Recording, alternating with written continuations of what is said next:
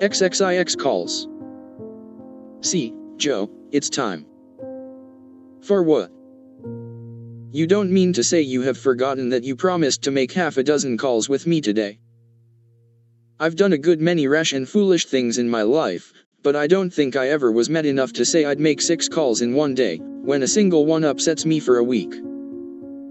Yes, you did. It was a bargain between us. I was to finish the crayon of Beth for you, and you were to go properly with me, and return our neighbors' visits.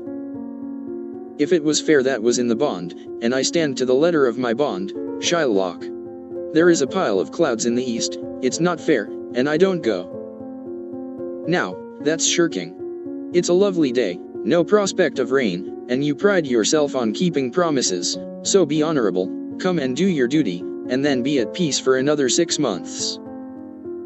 At that minute Joe was particularly absorbed in dressmaking, for she was mantua maker general to the family, and took a special credit to herself because she could use a needle as well as a pen. It was very provoking to be arrested in the act of a first trying on, and ordered out to make calls in her best array, on a warm July day. She hated calls of the formal sort, and never made any till Amy compelled her with a bargain, bribe, or promise. In the present instance, there was no escape. And having clashed her scissors rebelliously, while protesting that she smelt thunder, she gave in, put away her work, and taking up her hat and gloves with an air of resignation, told Amy the victim was ready. Joe March, you are perverse enough to provoke a saint. You don't intend to make calls in that state, I hope, cried Amy, surveying her with amazement. Why not? I'm neat and cool and comfortable, quite proper for a dusty walk on a warm day. If people care more for my clothes than they do for me, I don't wish to see them. You can dress for both, and be as elegant as you please, it pays for you to be fine, it doesn't for me, and furbelows only worry me. Oh dear, sighed Amy, now she's in a contrary fit, and will drive me distracted before I can get her properly ready. I'm sure it's no pleasure to me to go today, but it's a debt we owe society, and there's no one to pay it but you and me. I'll do anything for you, Joe, if you'll only dress yourself nicely, and come and help me do the civil. You can talk so well, look so aristocratic in your best things, and behave so beautifully, if you try, that I'm proud of you. I'm afraid to go alone, do come and take care of me.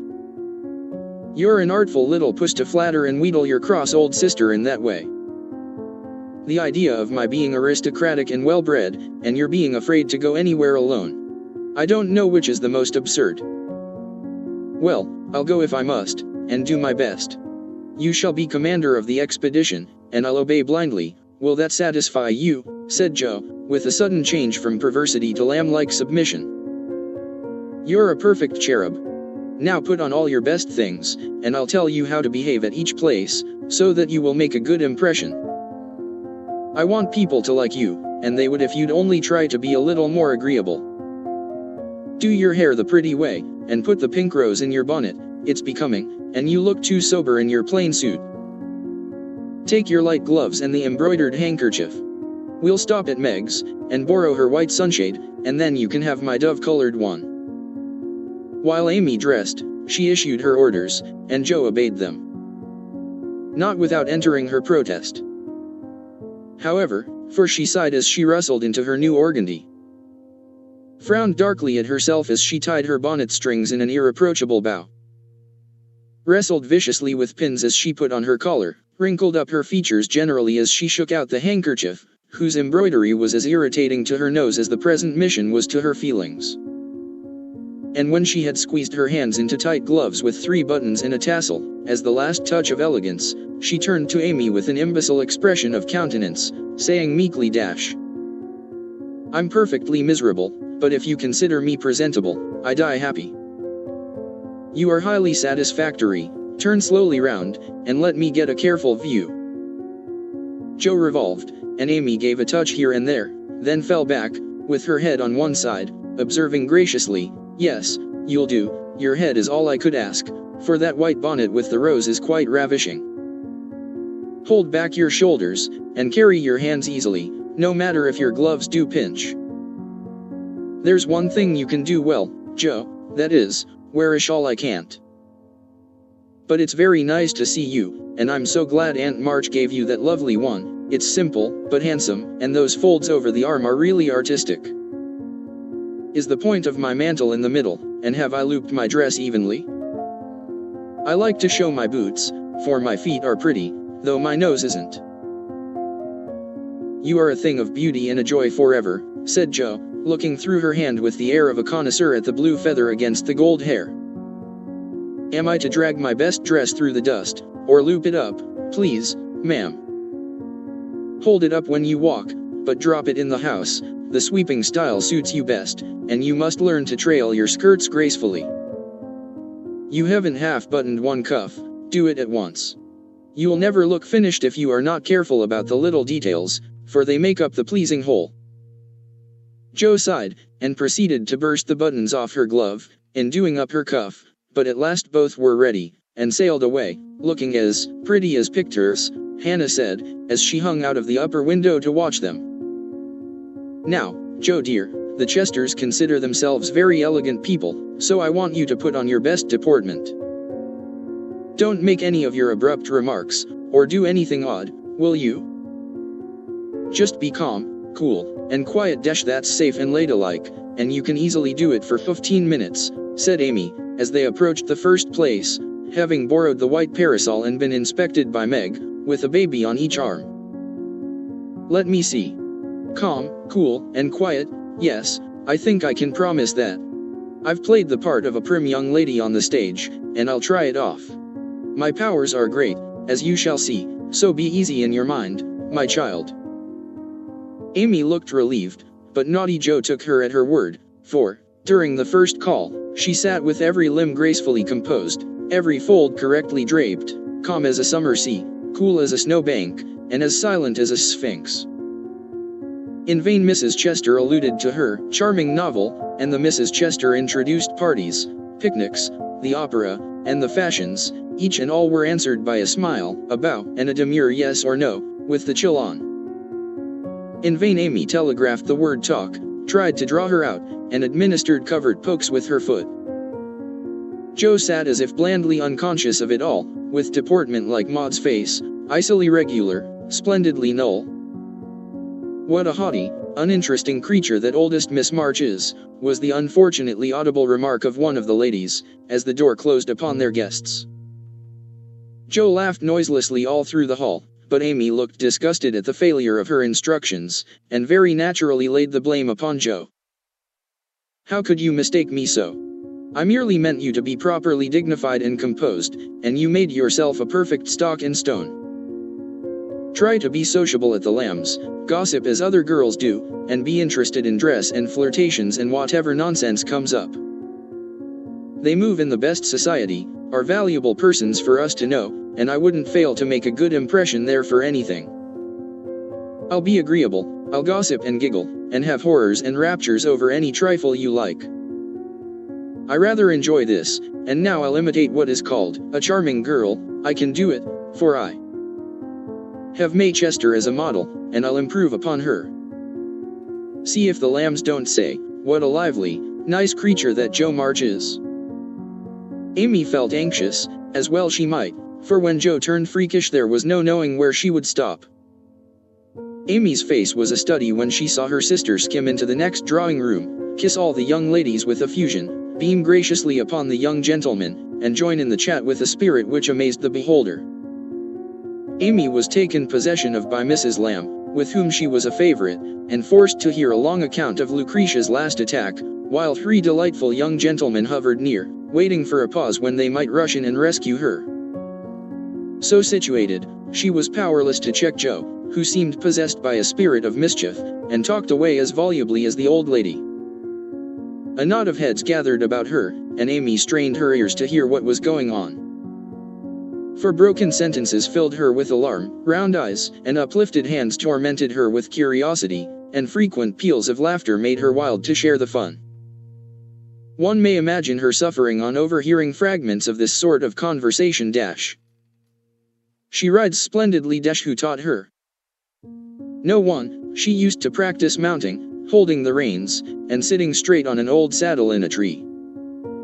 Now she rides anything, for she doesn't know what fear is, and the stab leman lets her have horses cheap, because she trains them to carry ladies so well.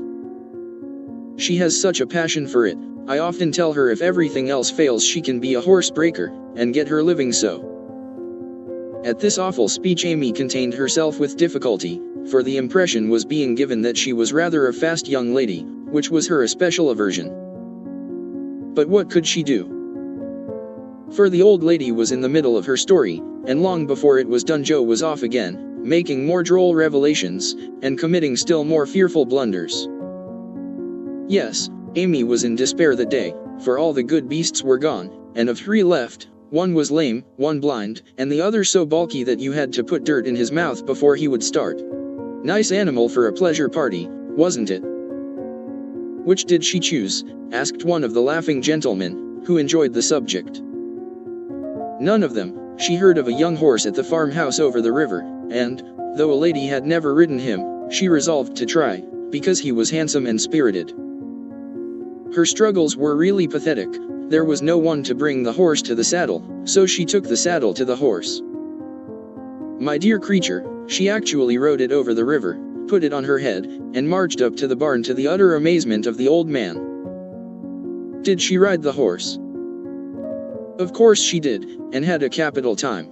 I expected to see her brought home in fragments, but she managed him perfectly, and was the life of the party." "Well, I call that plucky," and young Mr. Lamb turned an approving glance upon Amy, wondering what his mother could be saying to make the girl look so red and uncomfortable.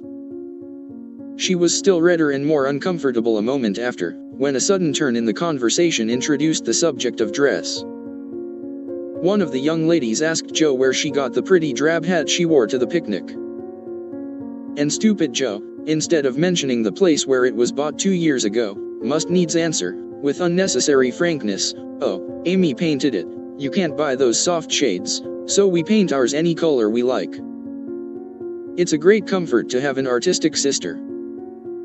"Isn't that an original idea?" cried Miss Lamb, who found Joe great fun. "That's nothing compared to some of her brilliant performances. There's nothing the child can't do. Why, she wanted a pair of blue boots for Sally's party. So she just painted her soiled white ones the loveliest shade of sky blue you ever saw. And they looked exactly like satin," added Joe, with an air of pride in her sister's accomplishments that exasperated Amy till she felt that it would be a relief to throw her card case at her. "We read a story of yours the other day, and enjoyed it very much," observed the elder Miss Lamb, wishing to compliment the literary lady, who did not look the character just then, it must be confessed. Any mention of her works always had a bad effect upon Joe, who either grew rigid and looked offended, or changed the subject with a brusque remark, as now. "Sorry you could find nothing better to read. I write that rubbish because it sells, and ordinary people like it. Are you going to New York this winter?" As Miss Lamb had enjoyed the story, this speech was not exactly grateful or complimentary. The minute it was made Joe saw her mistake. But, fearing to make the matter worse, suddenly remembered that it was for her to make the first move toward departure, and did so with an abruptness that left 3 people with half-finished sentences in their mouths. "Amy, we must go. Goodbye, dear, do come and see us, we are pining for a visit. I don't dare to ask you, Mr. Lamb, but if you should come, I don't think I shall have the heart to send you away." Joe said this with such a droll imitation of Maychester's gushing style that Amy got out of the room as rapidly as possible, feeling a strong desire to laugh and cry at the same time. "Didn't I do that well?" asked Joe, with a satisfied air, as they walked away. "Nothing could have been worse," was Amy's crushing reply. "What possessed you to tell those stories about my saddle, and the hats and boots, and all the rest of it?" "Why, it's funny, and amuses people.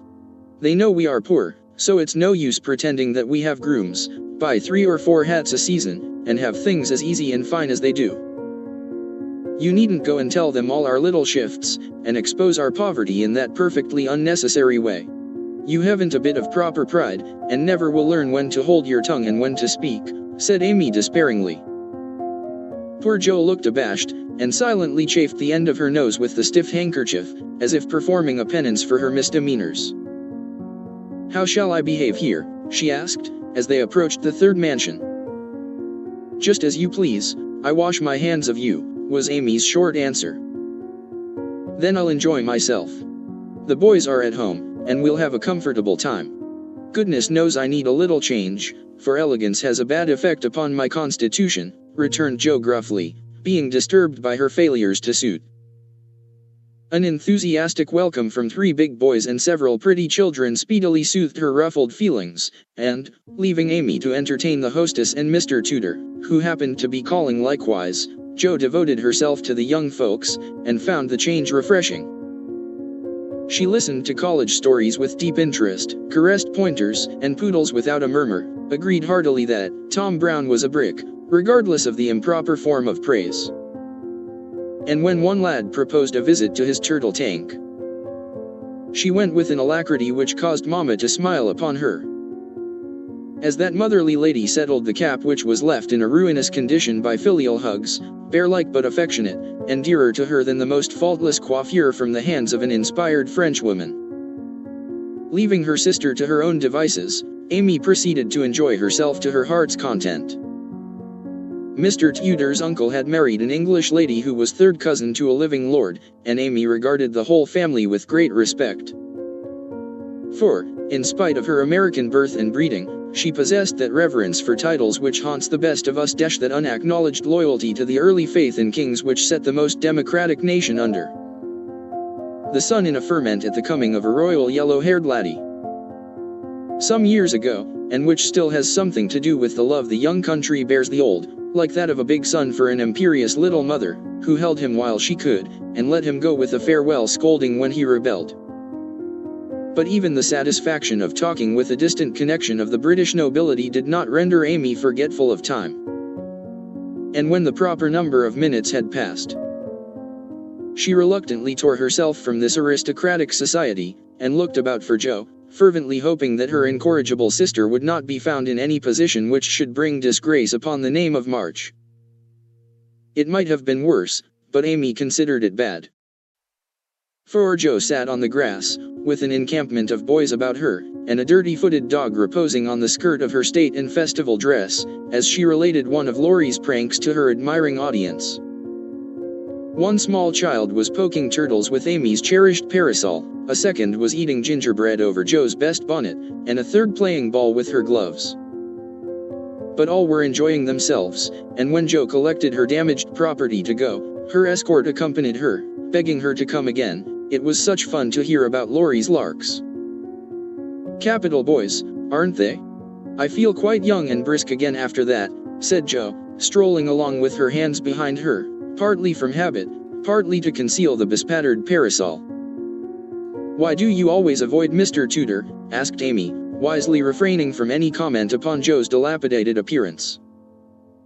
"Don't like him. He puts on airs, snubs his sisters, worries his father, and doesn't speak respectfully of his mother. Laurie says he is fast, and I don't consider him a desirable acquaintance, so I let him alone. You might treat him civilly, at least." You gave him a cool nod, and just now you bowed and smiled in the politest way to Tommy Chamberlain, whose father keeps a grocery store. If you had just reversed the nod and the bow, it would have been right, said Amy reprovingly. No, it wouldn't, returned perverse Jo. I neither like, respect, nor admire Tudor, though his grandfather's uncle's nephew's niece was third cousin to a lord. Tommy is poor and bashful and good and very clever. I think well of him, and like to show that I do, for he is a gentleman in spite of the brown paper parcels. It's no use trying to argue with you, began Amy. Not the least, my dear, interrupted Jo, so let us look amiable, and drop a card here, as the kings are evidently out, for which I'm deeply grateful. The family card case having done its duty, the girls walked on, and Jo uttered another thanksgiving on reaching the fifth house, and being told that the young ladies were engaged. Now let us go home, and never mind Aunt March today. We can run down there any time, and it's really a pity to trail through the dust in our best bibs and tuckers, when we are tired and cross. Speak for yourself, if you please. Aunt likes to have us pay her the compliment of coming in style, and making a formal call. It's a little thing to do, but it gives her pleasure, and I don't believe it will hurt your things half so much as letting dirty dogs and clumping boys spoil them. Stoop down, and let me take the crumbs off of your bonnet. What a good girl you are, Amy, said Jo, with a repentant glance from her own damaged costume to that of her sister, which was fresh and spotless still. I wish it was as easy for me to do little things to please people as it is for you. I think of them, but it takes too much time to do them, so I wait for a chance to confer a great favor, and let the small ones slip, but they tell best in the end, I fancy. Amy smiled, and was mollified at once, saying with a maternal air dash, women should learn to be agreeable, particularly poor ones, for they have no other way of repaying the kindnesses they receive. If you'd remember that, and practice it, you'd be better liked than I am, because there is more of you. I'm a crotchety old thing, and always shall be, but I'm willing to own that you are right, only it's easier for me to risk my life for a person than to be pleasant to him when I don't feel like it. It's a great misfortune to have such strong likes and dislikes, isn't it? It's a greater not to be able to hide them. I don't mind saying that I don't approve of Tudor any more than you do, but I'm not called upon to tell him so, neither are you, and there is no use in making yourself disagreeable because he is. But I think girls ought to show when they disapprove of young men, and how can they do it except by their manners?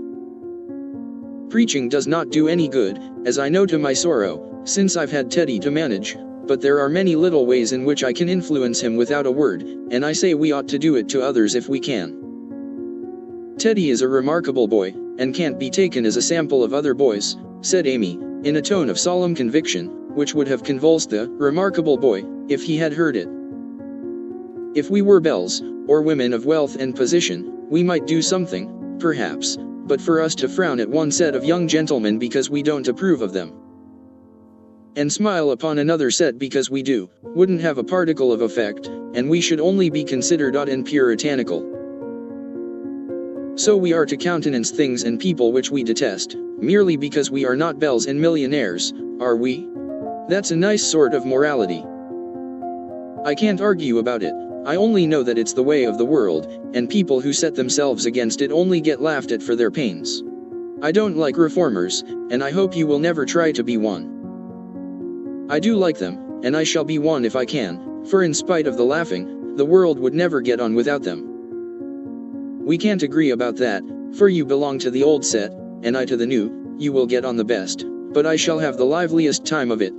I should rather enjoy the brickbats and hooting, I think. Well, compose yourself now, and don't worry Aunt with your new ideas.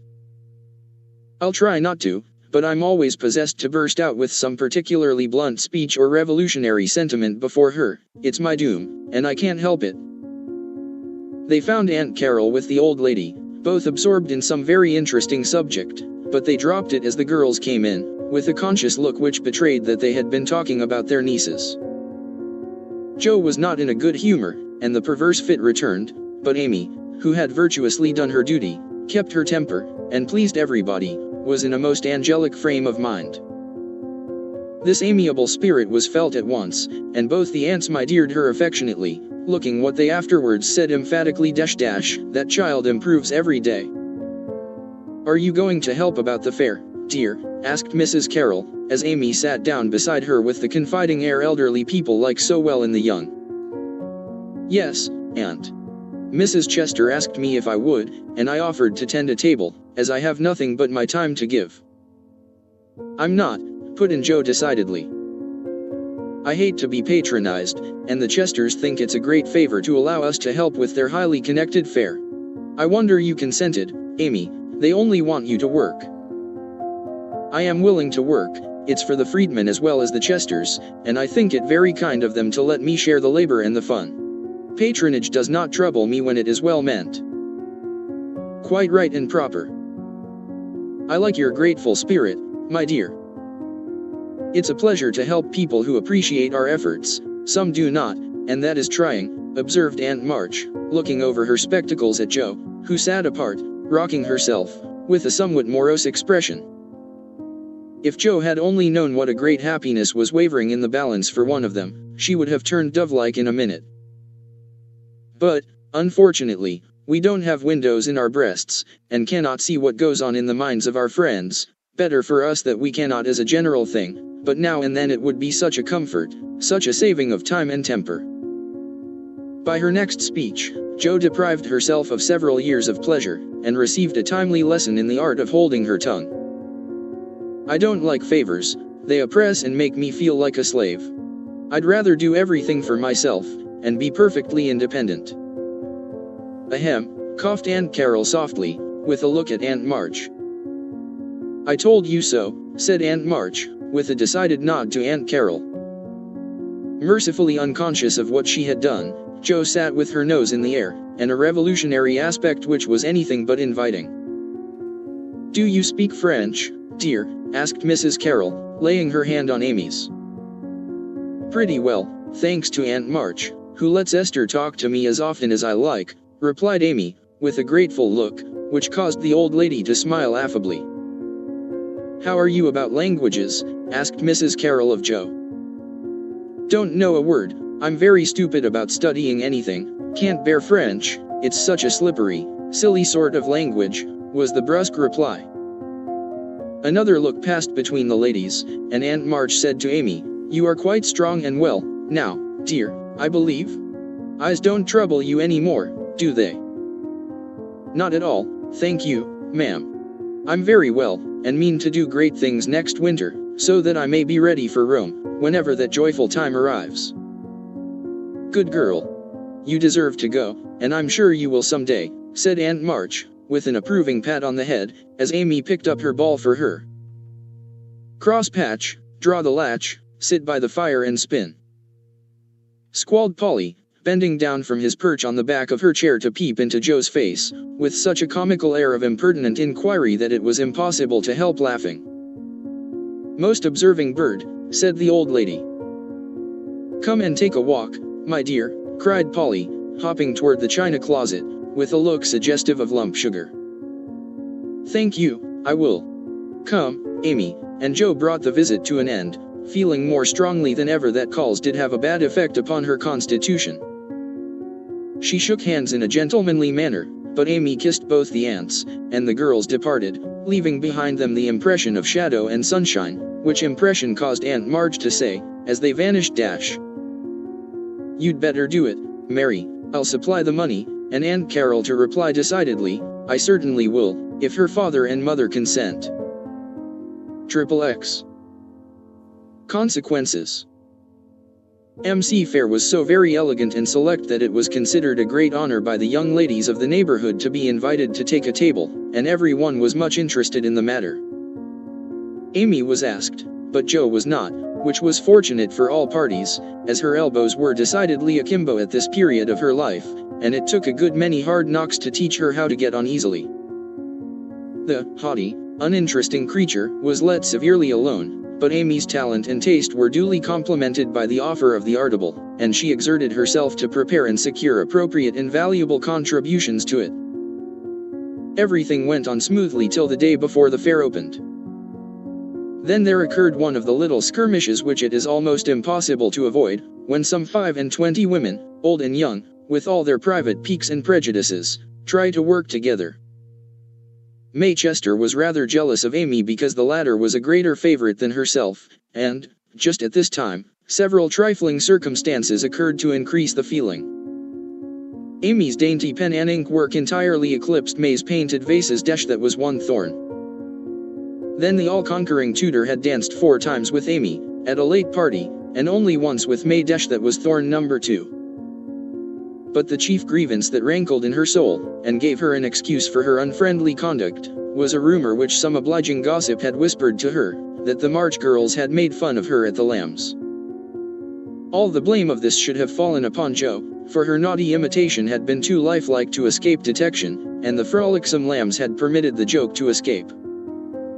No hint of this had reached the culprits, however, and Amy's dismay can be imagined, when, the very evening before the fair, as she was putting the last touches to her pretty table, Mrs. Chester, who, of course, resented the supposed ridicule of her daughter, said, in a bland tone, but with a cold look. I find, dear, that there is some feeling among the young ladies about my giving this table to anyone but my girls. As this is the most prominent, and some say the most attractive table of all, and they are the chief getters-up of the fair, it is thought best for them to take this place. I'm sorry, but I know you are too sincerely interested in the cause to mind a little personal disappointment, and you shall have another table if you like. Mrs. Chester had fancied beforehand that it would be easy to deliver this little speech, but when the time came, she found it rather difficult to utter it naturally, with Amy's unsuspicious eyes looking straight at her, full of surprise and trouble. Amy felt that there was something behind this, but could not guess what, and said quietly, feeling hurt, and showing that she did. Perhaps you had rather I took no table at all. Now, my dear, don't have any ill feeling, I beg, it's merely a matter of expediency. You see, my girls will naturally take the lead, and this table is considered their proper place. I think it very appropriate to you, and feel very grateful for your efforts to make it so pretty, but we must give up our private wishes, of course, and I will see that you have a good place elsewhere. Wouldn't you like the flower table? The little girls undertook it, but they are discouraged. You could make a charming thing of it, and the flower table is always attractive, you know. Especially to gentlemen, added May, with a look which enlightened Amy as to one cause of her sudden fall from favor.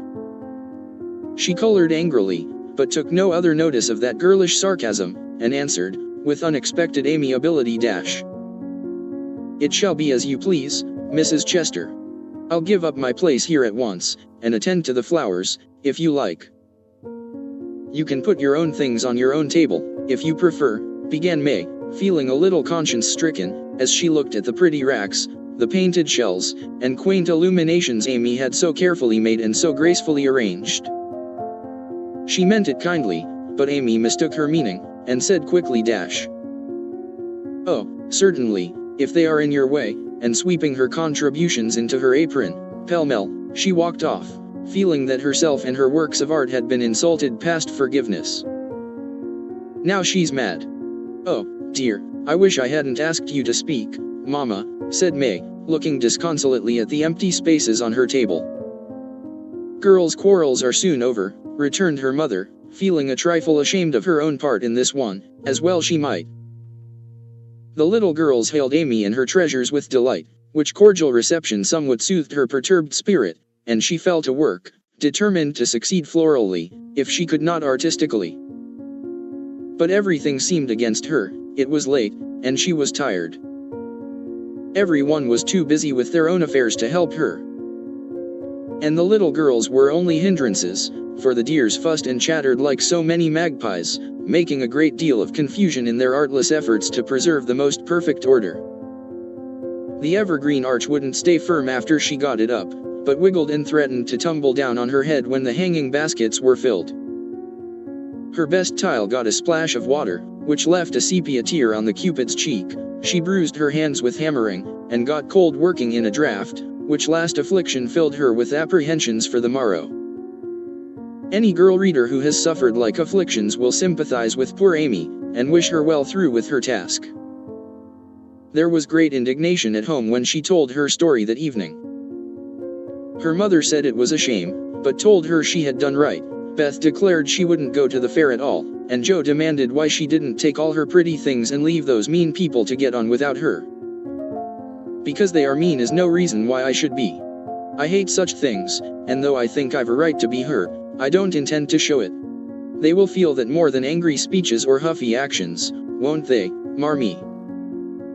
"That's the right spirit, my dear. A kiss for a blow is always best, though it's not very easy to give it sometimes," said her mother, with the air of one who had learned the difference between preaching and practicing. In spite of various very natural temptations to resent and retaliate, Amy adhered to her resolution all the next day, bent on conquering her enemy by kindness. She began well, thanks to a silent reminder that came to her unexpectedly, but most opportunely, as she arranged her table that morning, while the little girls were in an anteroom filling the baskets. She took up her pet production, a little book, the antique cover of which her father had found among his treasures, and in which, on leaves of vellum, she had beautifully illuminated different texts. As she turned the pages, rich in dainty devices, with very pardonable pride, her eye fell upon one verse that made her stop and think. Framed in a brilliant scroll work of scarlet, blue, and gold, with little spirits of goodwill helping one another up and down among the thorns and flowers, were the words, "Thou shalt love thy neighbor as thyself." I ought, but I don't, thought Amy, as her eye went from the bright page to May's discontented face behind the big vases, that could not hide the vacancies her pretty work had once filled. Amy stood a minute, turning the leaves in her hand, reading on each some sweet rebuke for all heart-burnings and uncharitableness of spirit.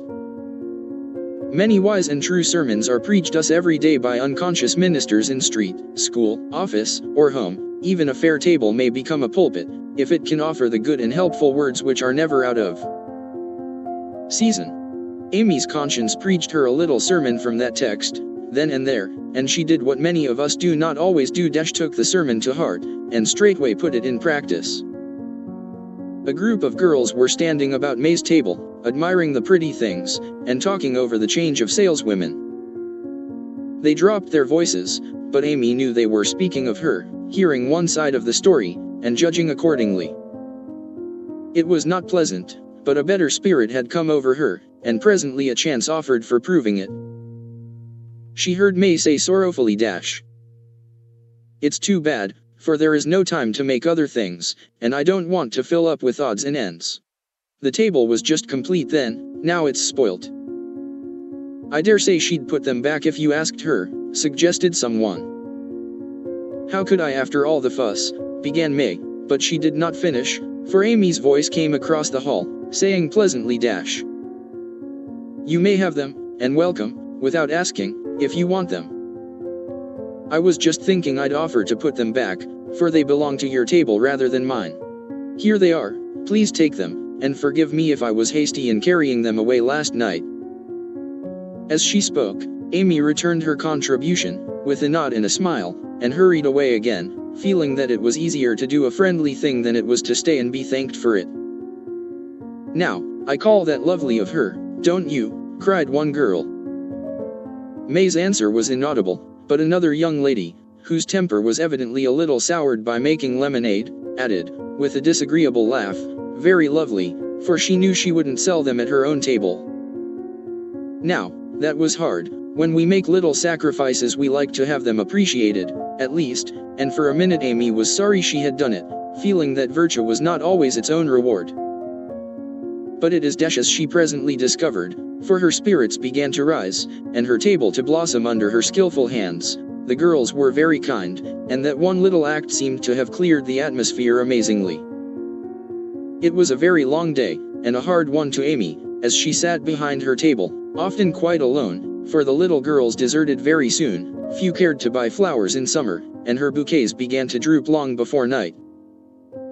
The art table was the most attractive in the room.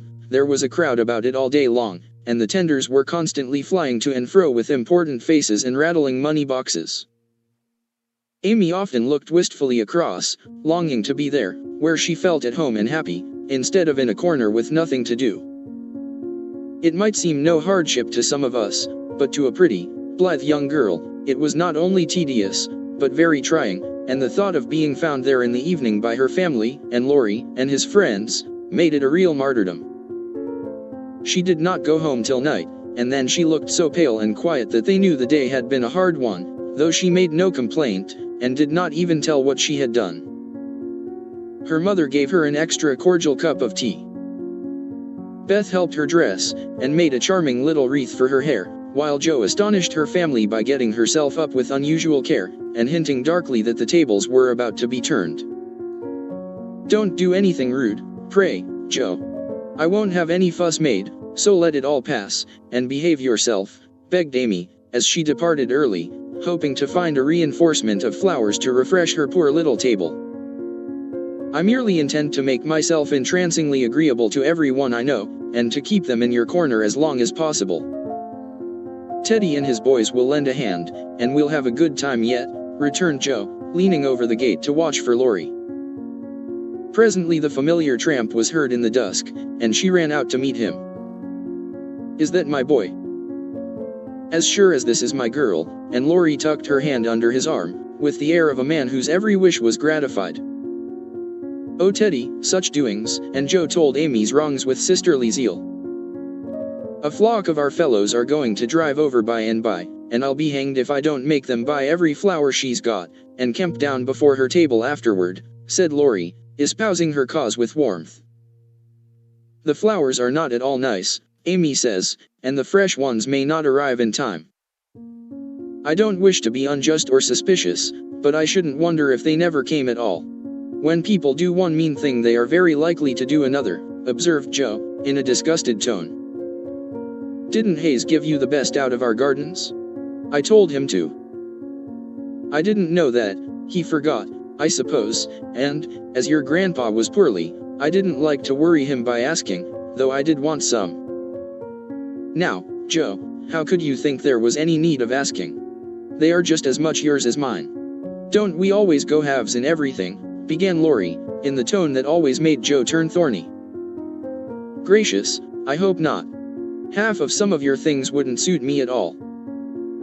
But we mustn't stand philandering here. I've got to help Amy, so you go and make yourself splendid, and if you'll be so very kind as to let Hayes take a few nice flowers up to the hall, I'll bless you forever."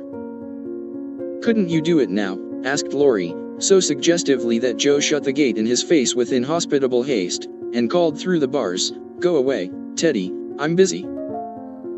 Thanks to the conspirators, the tables were turned that night. For Hayes sent up a wilderness of flowers, with a lovely basket, arranged in his best manner, for a centerpiece. Then the March family turned out en masse, and Joe exerted herself to some purpose, for people not only came, but stayed, laughing at her nonsense, admiring Amy's taste, and apparently enjoying themselves very much. Laurie and his friends gallantly threw themselves into the breach, bought up the bouquets, encamped before the table, and made that corner the liveliest spot in the room. Amy was in her element now, and, out of gratitude, if nothing more, was as sprightly and gracious as possible. Coming to the conclusion, about that time, that virtue was its own reward, after all. Joe behaved herself with exemplary propriety, and when Amy was happily surrounded by her guard of honor, Joe circulated about the hall, picking up various bits of gossip, which enlightened her upon the subject of the Chester change of base. She reproached herself for her share of the ill feeling, and resolved to exonerate Amy as soon as possible. She also discovered what Amy had done about the things in the morning, and considered her a model of magnanimity. As she passed the art table, she glanced over it for her sister's things, but saw no signs of them. Tucked away out of sight, I dare say, thought Joe, who could forgive her own wrongs, but hotly resented any insult offered to her family. "Good evening, Miss Joe. How does Amy get on?" asked May, with a conciliatory air, for she wanted to show that she also could be generous. "She has sold everything she had that was worth selling, and now she is enjoying herself. The flower table is always attractive, you know, especially to gentlemen." Joe couldn't resist giving that little slap, but May took it so meekly she regretted it a minute after, and fell to praising the great vases, which still remained unsold. "Is Amy's illumination anywhere about? I took a fancy to buy that for Father," said Joe, very anxious to learn the fate of her sister's work. "Everything of Amy's sold long ago. I took care that the right people saw them, and they made a nice little sum of money for us," returned May, who had overcome sundry small temptations, as well as Amy, that day. Much gratified, Joe rushed back to tell the good news, and Amy looked both touched and surprised by the report of May's words and manner. "Now, gentlemen, I want you to go and do your duty by the other tables as generously as you have by mine, especially the art table," she said, ordering out Teddy's own, as the girls called the college friends. "Charge, Chester, charge, is the motto for that table, but do your duty like men, and you'll get your money's worth of art in every sense of the word," said the irrepressible Joe, as the devoted phalanx prepared to take the field. "To hear is to obey, but March is fairer far than May," said little Parker, making a frantic effort to be both witty and tender, and getting promptly quenched by Laurie, who said, "Very well, my son, for a small boy." and walked him off, with a paternal pat on the head. "By the vases," whispered Amy to Laurie, as a final heaping of coals of fire on her enemy's head. To May's great delight, Mr. Lawrence not only bought the vases, but pervaded the hall with one under each arm. The other gentlemen speculated with equal rashness in all sorts of frail trifles, and wandered helplessly about afterward, burdened with wax flowers, painted fans, filigree portfolios, and other useful and appropriate purchases. Aunt Carol was there, heard the story, looked pleased, and said something to Mrs. March in a corner, which made the latter lady beam with satisfaction, and watch Amy with a face full of mingled pride and anxiety, though she did not betray the cause of her pleasure till several days later. The fair was pronounced a success, and when May bade Amy good night, she did not gush as usual, but gave her an affectionate kiss, and a look which said, "Forgive, and forget." That satisfied Amy, and when she got home she found the vases paraded on the parlor chimney-piece, with a great bouquet in each. "The reward of merit for a magnanimous march," as Laurie announced with a flourish. "You've a deal more principle and generosity and nobleness of character than I ever gave you credit for, Amy. You've behaved sweetly, and I respect you with all my heart," said Joe warmly, as they brushed their hair together late that night. "Yes, we all do, and love her for being so ready to forgive. It must have been dreadfully hard, after working so long, and setting your heart on selling your own pretty things. I don't believe I could have done it as kindly as you did," added Beth from her pillow. "Why, girls, you needn't praise me so, I only did as I'd be done by. You laugh at me when I say I want to be a lady, but I mean a true gentlewoman in mind and manners, and I try to do it as far as I know how. I can't explain exactly, but I want to be above the little meannesses and follies and faults that spoil so many women. I'm far from it now, but I do my best, and hope in time to be what Mother is." Amy spoke earnestly, and Joe said, with a cordial hug dash, "I understand now what you mean, and I'll never laugh at you again. You are getting on faster than you think, and I'll take lessons of you in true politeness, for you've learned the secret, I believe. Try away, dearie, you'll get your reward someday, and no one will be more delighted than I shall." A week later Amy did get her reward, and poor Joe found it hard to be delighted. A letter came from Aunt Carol, and Mrs. March's face was illuminated to such a degree, when she read it, that Joe and Beth, who were with her, demanded what the glad tidings were. "Aunt Carol is going abroad next month, and wants me to go with her," burst in Joe, flying out of her chair in an uncontrollable rapture. "No, dear, not you, it's Amy." "Oh Mother. She's too young, it's my turn first. I've wanted it so long, it would do me so much good, and be so altogether splendid. I must go." "I'm afraid it's impossible, Joe. Aunt says," Amy, decidedly, "and it is not for us to dictate when she offers such a favor. It's always so. Amy has all the fun and I have all the work. It isn't fair, oh, it isn't fair," cried Joe passionately. "I'm afraid it is partly your own fault, dear. When Aunt spoke to me the other day, she regretted your blunt manners and too independent spirit. And here she writes, as if quoting something you had said. I planned at first to ask Joe, but as favors burden her, and she hates French, I think I won't venture to invite her. Amy is more docile, will make a good companion for Flo, and receive gratefully any help the trip may give her." "Oh, my tongue, my abominable tongue. Why can't I learn to keep it quiet?" groaned Joe, remembering words which had been her undoing. When she had heard the explanation of the quoted phrases, Mrs. March said sorrowfully, "I wish you could have gone, but there is no hope of it this time, so try to bear it cheerfully, and don't sadden Amy's pleasure by reproaches or regrets." "I'll try," said Joe, winking hard, as she knelt down to pick up the basket she had joyfully upset. "I'll take a leaf out of her book, and try not only to seem glad, but to be so, and not grudge her 1 minute of happiness. But it won't be easy, for it is a dreadful disappointment," and poor Joe bedewed the little fat pincushion she held with several very bitter tears. "Joe, dear, I'm very selfish. But I couldn't spare you. And I'm glad you are not going quite yet," whispered Beth, embracing her. Basket and all, with such a clinging touch and loving face, that Jo felt comforted in spite of the sharp regret that made her want to box her own ears, and humbly beg Aunt Carol to burden her with this favor, and see how gratefully she would bear it. By the time Amy came in, Jo was able to take her part in the family jubilation, not quite as heartily as usual, perhaps, but without repinings at Amy's good fortune. The young lady herself received the news as tidings of great joy, went about in a solemn sort of rapture, and began to sort her colors and pack her pencils that evening, leaving such trifles as clothes, money, and passports to those less absorbed in visions of art than herself. "It isn't a mere pleasure trip to me, girls," she said impressively, as she scraped her best palette. "It will decide my career, for if I have any genius, I shall find it out in Rome, and will do something to prove it." "Suppose you haven't," said Jo, sewing away, with red eyes, at the new collars which were to be handed over to Amy.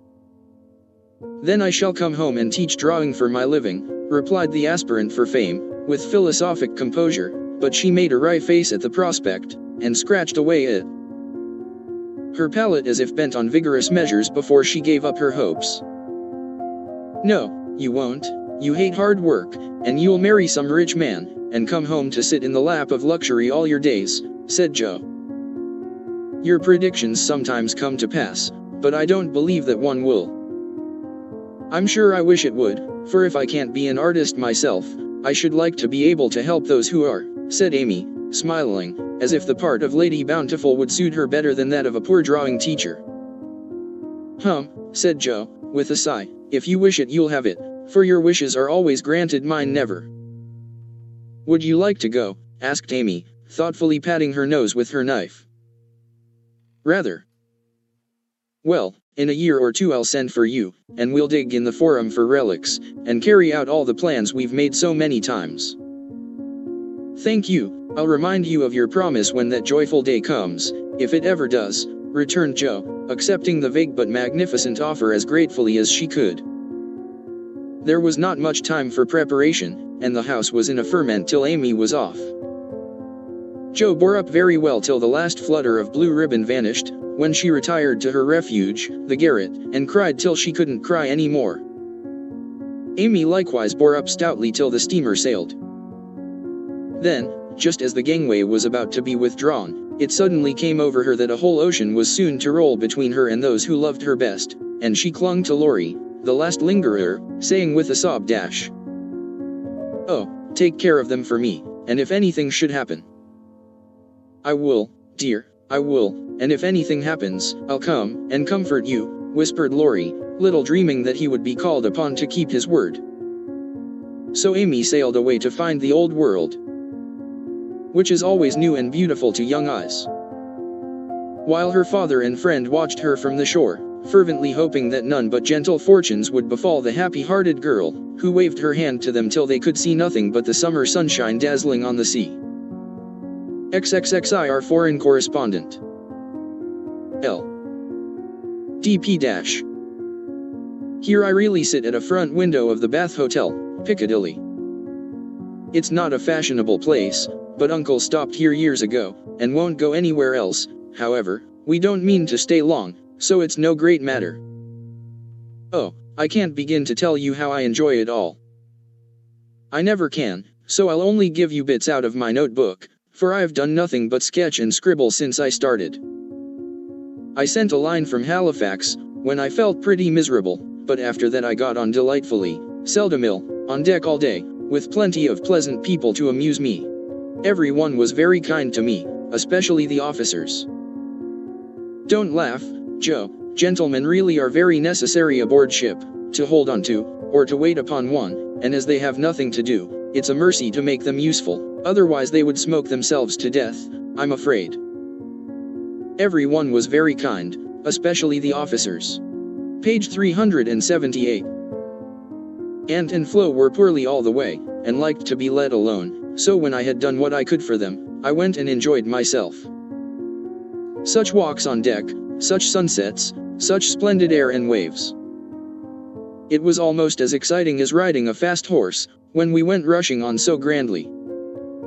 I wish Beth could have come, it would have done her so much good. As for Jo, she would have gone up and sat on the maintop jib, or whatever the high thing is called, made friends with the engineers, and tooted on the captain's speaking trumpet. She'd have been in such a state of rapture. It was all heavenly, but I was glad to see the Irish coast, and found it very lovely, so green and sunny, with brown cabins here and there, ruins on some of the hills, and gentlemen's country seats in the valleys, with deer feeding in the parks. It was early in the morning, but I didn't regret getting up to see it, for the bay was full of little boats, the shore so picturesque, and a rosy sky overhead. I never shall forget it.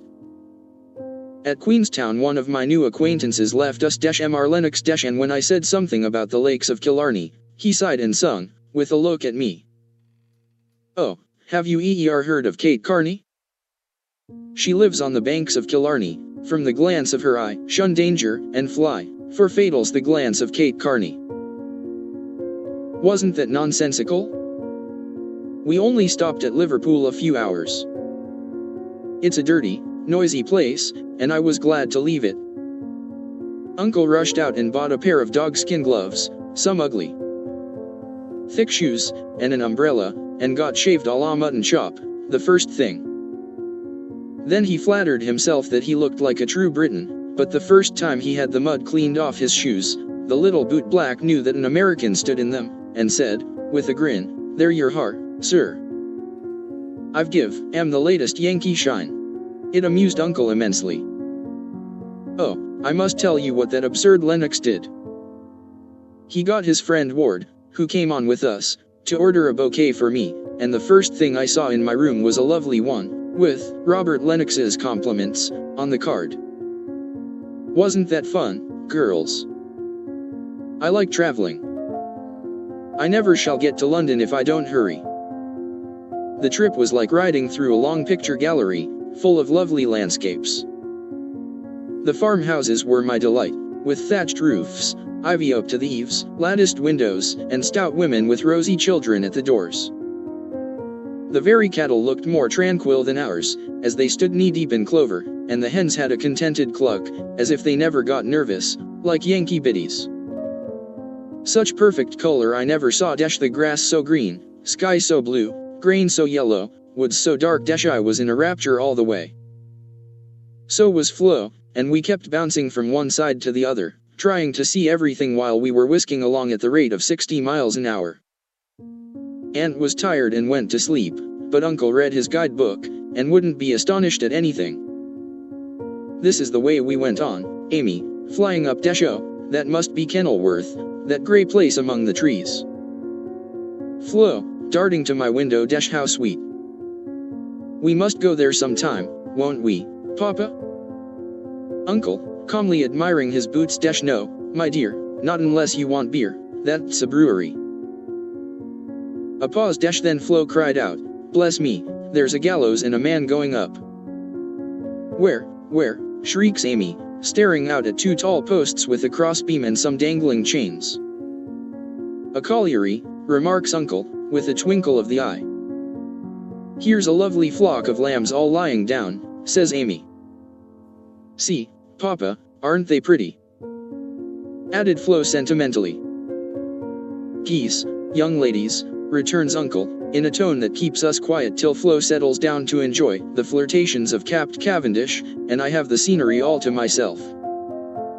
Of course it rained when we got to London, and there was nothing to be seen but fog and umbrellas. We rested, unpacked, and shopped a little between the showers. Aunt Mary got me some new things, for I came off in such a hurry I wasn't half ready. A white hat and blue feather, a muslin dress to match, and the loveliest mantle you ever saw. Shopping in Regent Street is perfectly splendid, things seem so cheap. Nice ribbons only 6 pence a yard. I laid in a stock, but shall get my gloves in Paris. Doesn't that sound sort of elegant and rich? Flo and I, for the fun of it, ordered a hansom cab, while Aunt and Uncle were out, and went for a drive, though we learned afterward that it wasn't the thing for young ladies to ride in them alone. It was so droll. For when we were shut in by the wooden apron, the man drove so fast that Flo was frightened, and told me to stop him. but he was up outside behind somewhere, and I couldn't get at him. He didn't hear me call, nor see me flap my parasol in front, and there we were, quite helpless, rattling away, and whirling around corners at a breakneck pace. At last, in my despair, I saw a little door in the roof, and on poking it open, a red eye appeared, and a beery voice said, "Dash. Now then, Mum." I gave my order as soberly as I could, and slamming down the door, with an "I, Mum," the man made his horse walk, as if going to a funeral. I poked again, and said, "A little faster," then off he went, helter-skelter, as before, and we resigned ourselves to our fate. Today was fair and we went to Hyde Park, close by, for we are more aristocratic than we look. The Duke of Devonshire lives near. I often see his footman lounging at the back gate, and the Duke of Wellington's house is not far off. Such sights as I saw, my dear. It was as good as punch, for there were fat dowagers rolling about in their red and yellow coaches, with gorgeous chemises and silk stockings and velvet coats, up behind, and powdered coachmen in front. Smart maids, with the rosiest children I ever saw. Handsome girls, looking half asleep, dandies, in queer English hats and lavender kids, lounging about, and tall soldiers, in short red jackets and muffin caps stuck on one side, looking so funny I longed to sketch them. Rotten Row means Route de Roi, or the King's Way, but now it's more like a riding school than anything else. The horses are splendid, and the men, especially the grooms, ride well, but the women are stiff, and bounce, which isn't according to our rules. I longed to show them a tearing American gallop, for they trotted solemnly up and down, in their scant habits and high hats, looking like the women in a toy Noah's Ark. Every one rides dash old men, stout ladies, little children dash, and the young folks do a deal of flirting here. I saw a pair exchange rosebuds, for it's the thing to wear one in the buttonhole, and I thought it rather a nice little idea. To Westminster Abbey, but don't expect me to describe it, that's impossible, so I'll only say it was sublime. This evening we are going to see Fector, which will be an appropriate end to the happiest day of my life. It's very late, but I can't let my letter go in the morning without telling you what happened last evening. Who do you think came in, as we were at tea? Laurie's English friends, Fred and Frank Vaughan. I was so surprised, for I shouldn't have known them but for the cards. Both are tall fellows, with whiskers, Fred handsome in the English style, and Frank much better, for he only limps slightly, and uses no crutches. They had heard from Laurie where we were to be, and came to ask us to their house, but Uncle won't go, so we shall return the call, and see them as we can. They went to the theater with us, and we did have such a good time, for Frank devoted himself to Flo and Fred, and I talked over past, present, and future fun as if we had known each other all our days. Tell Beth Frank asked for her, and was sorry to hear of her ill health. Fred laughed when I spoke of Joe, and sent his respectful compliments to the big hat. Neither of them had forgotten Kemp Lawrence, or the fun we had there. What ages ago it seems, doesn't it? Aunt is tapping on the wall for the third time, so I must stop. I really feel like a dissipated London fine lady, writing here so late, with my room full of pretty things, and my head a jumble of parks, theaters, new gowns, and gallant creatures who say ah, and twirl their blonde mustaches with the true English lordliness. I long to see you all, and in spite of my nonsense am, as ever, your loving A. P. DG-. In my last I told you about our London visit - how kind the Vaughans were, and what pleasant parties they made for us. I enjoyed the trips to Hampton Court and the Kensington Museum more than anything else - for at Hampton I saw Raphael's cartoons, and, at the museum, rooms full of pictures by Turner, Lawrence, Reynolds, Hogarth, and the other great creatures. The day in Richmond Park was charming, for we had a regular English picnic, and I had more splendid oaks and groups of deer than I could copy, also heard a nightingale, and saw larks go up. We did London to our heart's content, thanks to Fred and Frank, and were sorry to go away, for, though English people are slow to take you in, When they once make up their minds to do it, they cannot be outdone in hospitality, I think. The Vaughns hope to meet us in Rome next winter, and I shall be dreadfully disappointed if they don't, for Grace and I are great friends, and the boys very nice fellows, especially Fred. Well, we were hardly settled here, when he turned up again, saying he had come for a holiday, and was going to Switzerland. Aunt looked sober at first, but he was so cool about it she couldn't say a word, and now we get on nicely, and are very glad he came, for he speaks French like a native, and I don't know what we should do without him. Uncle doesn't know 10 words, and insists on talking English very loud, as if that would make people understand him. Aunt's pronunciation is old-fashioned, and Flo and I, though we flattered ourselves that we knew a good deal, find we don't, and are very grateful to have Fred do the parley-vooing, as Uncle calls it. Such delightful times as we are having. Sightseeing from morning till night, stopping for nice lunches in the gay cafes, and meeting with all sorts of droll adventures. Rainy days I spend in the Louvre, reveling in pictures. Jo would turn up her naughty nose at some of the finest, because she has no soul for art, but I have, and I'm cultivating eye and taste as fast as I can. She would like the relics of great people better, for I've seen her Napoleon's cocked hat and grey coat, his baby's cradle and his old toothbrush. Also Marie Antoinette's little shoe, the ring of Saint Denis, Charlemagne's sword, and many other interesting things. I'll talk for hours about them when I come, but haven't time to write. The Palais Royal is a heavenly place, so full of bijouterie and lovely things that I'm nearly distracted because I can't buy them. Fred wanted to get me some, but of course I didn't allow it. Then the Bois and the Champs-Élysées are très magnifique. I've seen the imperial family several times, the emperor an ugly, hard-looking man, the empress pale and pretty, but dressed in bad taste, I thought, purple dress, green hat, and yellow gloves.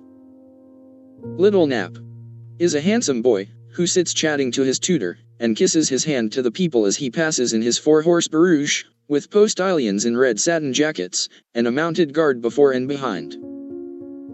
We often walk in the Tuileries gardens, for they are lovely, though the antique Luxembourg gardens suit me better. Père Lachaise is very curious, for many of the tombs are like small rooms, and, looking in, one sees a table, with images, or pictures of the dead, and chairs for the mourners to sit in when they come to lament. That is so Frenchy. Our rooms are on the Rue de Rivoli, and, sitting in the balcony, we look up and down the long, brilliant street. It is so pleasant that we spend our evenings talking there, when too tired with our day's work to go out. Fred is very entertaining, and is altogether the most agreeable young man I ever knew, except Laurie, whose manners are more charming. I wish Fred was dark, for I don't fancy light men. However, the Vaughns are very rich, and come of an excellent family, so I won't find fault with their yellow hair, as my own is yellower. Next week we are off to Germany and Switzerland, and, as we shall travel fast, I shall only be able to give you hasty letters. I keep my diary, and try to remember correctly and describe clearly all that I see and admire, as Father advised. It is good practice for me, and, with my sketchbook, will give you a better idea of my tour than these scribbles. Adieu, I embrace you tenderly. V.A. H. MM-. Having a quiet hour before we leave for Bern, I'll try to tell you what has happened, for some of it is very important, as you will see. The sail up the Rhine was perfect, and I just sat and enjoyed it with all my might. Get Father's old guidebooks, and read about it. I haven't words beautiful enough to describe it. At Koblenz we had a lovely time, for some students from Bonn, with whom Fred got acquainted on the boat, gave us a serenade. It was a moonlight night, and, about 1 o'clock, Flo and I were waked by the most delicious music under our windows. We flew up, and hid behind the curtains, but sly peeps showed us Fred and the students singing away down below. It was the most romantic thing I ever saw. The river, the bridge of boats, the great fortress opposite, moonlight everywhere, and music fit to melt a heart of stone. When they were done we threw down some flowers, and saw them scramble for them, kiss their hands to the invisible ladies, and go laughing away to smoke and drink beer, I suppose. Next morning Fred showed me one of the crumpled flowers in his vest pocket, and looked very sentimental. I laughed at him, and said I didn't throw it, but Flo, which seemed to disgust him, for he tossed it out of the window, and turned sensible again. I'm afraid I'm going to have trouble with that boy, it begins to look like it. The baths at Nassau were very gay, so was Baden-Baden, where Fred lost some money, and I scolded him. He needs someone to look after him when Frank is not with him. Kate said once she hoped he'd marry soon, and I quite agree with her that it would be well for him. Frankfurt was delightful. I saw Goethe's house, Schiller's statue, and Dannecker's famous Ariadne. It was very lovely, but I should have enjoyed it more if I had known the story better. I didn't like to ask, as everyone knew it, or pretended they did. I wish Joe would tell me all about it. I ought to have read more, for I find I don't know anything, and it mortifies me. Now comes the serious part, for it happened here, and Fred is just gone. He has been so kind and jolly that we all got quite fond of him. I never thought of anything but a traveling friendship, till the serenade night. Since then I've begun to feel that the moonlight walks, balcony talks, and daily adventures were something more to him than fun. I haven't flirted, Mother, truly, but remembered what you said to me, and have done my very best. I can't help it if people like me. I don't try to make them, and it worries me if I don't care for them, though Joe says I haven't got any heart. Now I know Mother will shake her head, and the girls say, oh, the mercenary little wretch, but I've made up my mind, and, if Fred asks me, I shall accept him, though I'm not madly in love. I like him, and we get on comfortably together. He is handsome, young, clever enough, and very rich, ever so much richer than the Lawrences. I don't think his family would object, and I should be very happy, for they are all kind, well-bred, generous people, and they like me. Fred, as the eldest twin, will have the estate, I suppose, and such a splendid one as it is. A city house in a fashionable street, not so showy as our big houses, but twice as comfortable, and full of solid luxury, such as English people believe in. I like it, for it's genuine. I've seen the plate, the family jewels, the old servants, and pictures of the country place, with its park, great house, lovely grounds, and fine horses. Oh, it would be all I should ask. And I'd rather have it than any title such as girls snap up so readily, and find nothing behind. I may be mercenary, but I hate poverty, and don't mean to bear it a minute longer than I can help. One of us must marry well. Meg didn't, Joe won't, Beth can't yet, so I shall, and make everything cozy all round. I wouldn't marry a man I hated or despised. You may be sure of that, and, though Fred is not my model hero, he does very well, and, in time, I should get fond enough of him if he was very fond of me, and let me do just as I liked. So I've been turning the matter over in my mind the last week, for it was impossible to help seeing that Fred liked me. He said nothing, but little things showed it. He never goes with Flo, always gets on my side of the carriage, table, or promenade, looks sentimental when we are alone, and frowns at anyone else who ventures to speak to me. Yesterday, at dinner, when an Austrian officer stared at us, and then said something to his friend, a rakish-looking Baron about ein wunderschönes Blondchen, Fred looked as fierce as a lion, and cut his meat so savagely, it nearly flew off his plate. He isn't one of the cool, stiff Englishmen, but is rather peppery, for he has Scotch blood in him, as one might guess from his bonny blue eyes.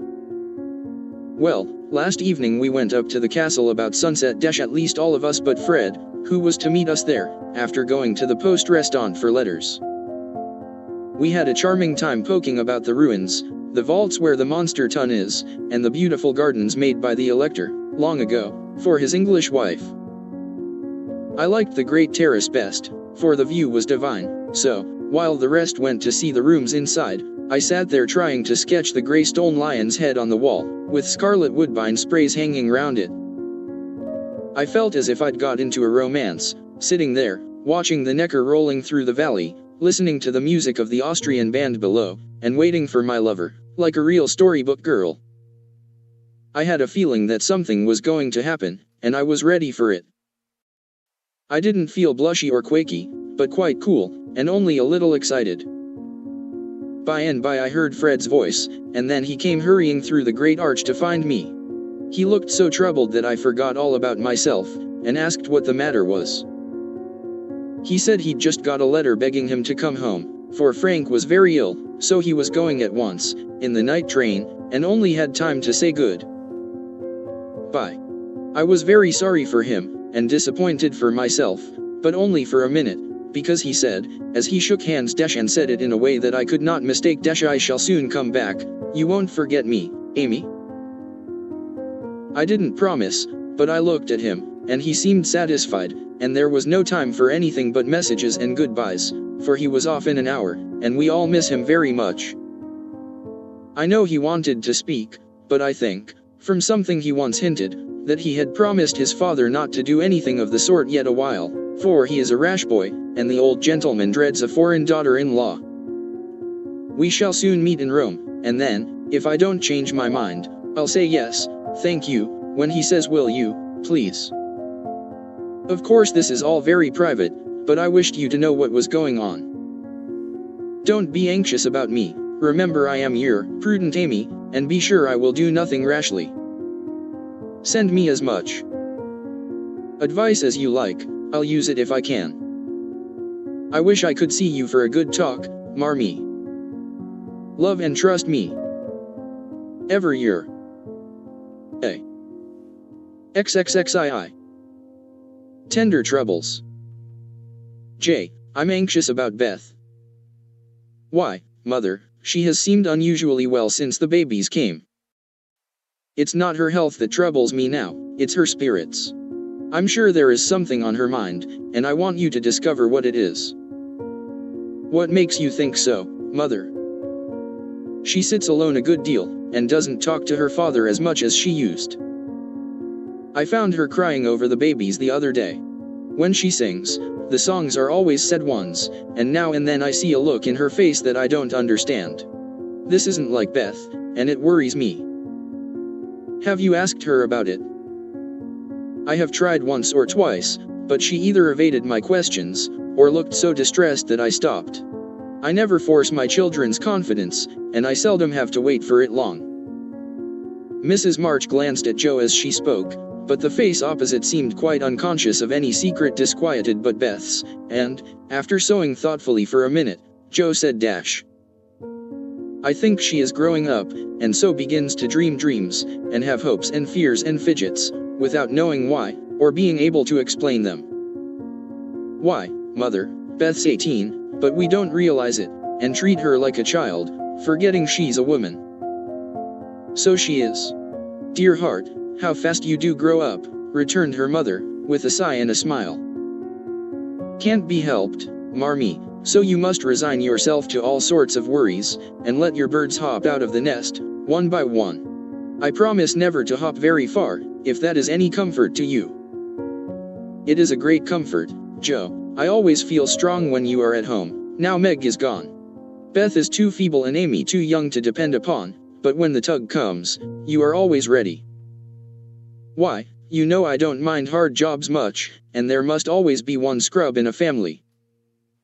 Amy is splendid in fine works, and I'm not, but I feel in my element when all the carpets are to be taken up, or half the family fall sick at once.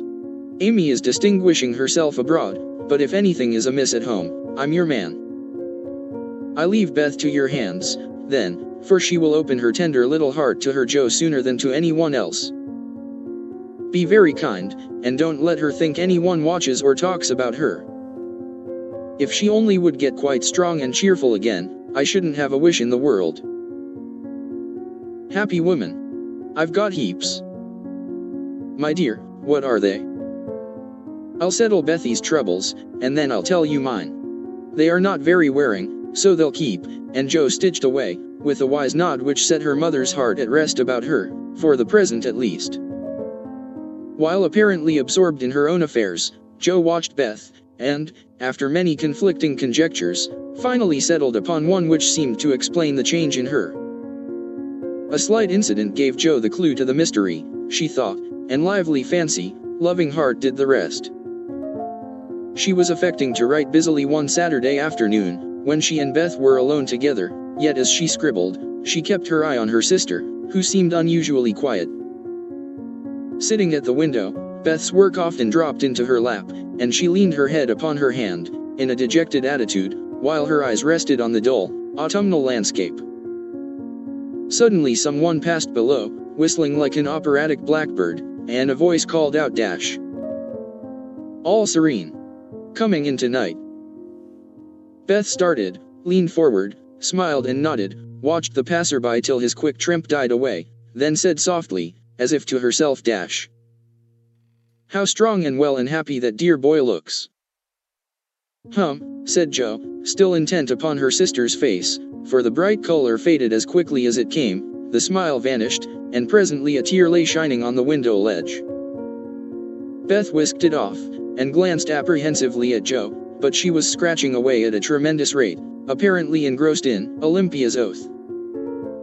The instant Beth turned, Jo began her watch again, saw Beth's hand go quietly to her eyes more than once, and, in her half-averted face, read a tender sorrow that made her own eyes fill. Fearing to betray herself, she slipped away, murmuring something about needing more paper. "Mercy on me, Beth loves Laurie," she said, sitting down in her own room, pale with the shock of the discovery which she believed she had just made. "I never dreamt of such a thing. What will mother say? I wonder if he there." Jo stopped, and turned scarlet with a sudden thought. If he shouldn't love back again, how dreadful it would be. He must, I'll make him, and she shook her head threateningly at the picture of the mischievous-looking boy laughing at her from the wall. Oh dear, we are growing up with a vengeance. Here's Meg married and a mama, Amy flourishing away at Paris, and Beth in love. I'm the only one that has sense enough to keep out of mischief. Jo thought intently for a minute, with her eyes fixed on the picture. Then she smoothed out her wrinkled forehead, and said, with a decided nod at the face opposite, "No, thank you, sir. You're very charming, but you've no more stability than a weathercock, so you needn't write touching notes, and smile in that insinuating way, for it won't do a bit of good, and I won't have it." Then she sighed, and fell into a reverie, from which she did not wake till the early twilight sent her down to take new observations, which only confirmed her suspicion. Though Laurie flirted with Amy and joked with Jo, his manner to Beth had always been peculiarly kind and gentle, but so was everybody's, therefore, no one thought of imagining that he cared more for her than for the others. Indeed, a general impression had prevailed in the family, of late, that our boy was getting fonder than ever of Jo, who, however, wouldn't hear a word upon the subject, and scolded violently if anyone dared to suggest it. If they had known the various tender passages of the past year, or rather attempts at tender passages which had been nipped in the bud, they would have had the immense satisfaction of saying, "I told you so." But Jo hated philandering, and wouldn't allow it, always having a joke or a smile ready at the least sign of impending danger. When Laurie first went to college, he fell in love about once a month. But these small flames were as brief as ardent, did no damage, and much amused Jo, who took great interest in the alternations of hope, despair, and resignation, which were confided to her in their weekly conferences. But there came a time when Laurie ceased to worship at many shrines, hinted darkly at one all-absorbing passion, and indulged occasionally in Byronic fits of gloom. Then he avoided the tender subject altogether, wrote philosophical notes to Jo, turned studious, and gave out that he was going to dig, intending to graduate in a blaze of glory. This suited the young lady better than twilight confidences, tender pressures of the hand, and eloquent glances of the eye. For with Jo, brain developed earlier than heart, and she preferred imaginary heroes to real ones, because, when tired of them, the former could be shut up in the tin kitchen till called for, and the latter were less manageable. Things were in this state when the grand discovery was made, and Jo watched Laurie that night as she had never done before. If she had not got the new idea into her head, she would have seen nothing unusual in the fact that Beth was very quiet, and Laurie very kind to her. But having given the rein to her lively fancy, it galloped away with her at a great pace, and common sense, being rather weakened by a long course of romance writing, did not come to the rescue. As usual, Beth lay on the sofa, and Laurie sat in a low chair close by, amusing her with all sorts of gossip, for she depended on her weekly spin, and he never disappointed her. But that evening, Joe fancied that Beth's eyes rested on the lively, dark face beside her with peculiar pleasure, and that she listened with intense interest to an account of some exciting cricket match, though the phrases, "caught off a tice," "stumped off his ground," and "the leg hit for 3, were as intelligible to her as Sanskrit.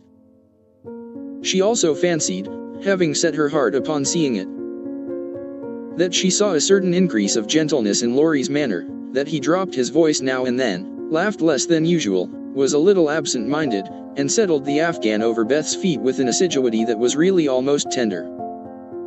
Who knows? Stranger things have happened, thought Joe, as she fussed about the room. She will make quite an angel of him, and he will make life delightfully easy and pleasant for the dear, if they only love each other. I don't see how he can help it, and I do believe he would if the rest of us were out of the way. As everyone was out of the way but herself, Joe began to feel that she ought to dispose of herself with all speed. But where should she go? And burning to lay herself upon the shrine of sisterly devotion, she sat down to settle that point. Now, the old sofa was a regular patriarch of a sofa, long, broad, well cushioned, and low. A trifle shabby, as well it might be, for the girls had slept and sprawled on it as babies, fished over the back, rode on the arms, and had menageries under it as children, and rested tired heads, dreamed dreams, and listened to tender talk on it as young women. They all loved it, for it was a family refuge, and one corner had always been Joe's favorite lounging place. Among the many pillows that adorned the venerable couch was one, hard, round, covered with prickly horsehair, and furnished with a knobby button at each end. This repulsive pillow was her especial property, being used as a weapon of defense, a barricade, or a stern preventive of too much slumber. Laurie knew this pillow well, and had cause to regard it with deep aversion, having been unmercifully pummeled with it in former days, when romping was allowed, and now frequently debarred by it from taking the seat he most coveted, next to Joe in the sofa corner. If the sausage, as they called it, stood on end, it was a sign that he might approach and repose, but if it lay flat across the sofa, woe to the man, woman, or child who dared disturb it. That evening Joe forgot to barricade her corner, and had not been in her seat 5 minutes, before a massive form appeared beside her, and, with both arms spread over the sofa back, both long legs stretched out before him, Laurie exclaimed, with a sigh of satisfaction. Now, this is filling at the price. No slaying, snapped Joe, slamming down the pillow. But it was too late, there was no room for it, and, coasting onto the floor, it disappeared in a most mysterious manner. Come, Joe, don't be thorny. After studying himself to a skeleton all the week, a fellow deserves petting, and ought to get it. Beth will pet you, I'm busy. No, she's not to be bothered with me, but you like that sort of thing, unless you've suddenly lost your taste for it. Have you? Do you hate your boy, and want to fire pillows at him? Anything more wheedlesome than that touching appeal was seldom heard, but Joe quenched her boy by turning on him with the stern query. How many bouquets have you sent Miss Randall this week? Not one, upon my word. She's engaged. Now then. I'm glad of it, that's one of your foolish extravagances. Sending flowers and things to girls for whom you don't care 2 pins, continued Joe reprovingly. Sensible girls, for whom I do care whole papers of pins, won't let me send them flowers and things, so what can I do? My feelings must have a vent. Mother doesn't approve of flirting, even in fun, and you do flirt desperately, Teddy. I'd give anything if I could answer, so do you. As I can't, I'll merely say that I don't see any harm in that pleasant little game, if all parties understand that it's only play. Well, it does look pleasant, but I can't learn how it's done. I've tried, because one feels awkward in company, not to do as everybody else is doing, but I don't seem to get on, said Joe, forgetting to play mentor. Take lessons of Amy, she has a regular talent for it. Yes, she does it very prettily, and never seems to go too far. I suppose it's natural to some people to please without trying, and others to always say and do the wrong thing in the wrong place. I'm glad you can't flirt. It's really refreshing to see a sensible, straightforward girl, who can be jolly and kind without making a fool of herself. Between ourselves, Joe, some of the girls I know really do go on at such a rate I'm ashamed of them. They don't mean any harm, I'm sure, but if they knew how we fellows talked about them afterward, they'd mend their ways, I fancy. They do the same, and, as their tongues are the sharpest, you fellows get the worst of it, for you are as silly as they, every bit. If you behaved properly, they would, but, knowing you like their nonsense, they keep it up, and then you blame them. Much you know about it, ma'am, said Laurie, in a superior tone. We don't like romps and flirts, though we may act as if we did sometimes. The pretty, modest girls are never talked about, except respectfully, among gentlemen. Bless your innocent soul. If you could be in my place for a month you'd see things that would astonish you a trifle. Upon my word, when I see one of those harum-scarum girls, I always want to say with our friend Cock Robin, out upon you, fie upon you, bold-faced jig. It was impossible to help laughing at the funny conflict between Laurie's chivalrous reluctance to speak ill of womankind, and his very natural dislike of the unfeminine folly of which fashionable society showed him many samples. Joe knew that young Lawrence was regarded as a most eligible parti by worldly mammas, was much smiled upon by their daughters, and flattered enough by ladies of all ages to make a coxcomb of him. So she watched him rather jealously, fearing he would be spoilt, and rejoiced more than she confessed to find that he still believed in modest girls. Returning suddenly to her admonitory tone, she said, dropping her voice, if you must have a went, Teddy, go and devote yourself to one of the pretty, modest girls whom you do respect, and not waste your time with the silly ones. You really advise it, and Laurie looked at her with an odd mixture of anxiety and merriment in his face. Yes, I do, but you'd better wait till you are through college, on the whole, and be fitting yourself for the place meantime. You're not half good enough for well, whoever the modest girl may be, and Joe looked a little queer likewise, for a name had almost escaped her. That I'm not, acquiesced Laurie, with an expression of humility quite new to him, as he dropped his eyes, and absently wound Joe's apron tassel round his finger. Mercy on us, this will never do, thought Joe, adding aloud, go and sing to me. I'm dying for some music, and always like yours. I'd rather stay here, thank you. Well, you can't, there isn't room. Go and make yourself useful, since you are too big to be ornamental. I thought you hated to be tied to a woman's apron string, retorted Joe, quoting certain rebellious words of his own. Ah, that depends on who wears the apron, and Laurie gave an audacious tweak at the tassel. Are you going? Demanded Joe, diving for the pillow. He fled at once, and the minute it was well up with the bonnets of Bonnie Dundee, she slipped away, to return no more till the young gentleman had departed in high dudgeon. Joe lay long awake that night, and was just dropping off when the sound of a stifled sob made her fly to Beth's bedside, with the anxious inquiry, what is it, dear? I thought you were asleep, sobbed Beth. Is it the old pain, my precious? No, it's a new one, but I can bear it, and Beth tried to check her tears. Tell me all about it, and let me cure it as I often did the other. You can't, there is no cure. There Beth's voice gave way, and, clinging to her sister, she cried so despairingly that Joe was frightened. Where is it? Shall I call Mother?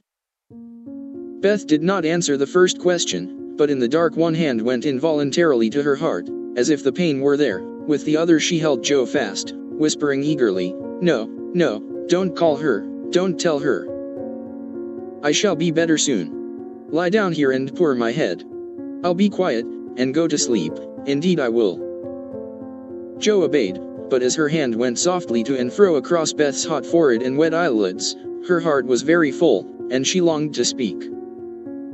But young as she was, Joe had learned that hearts, like flowers, cannot be rudely handled, but must open naturally, so, though she believed she knew the cause of Beth's new pain, she only said, in her tenderest tone, Does anything trouble you, dearie. Yes, Joe, after a long pause. Wouldn't it comfort you to tell me what it is? Not now, not yet. Then I won't ask, but remember, Bethy, that Mother and Joe are always glad to hear and help you, if they can. I know it. I'll tell you by and by. Is the pain better now? Oh, yes, much better. You are so comfortable, Joe. Go to sleep, dear, I'll stay with you. So cheek to cheek they fell asleep, and on the morrow Beth seemed quite herself again, for at 18, neither heads nor hearts ache long, and a loving word can medicine most ills. But Joe had made up her mind, and, after pondering over a project for some days, she confided it to her mother. You asked me the other day what my wishes were. I'll tell you one of them, Marmee, she began, as they sat alone together. I want to go away somewhere this winter for a change. Why, Joe? And her mother looked up quickly, as if the words suggested a double meaning. With her eyes on her work, Joe answered soberly, I want something new. I feel restless, and anxious to be seeing, doing, and learning more than I am. I brood too much over my own small affairs, and need stirring up, so, as I can be spared this winter, I'd like to hop a little way, and try my wings. Where will you hop? To New York. I had a bright idea yesterday, and this is it. You know Mrs. Kirk wrote to you for some respectable young person to teach her children, and so. It's rather hard to find just the thing, but I think I should suit if I tried.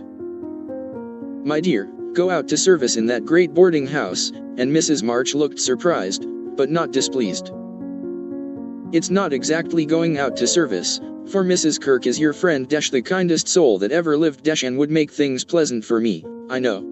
Her family is separate from the rest, and no one knows me there. Don't care if they do, it's honest work, and I'm not ashamed of it. Nor I, but you're writing. All the better for the change. I shall see and hear new things, get new ideas, and, even if I haven't much time there, I shall bring home quantities of material for my rubbish. I have no doubt of it, but are these your only reasons for this sudden fancy?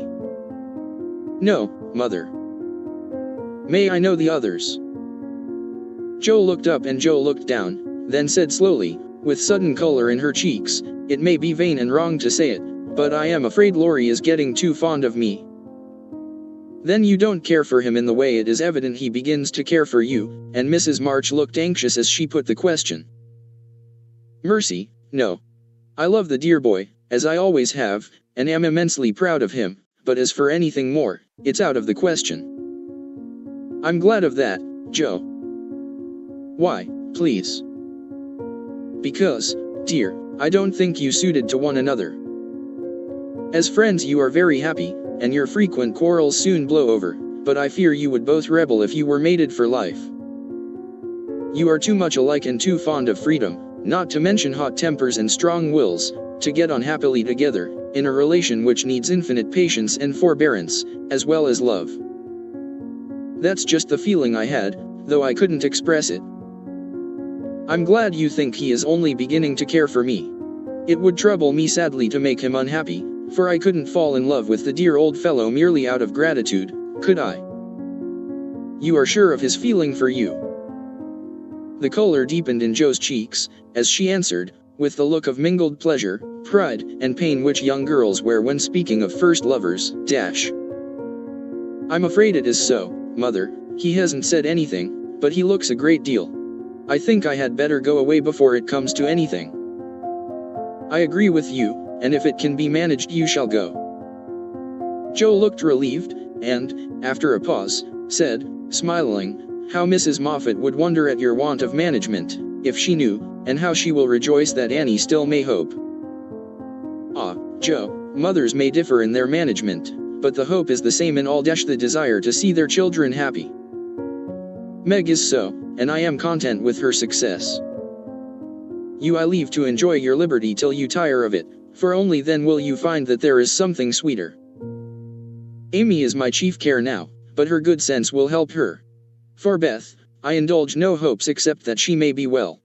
By the way, she seems brighter this last day or two. Have you spoken to her? Yes, she owned she had a trouble, and promised to tell me by and by. I said no more, for I think I know it, and Joe told her little story. Mrs. March shook her head, and did not take so romantic a view of the case, but looked grave, and repeated her opinion that, for Laurie's sake, Joe should go away for a time. Let us say nothing about it to him till the plan is settled, then I'll run away before he can collect his wits and be tragical.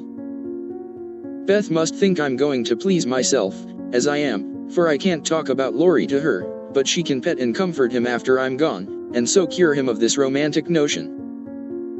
He's been through so many little trials of the sort, he's used to it, and will soon get over his lovelornity. Jo spoke hopefully, but could not rid herself of the foreboding fear that this little trial would be harder than the others, and that Laurie would not get over his lovelornity as easily as heretofore. The plan was talked over in a family council, and agreed upon, for Mrs. Kirk gladly accepted Jo, and promised to make a pleasant home for her.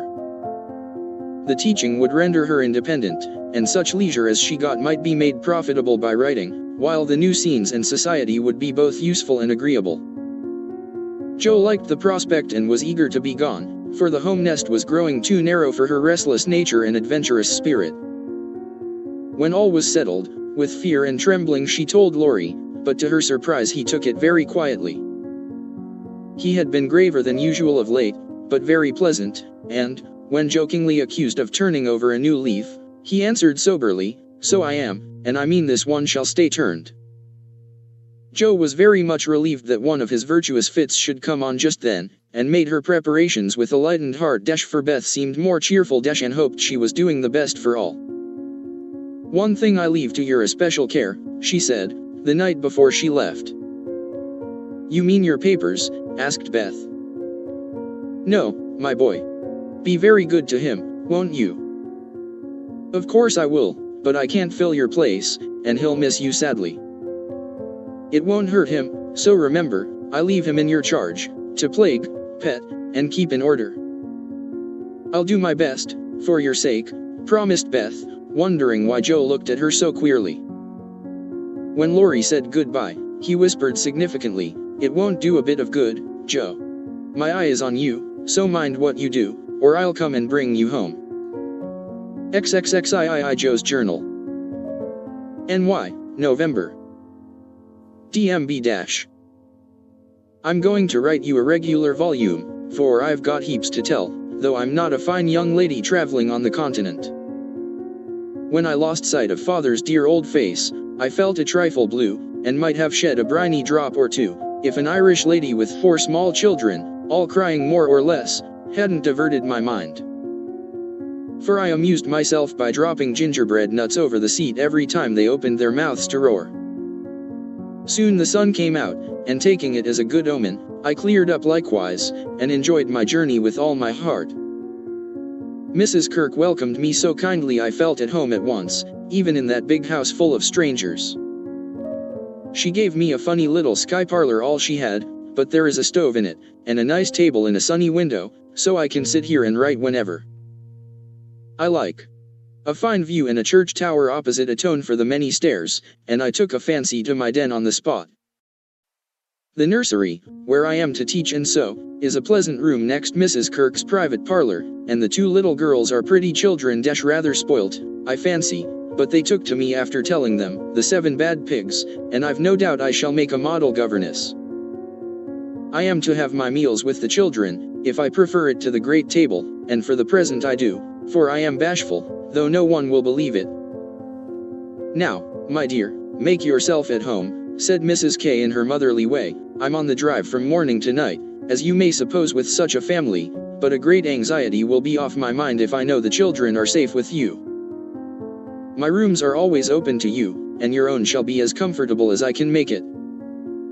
There are some pleasant people in the house if you feel sociable, and your evenings are always free. Come to me if anything goes wrong, and be as happy as you can. There's the tea bell, I must run and change my cap," and off she bustled, leaving me to settle myself in my new nest. As I went downstairs, soon after, I saw something I liked. The flights are very long in this tall house.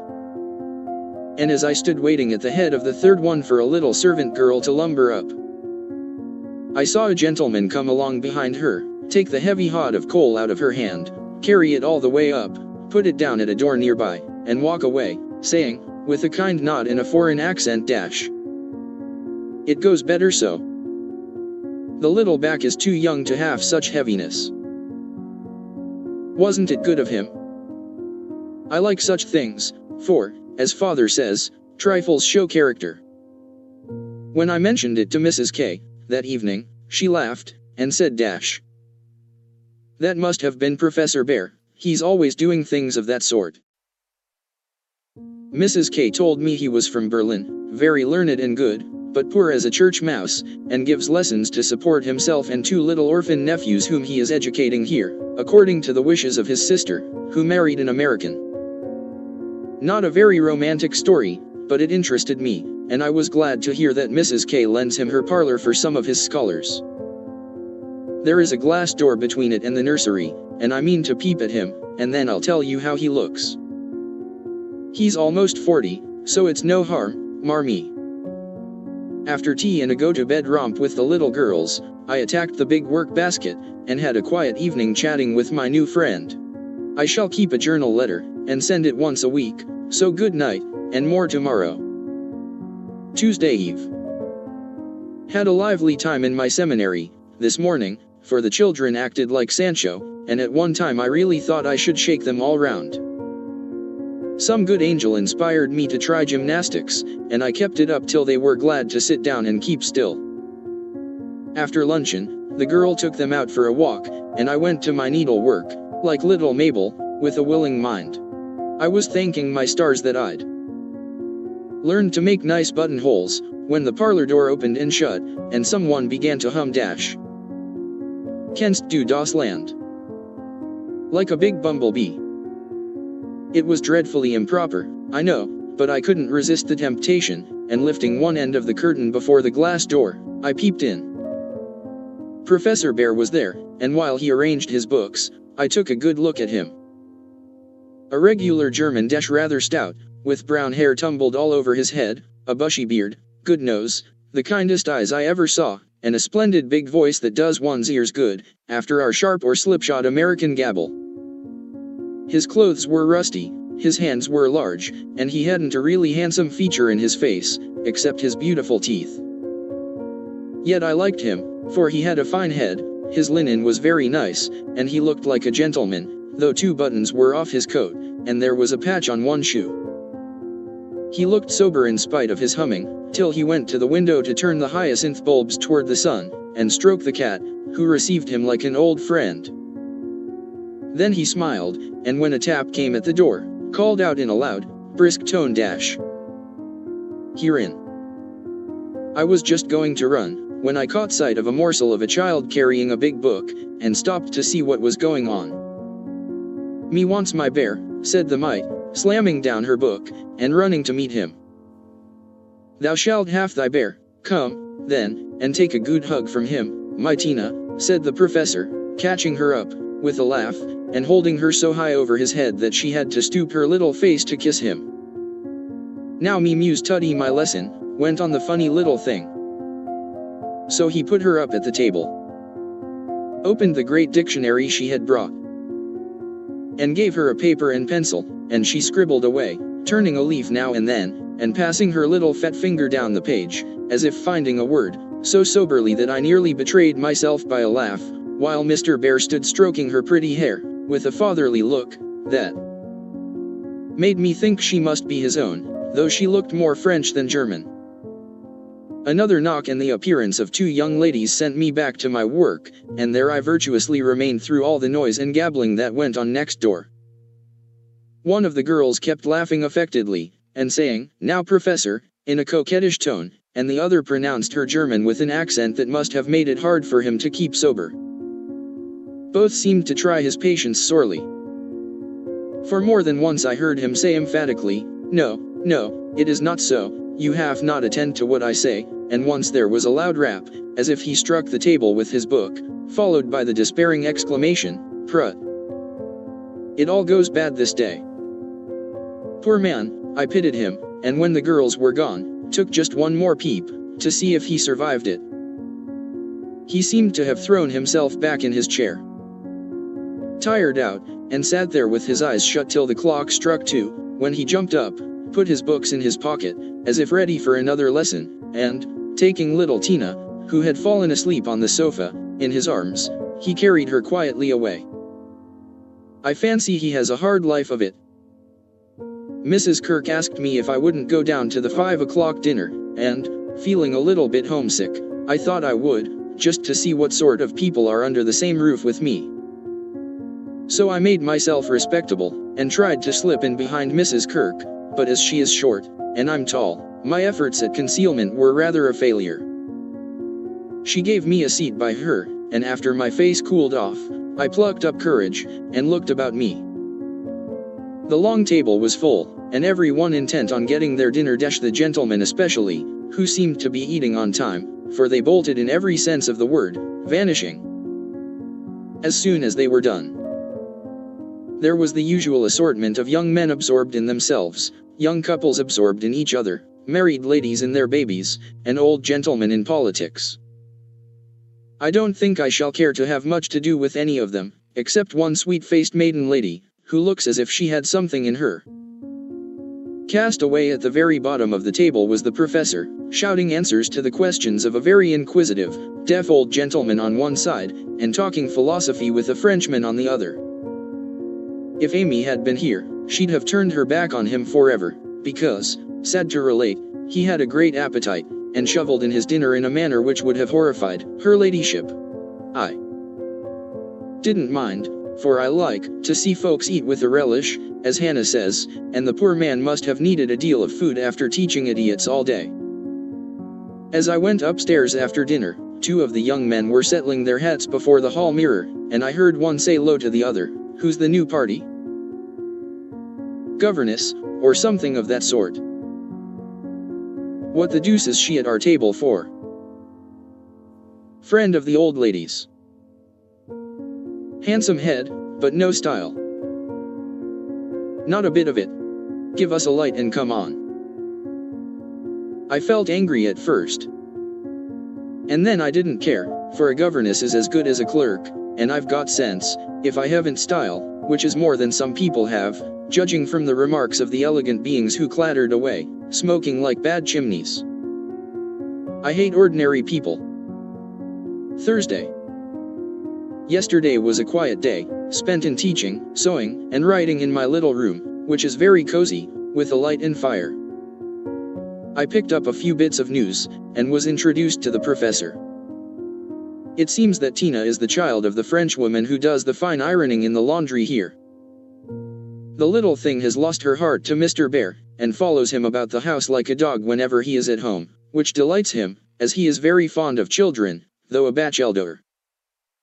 Kitty and Minnie Kirk likewise regard him with affection, and tell all sorts of stories about the plays he invents, the presents he brings, and the splendid tales he tells. The young men quiz him, it seems, call him Old Fritz, Lagerbier, Ursa Major, and make all manner of jokes on his name. But he enjoys it like a boy, Mrs. K says, and takes it so good-naturedly that they all like him, in spite of his foreign ways. The maiden lady is a Miss Norton-rich, cultivated, and kind. She spoke to me at dinner today, for I went to table again, it's such fun to watch people, and asked me to come and see her at her room. She has fine books and pictures, knows interesting persons, and seems friendly, so I shall make myself agreeable, for I do want to get into good society, only it isn't the same sort that Amy likes. I was in our parlor last evening, when Mr. Bear came in with some newspapers for Mrs. Kirk. She wasn't there, but Minnie, who is a little old woman, introduced me very prettily. "This is Mama's friend, Miss March." "Yes, and she's jolly and we like her lots," added Kitty, who is an enfant terrible. We both bowed, and then we laughed, for the prim introduction and the blunt addition were rather a comical contrast. "Ah, yes, I hear these naughty ones go to vex you, Miss Marsh. If so again, call at me and I come," he said, with a threatening frown that delighted the little wretches. I promised I would, and he departed, but it seems as if I was doomed to see a good deal of him, for today, as I passed his door on my way out, by accident I knocked against it with my umbrella. It flew open, and there he stood in his dressing gown, with a big blue sock on one hand, and a darning needle in the other.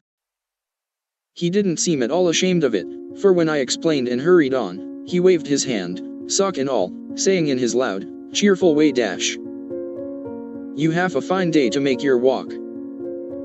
Bon voyage, mademoiselle."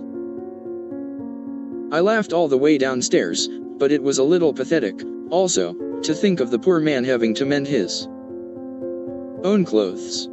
The German gentlemen embroider, I know, but darning hose is another thing, and not so pretty. Saturday. Nothing has happened to write about. Except a call on Miss Norton, who has a room full of lovely things, and who was very charming, for she showed me all her treasures, and asked me if I would sometimes go with her to lectures and concerts, as her escort if I enjoyed them. She put it as a favor, but I'm sure Mrs. Kirk has told her about us, and she does it out of kindness to me. I'm as proud as Lucifer, but such favors from such people don't burden me, and I accepted gratefully. When I got back to the nursery there was such an uproar in the parlor that I looked in, and there was Mr. Bear down on his hands and knees, with Tina on his back, Kitty leading him with a jump rope, and Minnie feeding two small boys with seed cakes, as they roared and ramped in cages built of chairs. "We are playing Nargery," explained Kitty. "Dis is mine effluent," added Tina, holding on by the professor's hair. "Mama always allows us to do what we like Saturday afternoon, when Franz and Emil come, doesn't she, Mr. Bear?" said Minnie. The effluent sat up, looking as much in earnest as any of them, and said soberly to me, "I give you my word it is so. If we make too large a noise you shall say hush to us, and we go more softly." I promised to do so, but left the door open, and enjoyed the fun as much as they did. For a more glorious frolic I never witnessed.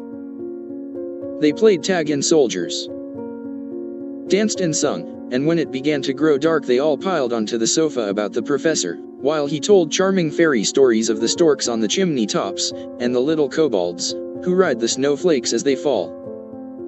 I wish Americans were as simple and natural as Germans, don't you? I'm so fond of writing, I should go spinning on forever if motives of economy didn't stop me, for though I've used thin paper and written fine, I tremble to think of the stamps this long letter will need. Pray forward Amy's as soon as you can spare them. My small news will sound very flat after her splendors, but you will like them, I know. Is Teddy studying so hard that he can't find time to write to his friends? Take good care of him for me, Beth, and tell me all about the babies, and give heaps of love to everyone. From your faithful J. P.S.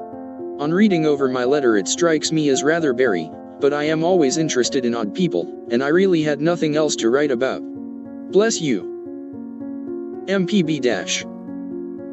As this is to be a scribble-scrabble letter, I direct it to you, for it may amuse you, and give you some idea of my goings-on, for, though quiet, they are rather amusing, for which, oh, be joyful. After what Amy would call Herculaneum efforts, in the way of mental and moral agriculture, my young ideas begin to shoot and my little twigs to bend as I could wish. They are not so interesting to me as Tina and the boys, but I do my duty by them, and they are fond of me. Franz and Emil are jolly little lads, quite after my own heart, for the mixture of German and American spirit in them produces a constant state of effervescence. Saturday afternoons are riotous times, whether spent in the house or out, for on pleasant days they all go to walk, like a seminary, with the professor and myself to keep order, and then such fun. We are very good friends now, and I've begun to take lessons. I really couldn't help it, and it all came about in such a droll way that I must tell you. To begin at the beginning, Mrs. Kirk called to me, one day, as I passed Mr. Bear's room, where she was rummaging. "Did you ever see such a den, my dear? Just come and help me put these books to rights, for I've turned everything upside down, trying to discover what he has done with the 6 new handkerchiefs I gave him not long ago." I went in, and while we worked I looked about me, for it was a den, to be sure. Books and papers everywhere. A broken meerschaum, and an old flute over the mantelpiece as if done with. A ragged bird, without any tail, chirped on one window seat, and a box of white mice adorned the other. Half-finished boats and bits of string lay among the manuscripts, dirty little boots stood drying before the fire, and traces of the dearly beloved boys, for whom he makes a slave of himself, were to be seen all over the room. After a grand rummage 3 of the missing articles were found, one over the bird cage, one covered with ink, and a third burnt brown, having been used as a holder. Such a man, laughed good-natured Mrs. K, as she put the relics in the rag bag. I suppose the others are torn up to rig ships, bandage cut fingers, or make kite tails. It's dreadful, but I can't scold him, he's so absent-minded and good-natured, he lets those boys ride over him roughshod. I agreed to do his washing and mending, but he forgets to give out his things and I forget to look them over, so he comes to a sad pass sometimes. Let me mend them, said I don't mind it, and he needn't know. I'd like to he's so kind to me about bringing my letters and lending books. So I have got his things in order, and knit heels into 2 pairs of the socks for they were boggled out of shape with his queer darns. Nothing was said, and I hoped he wouldn't find it out, but one day last week he caught me at it. Hearing the lessons he gives to others has interested and amused me so much that I took a fancy to learn, for Tina runs in and out, leaving the door open, and I can hear. I had been sitting near this door, finishing off the last sock, and trying to understand what he said to a new scholar, who is as stupid as I am. The girl had gone, and I thought he had also. It was so still, and I was busily gabbling over a verb, and rocking to and fro in a most absurd way, when a little crow made me look up, and there was Mr. Bear looking and laughing quietly, while he made signs to Tina not to betray him. So, he said, as I stopped and stared like a goose, you peep at me, I peep at you, and that is not bad, but see, I am not pleasanting when I say, have you a wish for German? Yes, but you are too busy. I am too stupid to learn, I blundered out, as red as a peony. Prut. We will make the time, and we fail not to find the sense. At evening I shall give a little lesson with much gladness, for, look you, Mies Marsh, I have this debt to pay, and he pointed to my work. Yes, they say to one another, these so kind ladies, he is a stupid old fellow. He will see not what we do, he will never observe that his sock heels go not in holes any more, he will think his buttons grow out new when they fall, and believe that strings make theirs elves. Ah! But I have an eye, and I see much. I have a heart, and I feel the thanks for this. Come, a little lesson then and now, or no more good fairy works for me and mine. Of course I couldn't say anything after that, and as it really is a splendid opportunity, I made the bargain, and we began. I took 4 lessons, and then I stuck fast in a grammatical bog. The professor was very patient with me, but it must have been torment to him, and now and then he'd look at me with such an expression of mild despair that it was a toss-up with me whether to laugh or cry. I tried both ways, and when it came to a sniff of utter mortification and woe, he just threw the grammar onto the floor, and marched out of the room. I felt myself disgraced and deserted forever, but didn't blame him a particle, and was scrambling my papers together, meaning to rush upstairs and shake myself hard, when in he came, as brisk and beaming as if I'd covered myself with glory. Now we shall try a new way. You and I will read these pleasant little margin together, and dig no more in that dry book, that goes in the corner for making us trouble. He spoke so kindly, and opened Hans Andersen's fairy tales so invitingly before me, that I was more ashamed than ever, and went at my lesson in a neck-or-nothing style that seemed to amuse him immensely. I forgot my bashfulness, and pegged away, no other word will express it, with all my might, tumbling over long words, pronouncing according to the inspiration of the minute, and doing my very best. When I finished reading my first page, and stopped for breath, he clapped his hands and cried out, in his hearty way, Das ist gut. Now we go well. My turn. I do him in German, gif me your ear. And away he went, rumbling out the words with his strong voice, and a relish which was good to see as well as hear. Fortunately the story was the constant tin soldier, which is droll, you know, so I could laugh and I did though I didn't understand half he read, for I couldn't help it, he was so earnest, I so excited, and the whole thing so comical. After that we got on better, and now I read my lessons pretty well, for this way of studying suits me, and I can see that the grammar gets tucked into the tales and poetry as one gives pills in jelly. I like it very much, and he doesn't seem tired of it yet, which is very good of him, isn't it? I mean to give him something on Christmas, for I dare not offer money. Tell me something nice, Marmee. I'm glad Laurie seems so happy and busy, that he has given up smoking, and lets his hair grow. You see, Beth manages him better than I did. I'm not jealous, dear, do your best, only don't make a saint of him. I'm afraid I couldn't like him without a spice of human naughtiness. Read him bits of my letters. I haven't time to write much, and that will do just as well. Thank heaven Beth continues so comfortable. J. A happy new year to you all, my dearest family, which of course includes Mr. L and a young man by the name of Teddy. I can't tell you how much I enjoyed your Christmas bundle, for I didn't get it till night, and had given up hoping. Your letter came in the morning, but you said nothing about a parcel, meaning it for a surprise, so I was disappointed, for I'd had a kind of a feeling that you wouldn't forget me.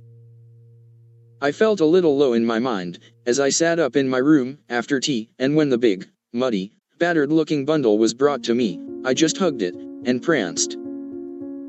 It was so homey and refreshing, that I sat down on the floor and read and looked and ate and laughed and cried, in my usual absurd way. The things were just what I wanted, and all the better for being made instead of bought. Beth's new ink bib was capital, and Hannah's box of hard gingerbread will be a treasure. I'll be sure and wear the nice flannels you sent, Marmee, and read carefully the books Father has marked.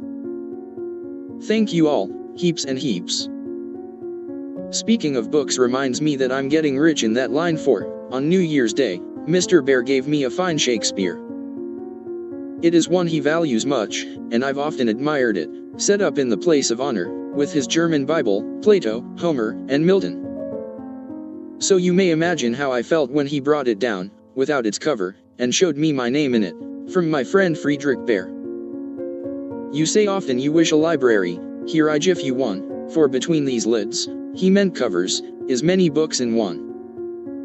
Read him well, and he will help you much, for the study of character in this book will help you to read it in the world and paint it with your pen. I thanked him as well as I could, and talked now about my library, as if I had 100 books. I never knew how much there was in Shakespeare before, but then I never had a bear to explain it to me.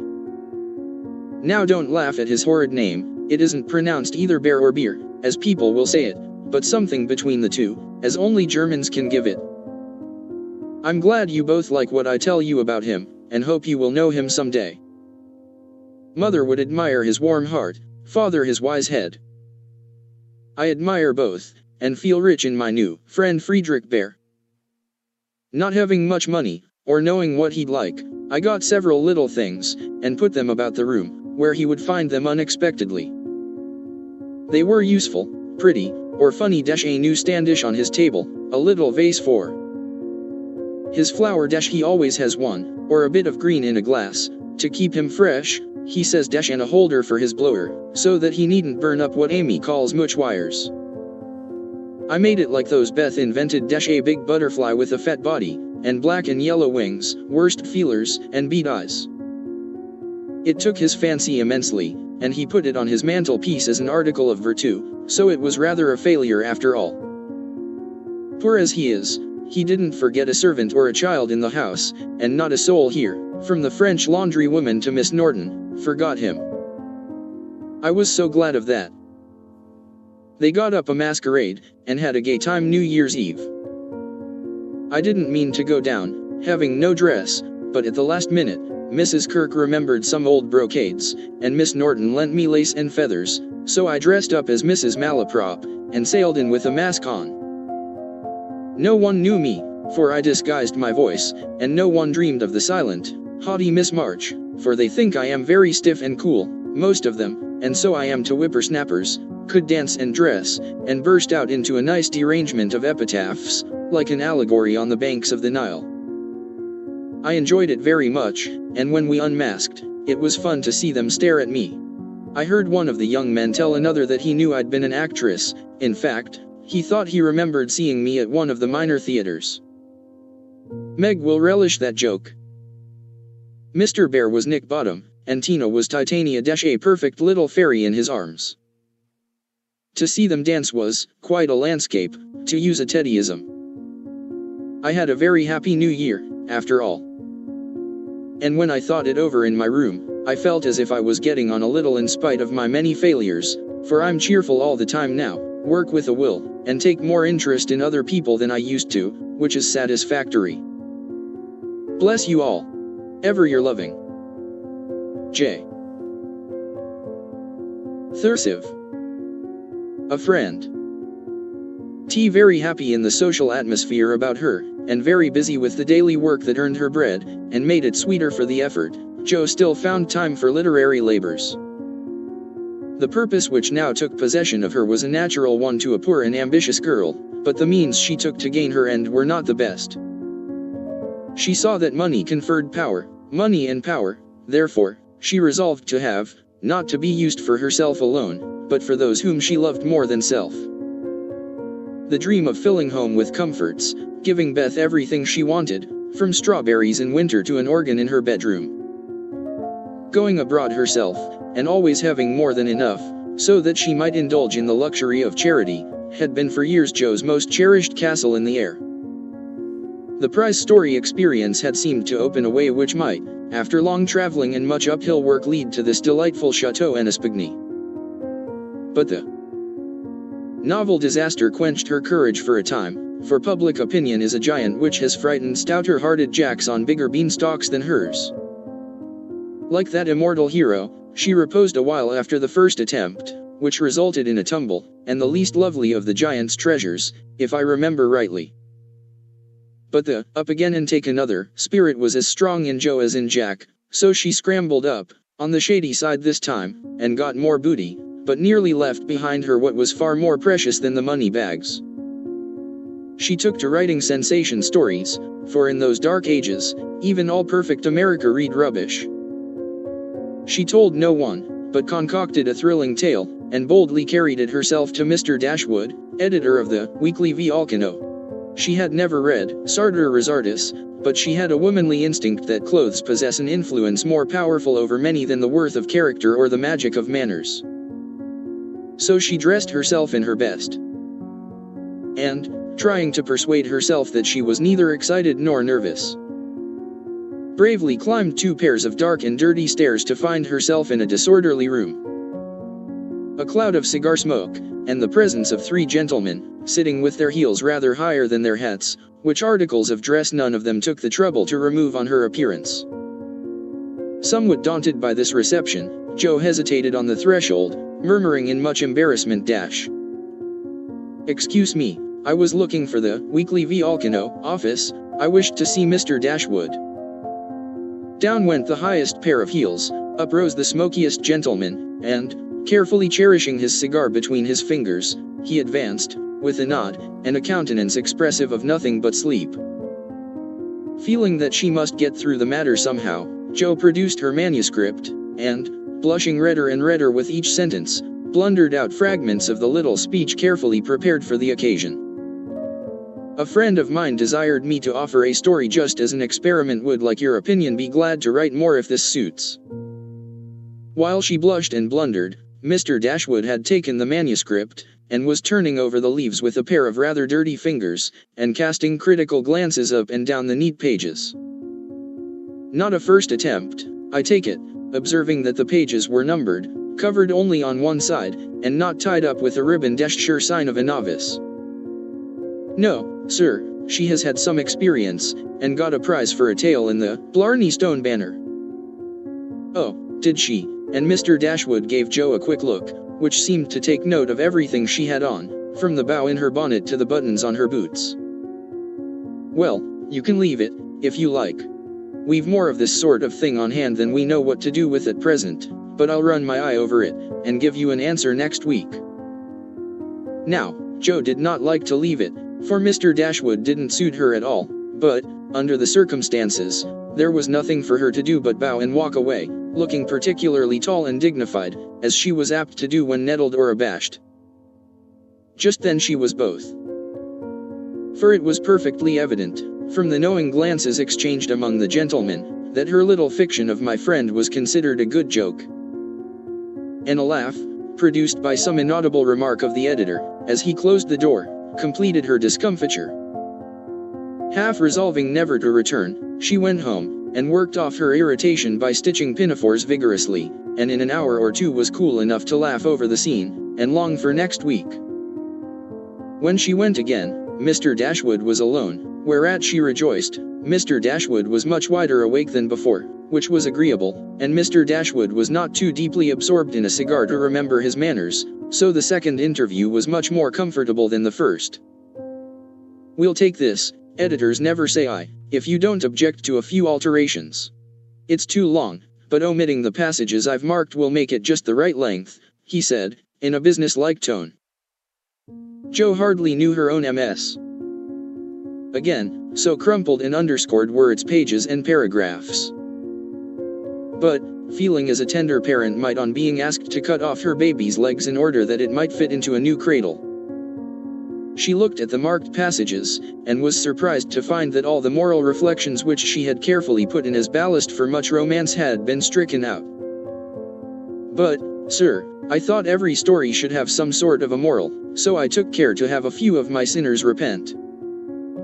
Mr. Dashwood's editorial gravity relaxed into a smile, for Jo had forgotten her friend, and spoken as only an author could. "People want to be amused, not preached at, you know. Morals don't sell nowadays," which was not quite a correct statement, by the way. "You think it would do with these alterations, then?" "Yes, it's a new plot, and pretty well worked up language good, and so on," was Mr. Dashwood's affable reply.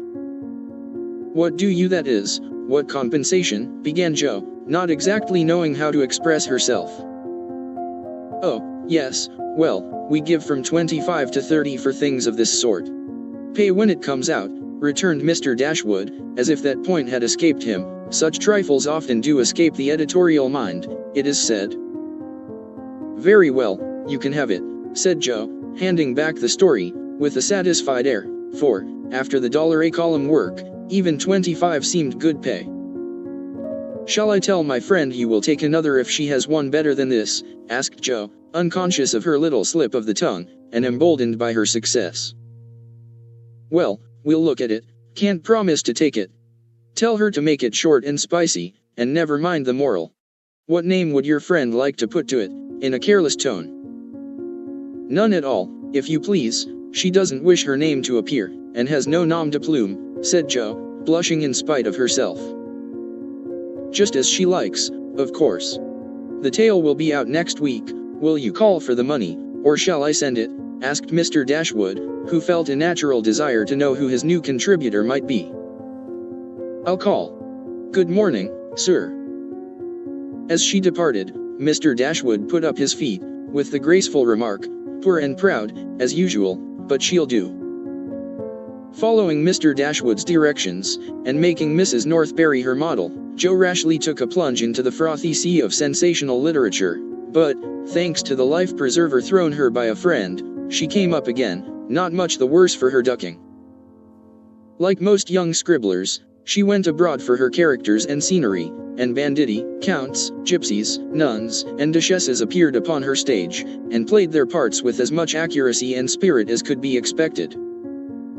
Her readers were not particular about such trifles as grammar, punctuation, and probability, and Mr. Dashwood graciously permitted her to fill his columns at the lowest prices. Not thinking it necessary to tell her that the real cause of his hospitality was the fact that one of his hacks, on being offered higher wages, had basely left him in the lurch. She soon became interested in her work, for her emaciated purse grew stout, and the little hoard she was making to take Beth to the mountains next summer grew slowly but surely as the weeks passed. One thing disturbed her satisfaction, and that was that she did not tell them at home. She had a feeling that father and mother would not approve, and preferred to have her own way first, and beg pardon afterward. It was easy to keep her secret, for no name appeared with her stories. Mr. Dashwood had, of course, found it out very soon, but promised to be dumb, and, for a wonder, kept his word. She thought it would do her no harm, for she sincerely meant to write nothing of which she should be ashamed, and quieted all pricks of conscience by anticipations of the happy minute when she should show her earnings and laugh over her well-kept secret. But Mr. Dashwood rejected any but thrilling tales. And, as thrills could not be produced except by harrowing up the souls of the readers, history and romance, land and sea, science and art, police records and lunatic asylums, had to be ransacked for the purpose.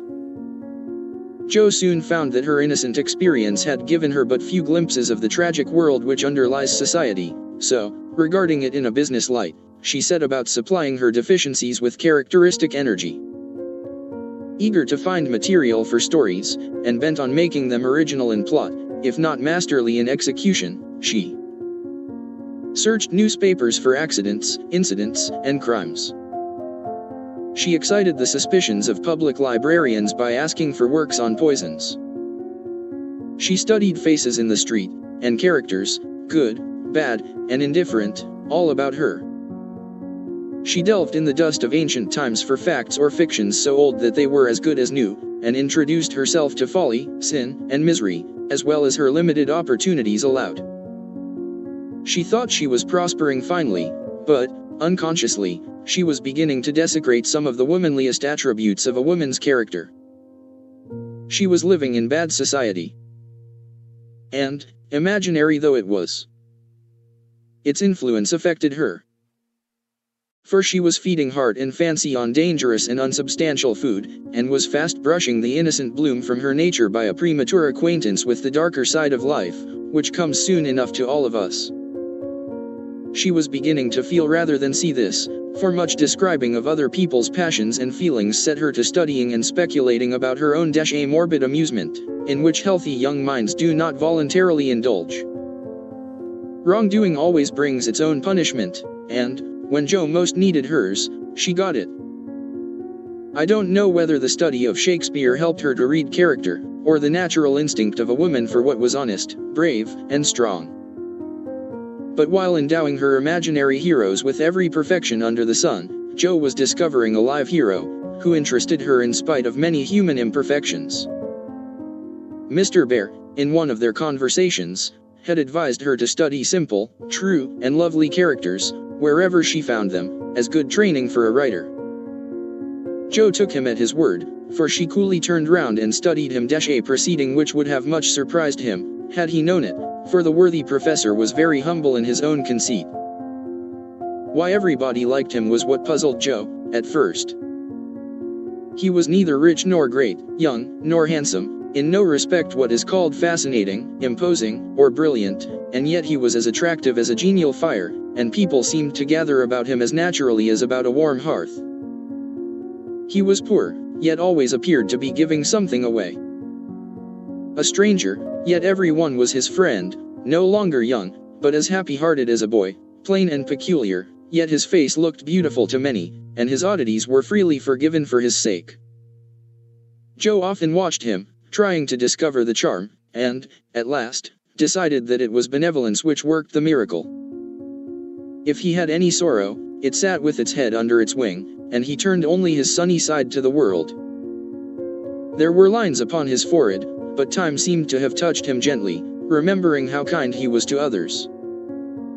The pleasant curves about his mouth were the memorials of many friendly words and cheery laughs. His eyes were never cold or hard, and his big hand had a warm, strong grasp that was more expressive than words. His very clothes seemed to partake of the hospitable nature of the wearer. They looked as if they were at ease, and liked to make him comfortable. His capacious waistcoat was suggestive of a large heart underneath. His rusty coat had a social air, and the baggy pockets plainly proved that little hands often went in empty and came out full. His very boots were benevolent, and his collars never stiff and raspy like other people's. That's it, said Jo to herself, when she at length discovered that genuine goodwill towards one's fellow man could beautify and dignify even a stout German teacher, who shoveled in his dinner, darned his own socks, and was burdened with the name of Bear. Jo valued goodness highly, but she also possessed a most feminine respect for intellect, and a little discovery which she made about the professor added much to her regard for him. He never spoke of himself, and no one ever knew that in his native city he had been a man much honored and esteemed for learning and integrity, till a countryman came to see him, and, in a conversation with Miss Norton, divulged the pleasing fact. From her Jo learned it, and liked it all the better because Mr. Bear had never told it. She felt proud to know that he was an honored professor in Berlin, though only a poor language master in America, and his homely, hard-working life was much beautified by the spice of romance which this discovery gave it. Another and a better gift than intellect was shown her in a most unexpected manner. Miss Norton had the entree into literary society, which Jo would have had no chance of seeing but for her. The solitary woman felt an interest in the ambitious girl, and kindly conferred many favors of this sort both on Jo and the professor. She took them with her, one night, to a select symposium, held in honor of several celebrities. Jo went prepared to bow down and adore the mighty ones whom she had worshipped with youthful enthusiasm afar off. But her reverence for genius received a severe shock that night, and it took her some time to recover from the discovery that the great creatures were only men and women after all. Imagine her dismay, on stealing a glance of timid admiration at the poet whose lines suggested an ethereal being fed on spirit, fire, and dew, to behold him devouring his supper with an ardor which flushed his intellectual countenance.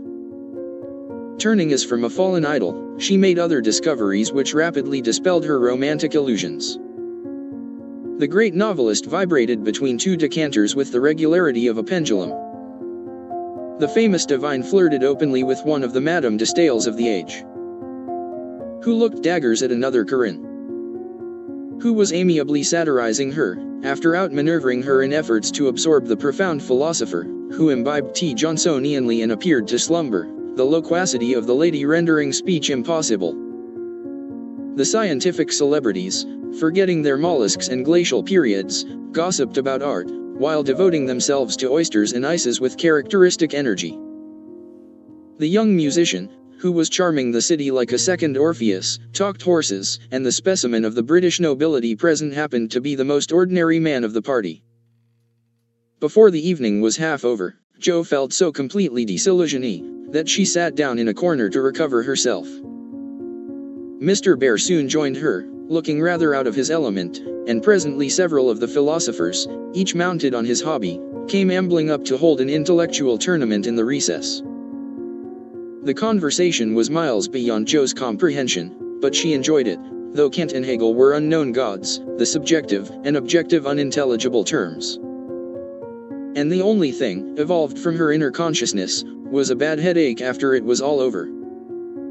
It dawned upon her gradually that the world was being picked to pieces, and put together on new, and, according to the talkers, on infinitely better principles than before.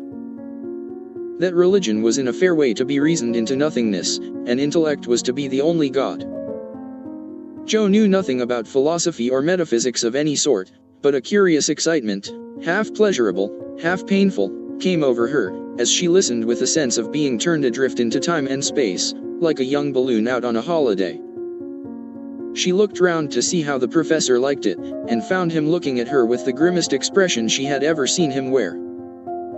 He shook his head, and beckoned her to come away.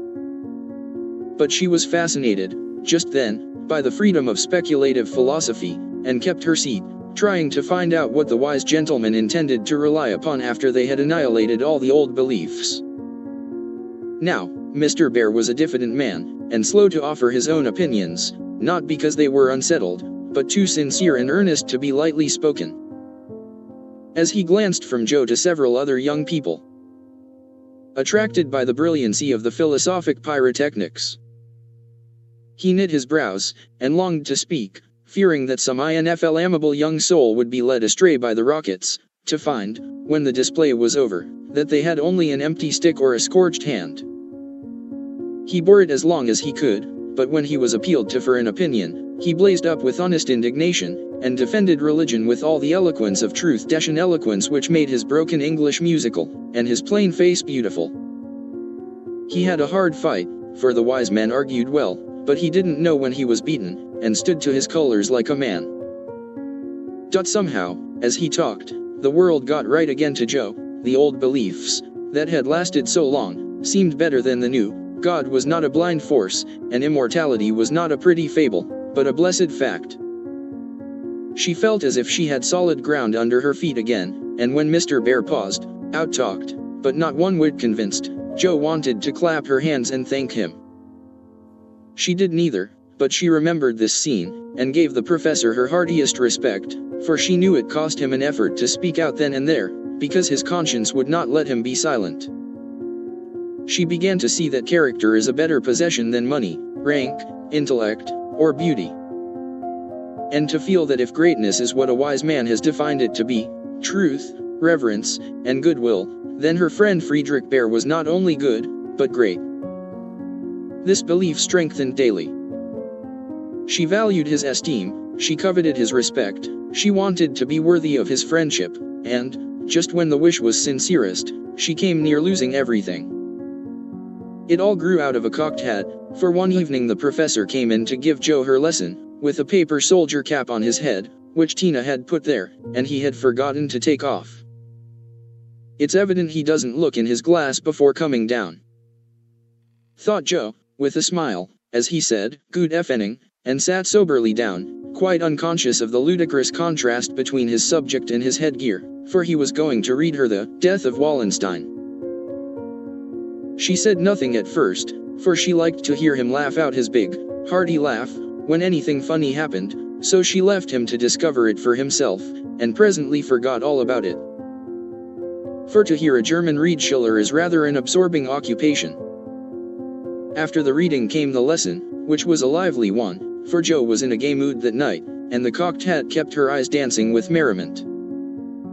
The professor didn't know what to make of her, and stopped at last, to ask, with an air of mild surprise that was irresistible, "Mies Marsh, for what do you laugh in your master's face? Have you no respect for me, that you go on so bad?" "How can I be respectful, sir, when you forget to take your hat off?" said Joe. Lifting his hand to his head, the absent-minded professor gravely felt and removed the little cocked hat, looked at it a minute, and then threw back his head, and laughed like a merry bass viol. "Ah!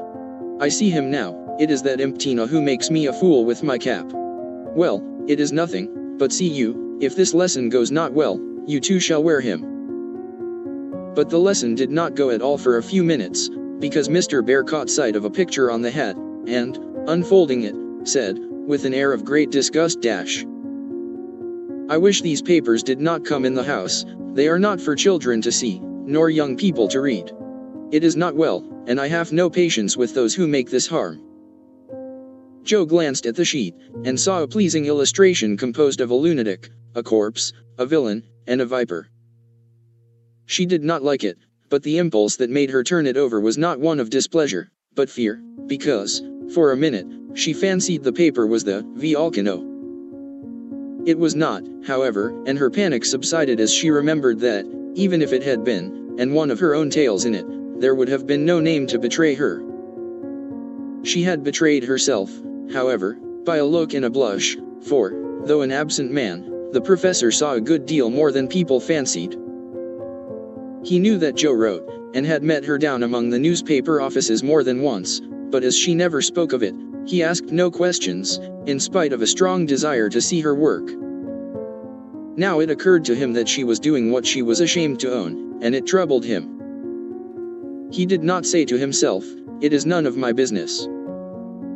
I've no right to say anything," as many people would have done.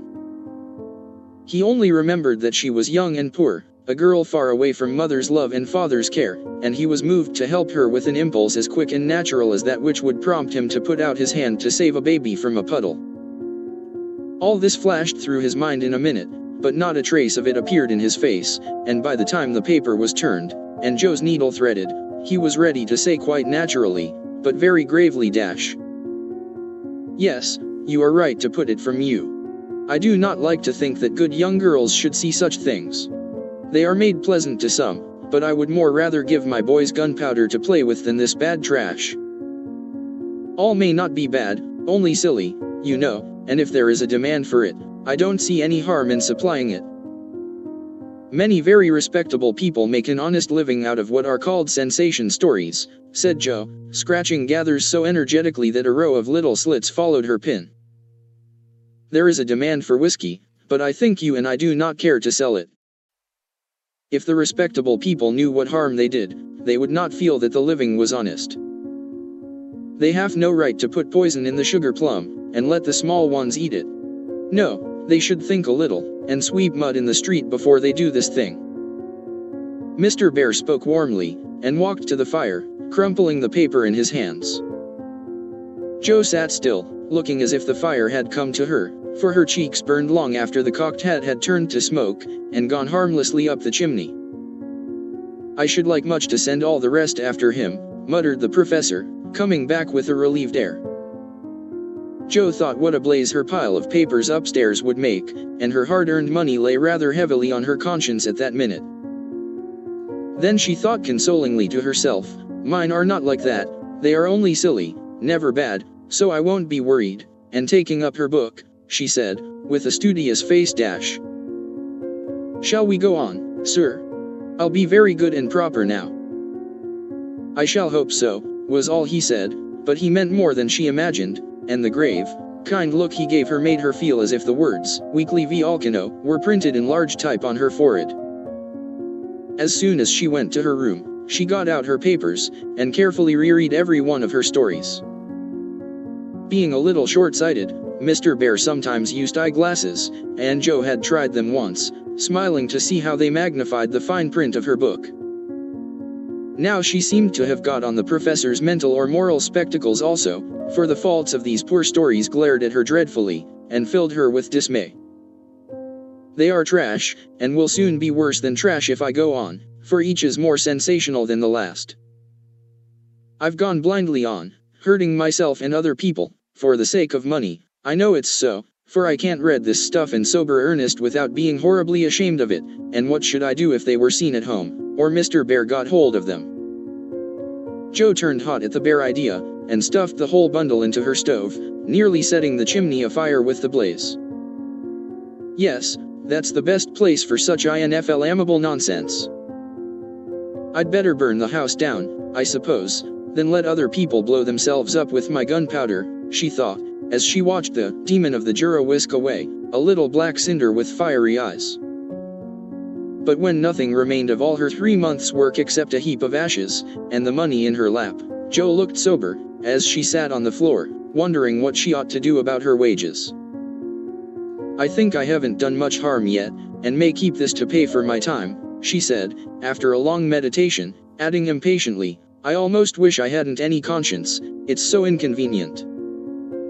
If I didn't care about doing right, and didn't feel uncomfortable when doing wrong, I should get on capitally. I can't help wishing sometimes, that father and mother hadn't been so particular about such things. Ah, Joe, instead of wishing that. Thank God that father and mother were particular. And pity from your heart those who have no such guardians to hedge them round with principles which may seem like prison walls to impatient youth, but which will prove sure foundations to build character upon in womanhood. Joe wrote no more sensational stories, deciding that the money did not pay for her share of the sensation, but, going to the other extreme, as is the way with people of her stamp, she took a course of Mrs. Sherwood, Miss Edgeworth, and Hannah More, and then produced a tale which might have been more properly called an essay or a sermon, so intensely moral was it. She had her doubts about it from the beginning, for her lively fancy and girlish romance felt as ill at ease in the new style as she would have done masquerading in the stiff and cumbrous costume of the last century. She sent this didactic gem to several markets, but it found no purchaser, and she was inclined to agree with Mr. Dashwood, that morals didn't sell. Then she tried a child's story, which she could easily have disposed of if she had not been mercenary enough to demand filthy lucre for it. The only person who offered enough to make it worth her while to try juvenile literature was a worthy gentleman who felt it his mission to convert all the world to his particular belief.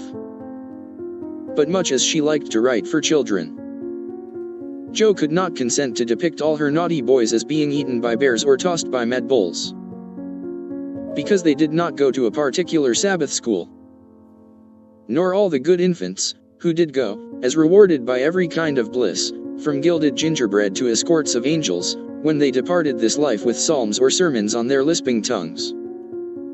So nothing came of these trials, and Jo corked up her inkstand, and said, in a fit of very wholesome humility, "I don't know anything, I'll wait till I do before I try again, and, meantime, sweep mud in the street, if I can't do better, that's honest, at least," which decision proved that her second tumble down the beanstalk had done her some good. While these internal revolutions were going on, her external life had been as busy and uneventful as usual, and if she sometimes looked serious or a little sad, no one observed it but Professor Bear. He did it so quietly that Jo never knew he was watching to see if she would accept and profit by his reproof, but she stood the test, and he was satisfied, for, though no words passed between them, he knew that she had given up writing. Not only did he guess it by the fact that the second finger of her right hand was no longer inky, but she spent her evenings downstairs now, was met no more among newspaper offices, and studied with a dogged patience, which assured him that she was bent on occupying her mind with something useful, if not pleasant. He helped her in many ways, proving himself a true friend, and Jo was happy, for, while her pen lay idle, she was learning other lessons beside German, and laying a foundation for the sensation story of her own life. It was a pleasant winter and a long one, for she did not leave Mrs. Kirk till June. Everyone seemed sorry when the time came, the children were inconsolable, and Mr. Bear's hair stuck straight up all over his head, for he always rumpled it wildly when disturbed in mind. "Going home? Ah, you are happy that you have a home to go in," he said, when she told him, and sat silently pulling his beard, in the corner, while she held a little levee on that last evening.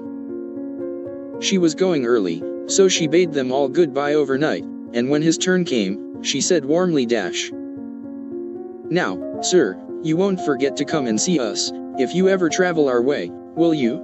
I'll never forgive you if you do, for I want them all to know my friend." "Do you? Shall I come?" he asked, looking down at her with an eager expression which she did not see. "Yes, come next month. Laurie graduates then, and you'd enjoy commencement as something new." "That is your best friend, of whom you speak," he said, in an altered tone. "Yes, my boy Teddy, I'm very proud of him, and should like you to see him." Jo looked up then, quite unconscious of anything but her own pleasure in the prospect of showing them to one another.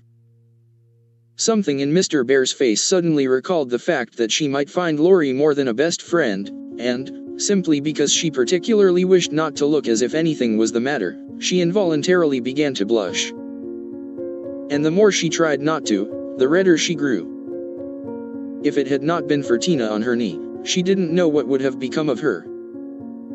Fortunately, the child was moved to hug her, so she managed to hide her face an instant, hoping the professor did not see it. But he did, and his own changed again from that momentary anxiety to its usual expression, as he said cordially, "I fear I shall not make the time for that, but I wish the friend much success, and you all happiness. God bless you," and with that, he shook hands warmly, shouldered Tina, and went away. But after the boys were abed, he sat long before his fire, with the tired look on his face, and the heimweh, or homesickness, lying heavy at his heart. Once, when he remembered Jo, as she sat with the little child in her lap and that new softness in her face, he leaned his head on his hands a minute, and then roamed about the room, as if in search of something that he could not find. "It is not for me, I must not hope it now," he said to himself, with a sigh that was almost a groan. Then, as if reproaching himself for the longing that he could not repress, he went, and kissed the two tousled heads upon the pillow, took down his seldom used meerschaum, and opened his Plato. He did his best, and did it manfully, but I don't think he found that a pair of rampant boys, a pipe, or even the divine Plato, were very satisfactory substitutes for wife and child and home. Early as it was, he was at the station, next morning, to see Joe off. And, thanks to him, she began her solitary journey with the pleasant memory of a familiar face smiling its farewell, a bunch of violets to keep her company, and, best of all, the happy thought dash. Well, the winter's gone, and I've written no books, earned no fortune, but I've made a friend worth having, and I'll try to keep him all my life. XXXV. Heartache. His motive might have been, Laurie studied to some purpose that year, for he graduated with honor, and gave the Latin oration with the grace of a Phillips and the eloquence of a Demos thence, so his friends said. They were all there, his grandfather Dasho, so proud. Mr. and Mrs. March, John, and Meg, Joe and Beth, and all exulted over him with the sincere admiration which boys make light of at the time, but fail to win from the world by any after triumphs. I've got to stay for this confounded supper, but I shall be home early tomorrow. You'll come and meet me as usual, girls. Laurie said, as he put the sisters into the carriage after the joys of the day were over. He said girls, but he meant Joe, for she was the only one who kept up the old custom. She had not the heart to refuse her splendid, successful boy anything, and answered warmly dash. I'll come, Teddy, rain or shine, and march before you, playing, Hail the Conquering Hero Comes, on a Jew's harp. Laurie thanked her with a look that made her think, in a sudden panic, oh, dearie me. I know he'll say something, and then what shall I do? Evening meditation and morning work somewhat allayed her fears. And having decided that she wouldn't be vain enough to think people were going to propose when she had given them every reason to know what her answer would be, she set forth at the appointed time, hoping Teddy wouldn't do anything to make her hurt his poor little feelings. A call at Meg's, and a refreshing sniff and sip at the Daisy and Demi-John, still further fortified her for the tete-a-tete, but when she saw a stalwart figure looming in the distance, she had a strong desire to turn about and run away. Where's the Jew's harp, Joe? Cried Laurie, as soon as he was within speaking distance. I forgot it, and Joe took heart again, for that salutation could not be called lover-like. She always used to take his arm on these occasions. Now she did not, and he made no complaint, which was a bad sign, but talked on rapidly about all sorts of faraway subjects, till they turned from the road into the little path that led homeward through the grove. Then he walked more slowly, suddenly lost his fine flow of language, and, now and then, a dreadful pause occurred. To rescue the conversation from one of the wells of silence into which it kept falling, Joe said hastily dash. Now you must have a good long holiday. I intend to. Something in his resolute tone made Joe look up quickly to find him looking down at her with an expression that assured her the dreaded moment had come, and made her put out her hand with an imploring dash. No, Teddy, please don't. I will, and you must hear me. It's no use, Joe, we've got to have it out, and the sooner the better for both of us, he answered, getting flushed and excited all at once. Say what you like, then, I'll listen, said Joe, with a desperate sort of patience. Laurie was a young lover, but he was in earnest, and meant to have it out, if he died in the attempt. So he plunged into the subject with characteristic impetuosity, saying in a voice that would get choky now and then, in spite of manful efforts to keep it steady dash. I've loved you ever since I've known you, Joe, couldn't help it, you've been so good to me. I've tried to show it, but you wouldn't let me. Now I'm going to make you hear, and give me an answer, for I can't go on so any longer. I wanted to save you this, I thought you'd understand, began Joe, finding it a great deal harder than she expected. I know you did, but girls are so queer you never know what they mean. They say no when they mean yes, and drive a man out of his wits just for the fun of it, returned Laurie, entrenching himself behind an undeniable fact. I don't. I never wanted to make you care for me so, and I went away to keep you from it if I could. I thought so, it was like you, but it was no use. I only loved you all the more. And I worked hard to please you. And I gave up billiards and everything you didn't like. And waited and never complained, for I hoped you'd love me, though I'm not half good enough. Here there was a choke that couldn't be controlled, so he decapitated Buttercup's while he cleared his confounded throat. Yes, you are. You're a great deal too good for me, and I'm so grateful to you, and so proud and fond of you. I don't see why I can't love you as you want me to. I've tried, but I can't change the feeling, and it would be a lie to say I do when I don't. Really, truly, Joe. He stopped short, and caught both her hands as he put his question with a look that she did not soon forget. Really, truly, dear. They were in the grove now, close by the stile. And when the last words fell reluctantly from Joe's lips, Laurie dropped her hands and turned as if to go on, but for once in his life that fence was too much for him. So he just laid his head down on the mossy post, and stood so still that Joe was frightened. Oh Teddy, I'm so sorry, so desperately sorry, I could kill myself if it would do any good. I wish you wouldn't take it so hard. I can't help it, you know it's impossible for people to make themselves love other people if they don't, cried Joe inelegantly but remorsefully, as she softly patted his shoulder, remembering the time when he had comforted her so long ago. They do sometimes, said a muffled voice from the post.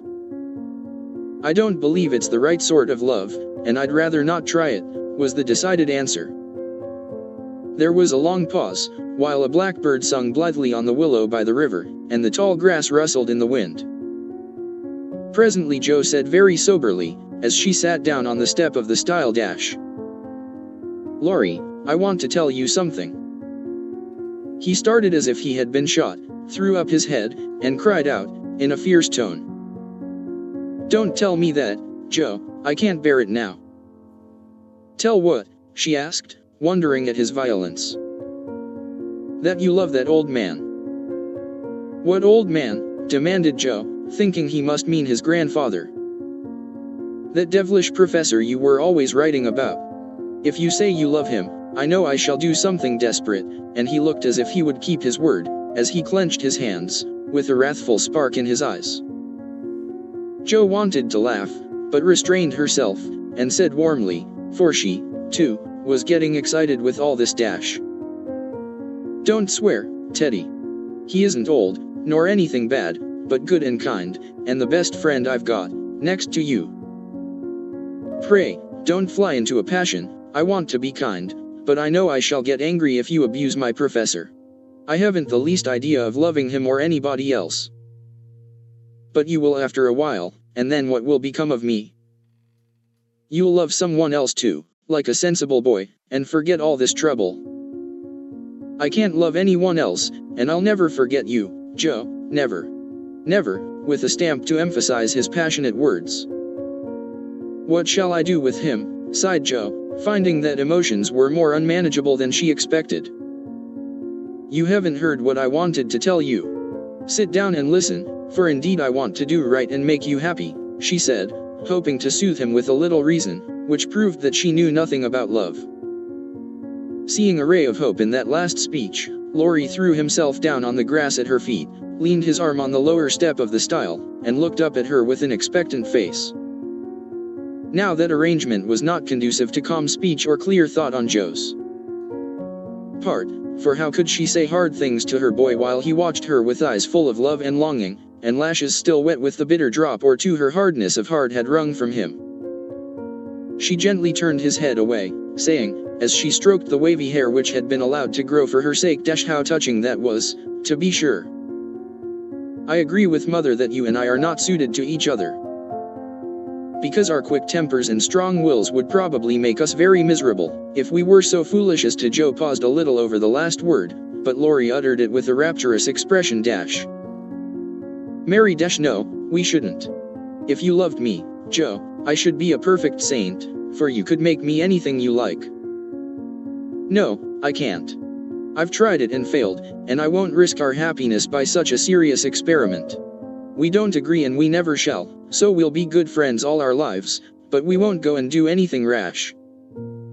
Yes, we will if we get the chance, muttered Laurie rebelliously. Now do be reasonable, and take a sensible view of the case, implored Joe, almost at her wit's end. I won't be reasonable. I don't want to take what you call a sensible view. It won't help me, and it only makes you harder. I don't believe you've got any heart. I wish I hadn't. There was a little quiver in Joe's voice, and, thinking it a good omen, Laurie turned round, bringing all his persuasive powers to bear as he said, in the wheedlesome tone that had never been so dangerously wheedlesome before. Don't disappoint us, dear. Everyone expects it. Grandpa has set his heart upon it, your people like it, and I can't get on without you. Say you will, and let's be happy. Do. Not until months afterward did Joe understand how she had the strength of mind to hold fast to the resolution she had made when she decided that she did not love her boy, and never could. It was very hard to do, but she did it, knowing that delay was both useless and cruel. I can't say yes truly, so I won't say it at all. You'll see that I'm right, by and by, and thank me for it. She began solemnly. I'll be hanged if I do, and Laurie bounced up off the grass, burning with indignation at the bare idea. Yes, you will, persisted Joe, you'll get over this after a while, and find some lovely, accomplished girl, who will adore you, and make a fine mistress for your fine house. I shouldn't. I'm homely and awkward and odd and old, and you'd be ashamed of me, and we should quarrel. We can't help it even now, you see. And I shouldn't like elegant society, and you would, and you'd hate my scribbling, and I couldn't get on without it, and we should be unhappy, and wish we hadn't done it, and everything would be horrid. Anything more? Asked Laurie, finding it hard to listen patiently to this prophetic burst. Nothing more, except that I don't believe I shall ever marry. I'm happy as I am, and love my liberty too well to be in any hurry to give it up for any mortal man. I know better, broke in Laurie. You think so now, but there'll come a time when you will care for somebody, and you'll love him tremendously, and live and die for him. I know you will, it's your way, and I shall have to stand by and see it, and the despairing lover cast his hat upon the ground with a gesture that would have seemed comical, if his face had not been so tragical. Yes, I will live and die for him, if he ever comes and makes me love him in spite of myself, and you must do the best you can, cried Joe, losing patience with poor Teddy. I've done my best, but you won't be reasonable, and it's selfish of you to keep teasing for what I can't give. I shall always be fond of you, very fond indeed, as a friend, but I'll never marry you, and the sooner you believe it, the better for both of us. So now. That speech was like fire to gunpowder. Laurie looked at her a minute as if he did not quite know what to do with himself, then turned sharply away, saying, in a desperate sort of tone, You'll be sorry someday, Joe. Oh, where are you going? She cried, for his face frightened her. To the devil, was the consoling answer. For a minute Joe's heart stood still, as he swung himself down the bank, toward the river, but it takes much folly, sin, or misery to send a young man to a violent death, and Laurie was not one of the weak sort who are conquered by a single failure. He had no thought of a melodramatic plunge, but some blind instinct led him to fling hat and coat into his boat, and row away with all his might, making better time up the river than he had done in many a race. Joe drew a long breath and unclasped her hands as she watched the poor fellow trying to outstrip the trouble which he carried in his heart. That will do him good, and he'll come home in such a tender, penitent state of mind, that I shan't dare to see him, she said, adding, as she went slowly home, feeling as if she had murdered some innocent thing, and buried it under the leaves. Now I must go and prepare Mr. Lawrence to be very kind to my poor boy. I wish he'd love Beth, perhaps he may, in time, but I begin to think I was mistaken about her. Oh dear. How can girls like to have lovers and refuse them? I think it's dreadful. Being sure that no one could do it so well as herself, she went straight to Mr. Lawrence, told the hard story bravely through, and then broke down, crying so dismally over her own insensibility that the kind old gentleman, though sorely disappointed, did not utter a reproach. He found it difficult to understand how any girl could help loving Laurie, and hoped she would change her mind, but he knew even better than Joe that love cannot be forced, so he shook his head sadly, and resolved to carry his boy out of harm's way. For young impetuosity's parting words to Joe disturbed him more than he would confess. When Laurie came home, dead tired, but quite composed, his grandfather met him as if he knew nothing, and kept up the delusion very successfully for an hour or two. but when they sat together in the twilight, the time they used to enjoy so much, it was hard work for the old man to ramble on as usual, and harder still for the young one to listen to praises of the last year's success, which to him now seemed love's labor lost. He bore it as long as he could, then went to his piano, and began to play. The windows were open, and Joe, walking in the garden with Beth, for once understood music better than her sister, for he played the Sonata Pathetic, and played it as he never did before. "That's very fine, I dare say, but it's sad enough to make one cry. Give us something gayer, lad," said Mr. Lawrence, whose kind old heart was full of sympathy, which he longed to show, but knew not how. Laurie dashed into a livelier strain, played stormily for several minutes, and would have got through bravely, if, in a momentary lull, Mrs. March's voice had not been heard calling Dash. "Joe, dear, come in, I want you." Just what Laurie longed to say, with a different meaning. As he listened, he lost his place, the music ended with a broken chord, and the musician sat silent in the dark. "I can't stand this," muttered the old gentleman. Up he got, groped his way to the piano, laid a kind hand on either of the broad shoulders, and said, as gently as a woman, "I know, my boy, I know." No answer for an instant, then Laurie asked sharply, Dash, "Who told you?" "Joe herself." "Then there's an end of it," and he shook off his grandfather's hands with an impatient motion, for, though grateful for the sympathy, his man's pride could not bear a man's pity. "Not quite, I want to say one thing, and then there shall be an end of it," returned Mr. Lawrence, with unusual mildness. "You won't care to stay at home just now, perhaps?" "I don't intend to run away from a girl. Joe can't prevent my seeing her, and I shall stay and do it as long as I like," interrupted Laurie, in a defiant tone. "Not if you are the gentleman I think you. I'm disappointed, but the girl can't help it, and the only thing left for you to do is to go away for a time. Where will you go?" "Anywhere.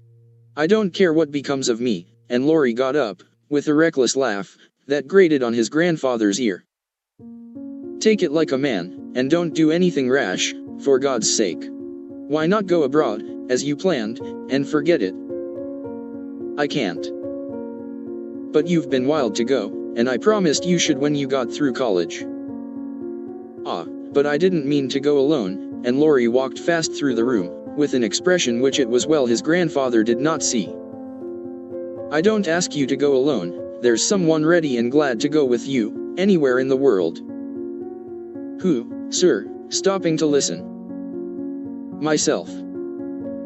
Laurie came back as quickly as he went, and put out his hand, saying huskily, Dash, "I'm a selfish brute, but you know grandfather." "Lord help me, yes, I do know, for I've been through it all before, once in my own young days, and then with your father. Now, my dear boy, just sit quietly down, and hear my plan.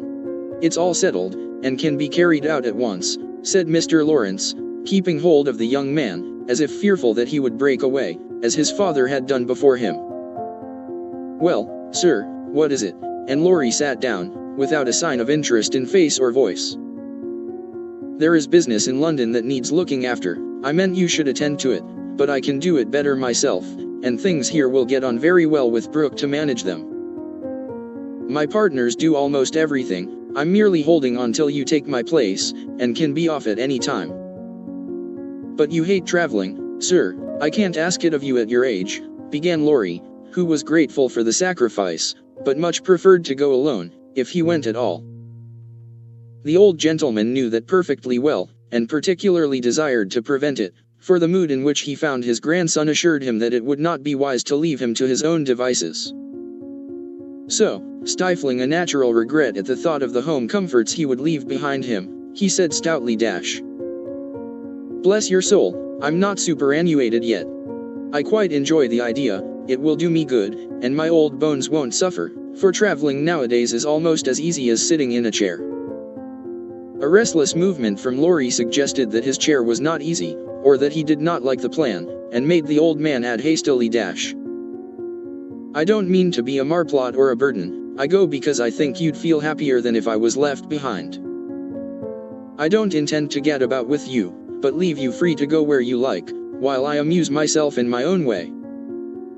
I've friends in London and Paris, and should like to visit them. Meantime you can go to Italy, Germany, Switzerland, where you will, and enjoy pictures, music, scenery, and adventures to your heart's content. Now, Laurie felt just then that his heart was entirely broken, and the world a howling wilderness. But at the sound of certain words which the old gentleman artfully introduced into his closing sentence, the broken heart gave an unexpected leap, and a green oasis or two suddenly appeared in the howling wilderness. He sighed, and then said, in a spiritless tone, "Just as you like, sir, it doesn't matter where I go or what I do." "It does to me. Remember that, my lad, I give you entire liberty, but I trust you to make an honest use of it. Promise me that, Laurie." "Anything you like, sir." "Good," thought the old gentleman.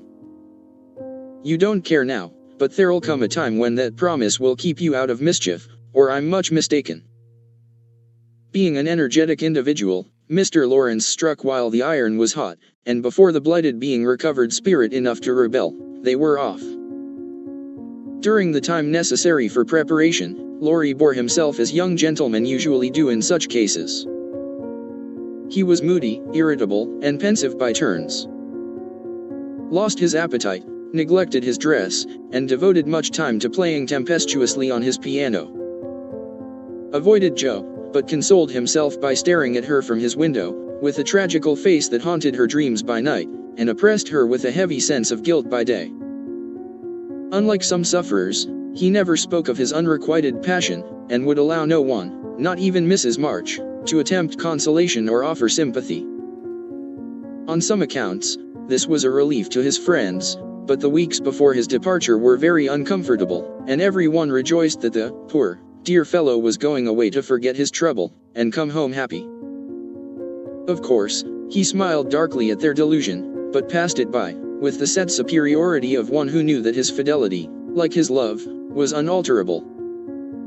When the parting came he affected high spirits, to conceal certain inconvenient emotions which seemed inclined to assert themselves. This gaiety did not impose upon anybody, but they tried to look as if it did, for his sake, and he got on very well till Mrs. March kissed him, with a whisper full of motherly solicitude. Then, feeling that he was going very fast, he hastily embraced them all round, not forgetting the afflicted Hannah, and ran downstairs as if for his life. Jo followed a minute after to wave her hand to him if he looked round. He did look round, came back, put his arms about her, as she stood on the step above him, and looked up at her with a face that made his short appeal both eloquent and pathetic. "Oh Jo, can't you?" "Teddy, dear, I wish I could." That was all, except a little pause. Then Laurie straightened himself up, said, "It's all right, never mind," and went away without another word. Ah, but it wasn't all right, and Jo did mind. For while the curly head lay on her arm a minute after her hard answer, she felt as if she had stabbed her dearest friend, and when he left her without a look behind him, she knew that the boy Laurie never would come again. 30. Beth's secret. Jo came home that spring. She had been struck with the change in Beth.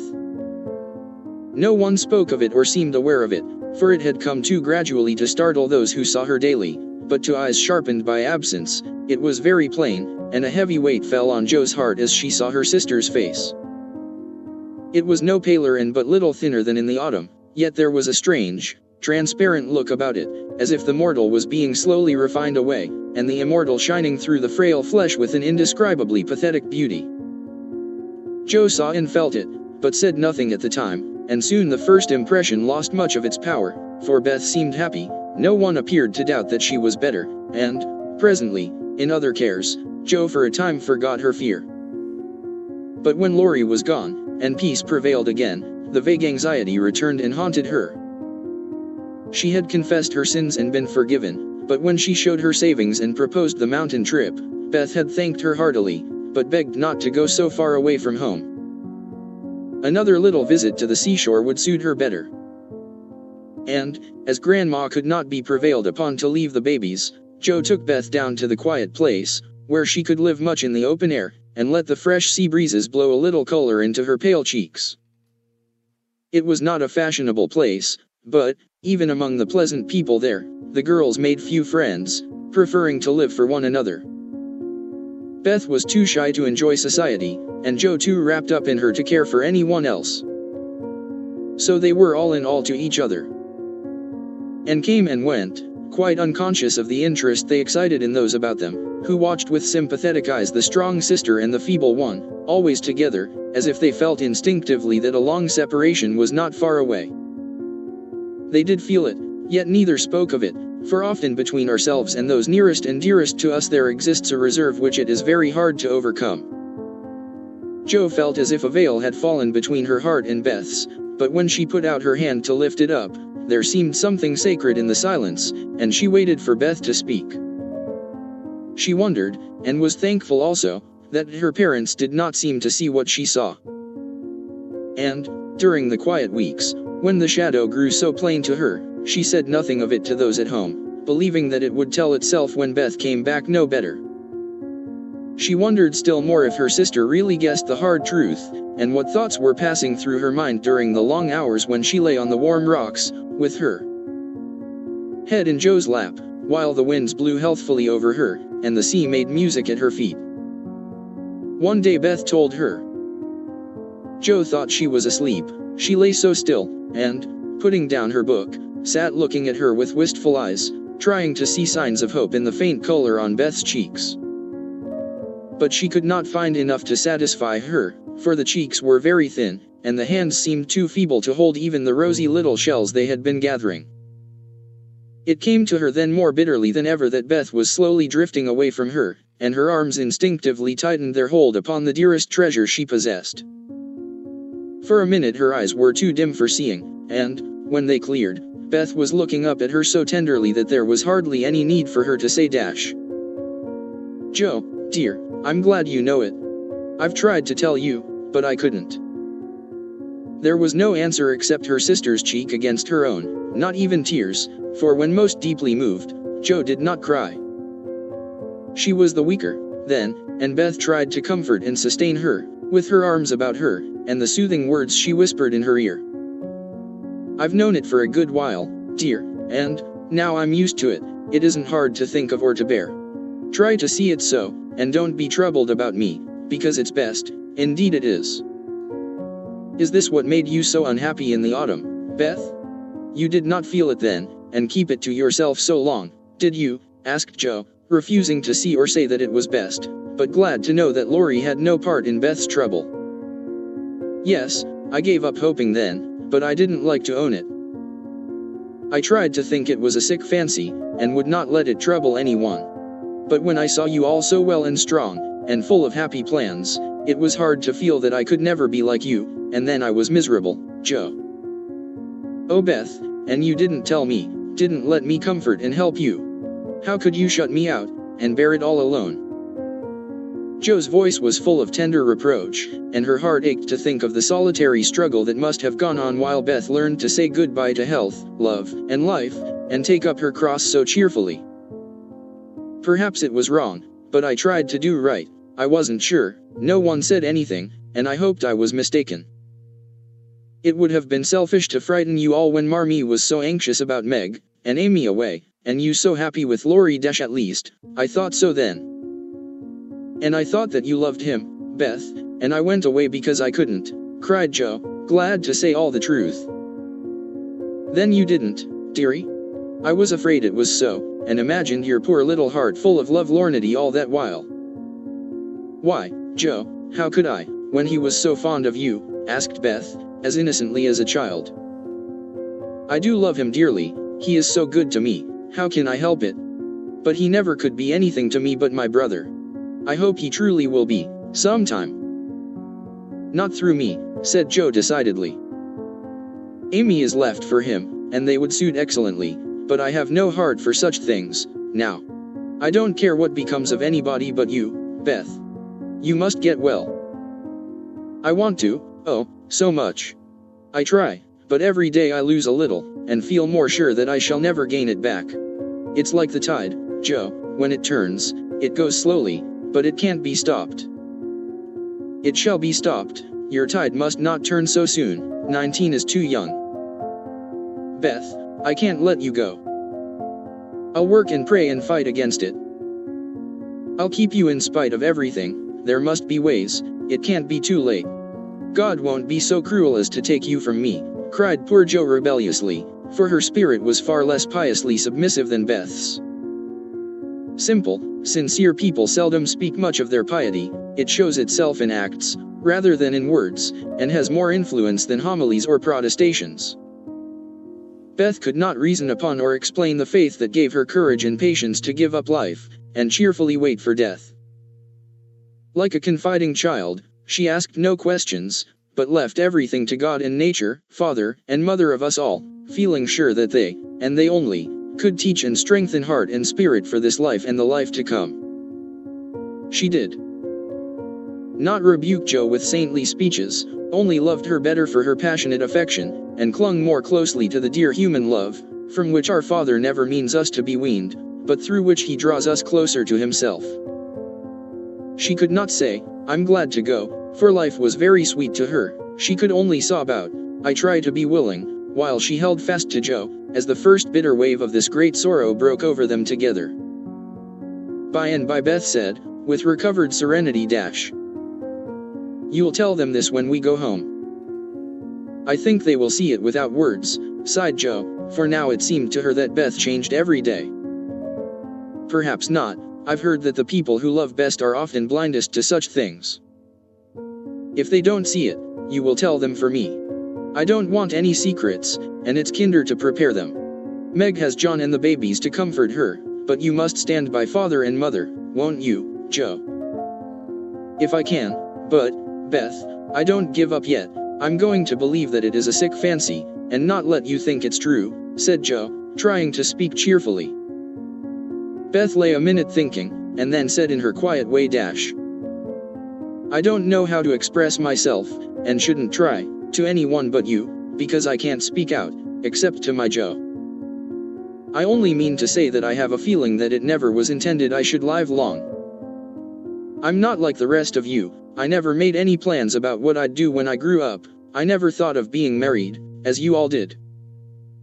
I couldn't seem to imagine myself anything but stupid little Beth, trotting about at home, of no use anywhere but there.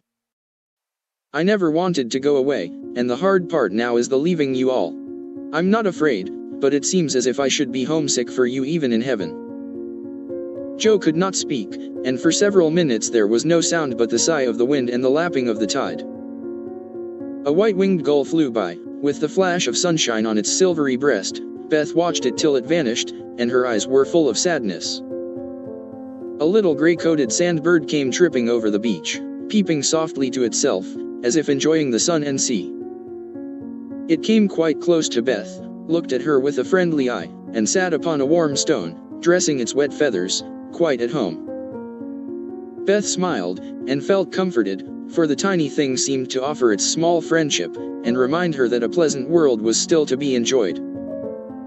Dear little bird. See, Jo, how tame it is.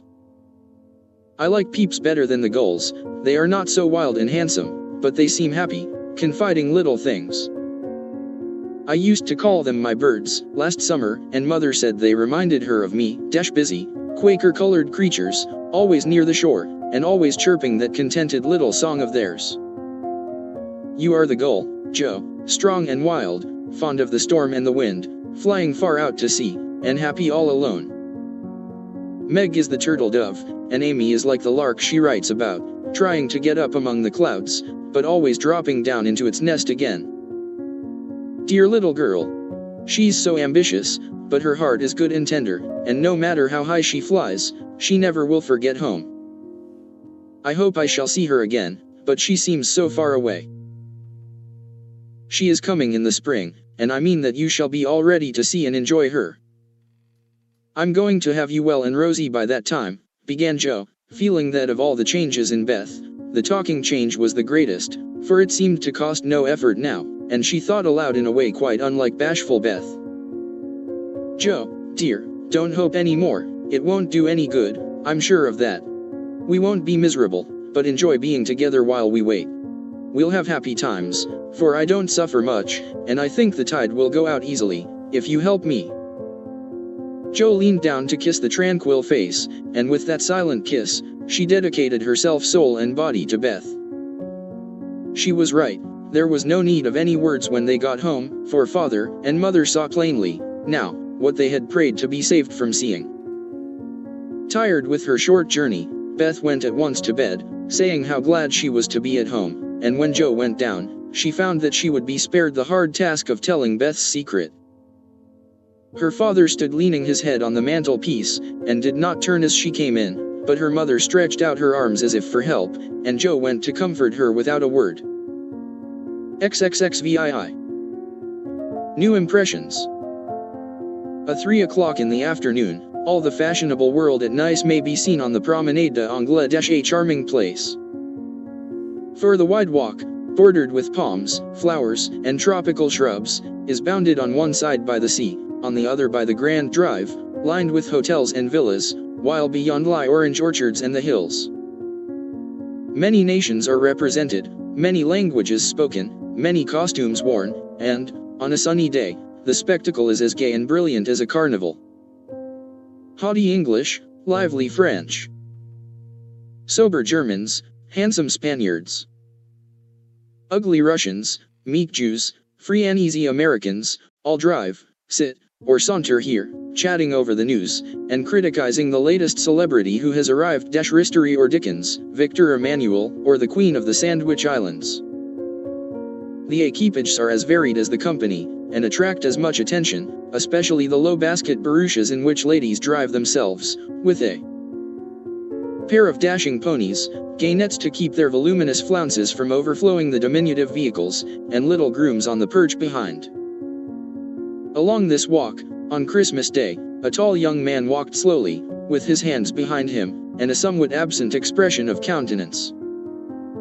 He looked like an Italian, was dressed like an Englishman, and had the independent air of an American. A combination which caused sundry pairs of feminine eyes to look approvingly after him. And sundry dandies in black velvet suits, with rose-colored neckties, buff gloves, and orange flowers in their buttonholes, to shrug their shoulders, and then envy him his inches. There were plenty of pretty faces to admire, but the young man took little notice of them, except to glance, now and then, at some blonde girl, or lady in blue. Presently he strolled out of the promenade, and stood a moment at the crossing, as if undecided whether to go and listen to the band in the Jardin Public, or to wander along the beach toward Castle Hill. The quick trot of ponies' feet made him look up, as one of the little carriages, containing a single lady, came rapidly down the street. The lady was young, blonde, and dressed in blue. He stared a minute, then his whole face woke up, and, waving his hat like a boy, he hurried forward to meet her. "Oh Laurie, is it really you? I thought you'd never come," cried Amy, dropping the reins, and holding out both hands, to the great scandalization of a French mamma, who hastened her daughter's steps, lest she should be demoralized by beholding the free manners of these English. "I was detained by the way, but I promised to spend Christmas with you, and here I am. How is your grandfather? When did you come? Where are you staying?" "Very well, last night at the Chauvain. I called at your hotel, but you were all out. I have so much to say, I don't know where to begin. Get in, and we can talk at our ease. I was going for a drive, and longing for company.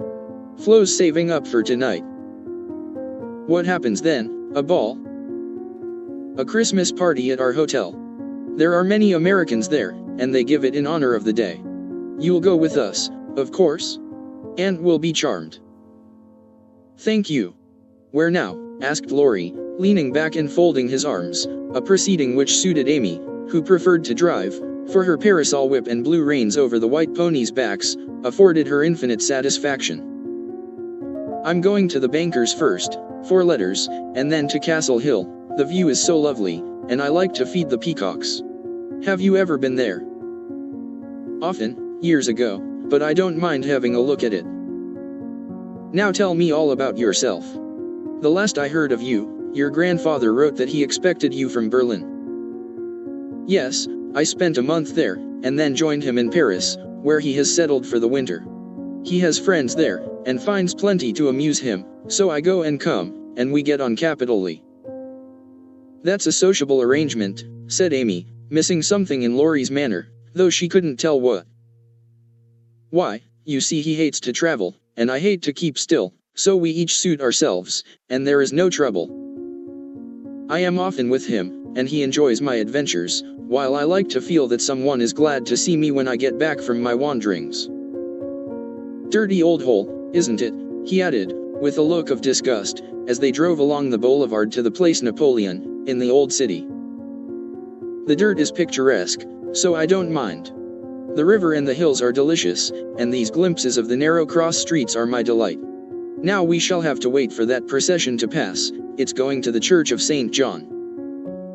While Laurie listlessly watched the procession of priests under their canopies, white-veiled nuns bearing lighted tapers, and some brotherhood in blue, chanting as they walked, Amy watched him, and felt a new sort of shyness steal over her. For he was changed, and she could not find the merry-faced boy she left in the moody-looking man beside her. He was handsomer than ever, and greatly improved, she thought. But now that the flush of pleasure at meeting her was over, he looked tired and spiritless, not sick, nor exactly unhappy, but older, and graver than a year or two of prosperous life should have made him. She couldn't understand it, and did not venture to ask questions, so she shook her head, and touched up her ponies, as the procession wound away across the arches of the Puglioni Bridge, and vanished in the church. Que pensez-vous, she said, airing her French, which had improved in quantity, if not in quality, since she came abroad.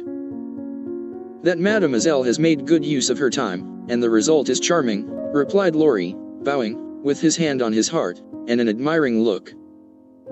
She blushed with pleasure. But somehow the compliment did not satisfy her like the blunt praises he used to give her at home, when he promenaded round her on festival occasions, and told her she was altogether jolly, with a hearty smile and an approving pat on the head. She didn't like the new tone, for, though not blasé, it sounded indifferent in spite of the look. If that's the way he's going to grow up, I wish he'd stay a boy, she thought, with a curious sense of disappointment and discomfort, trying meantime to seem quite easy and gay.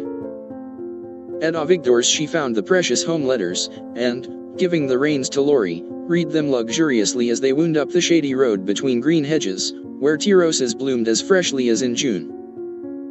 Beth is very poorly, Mother says.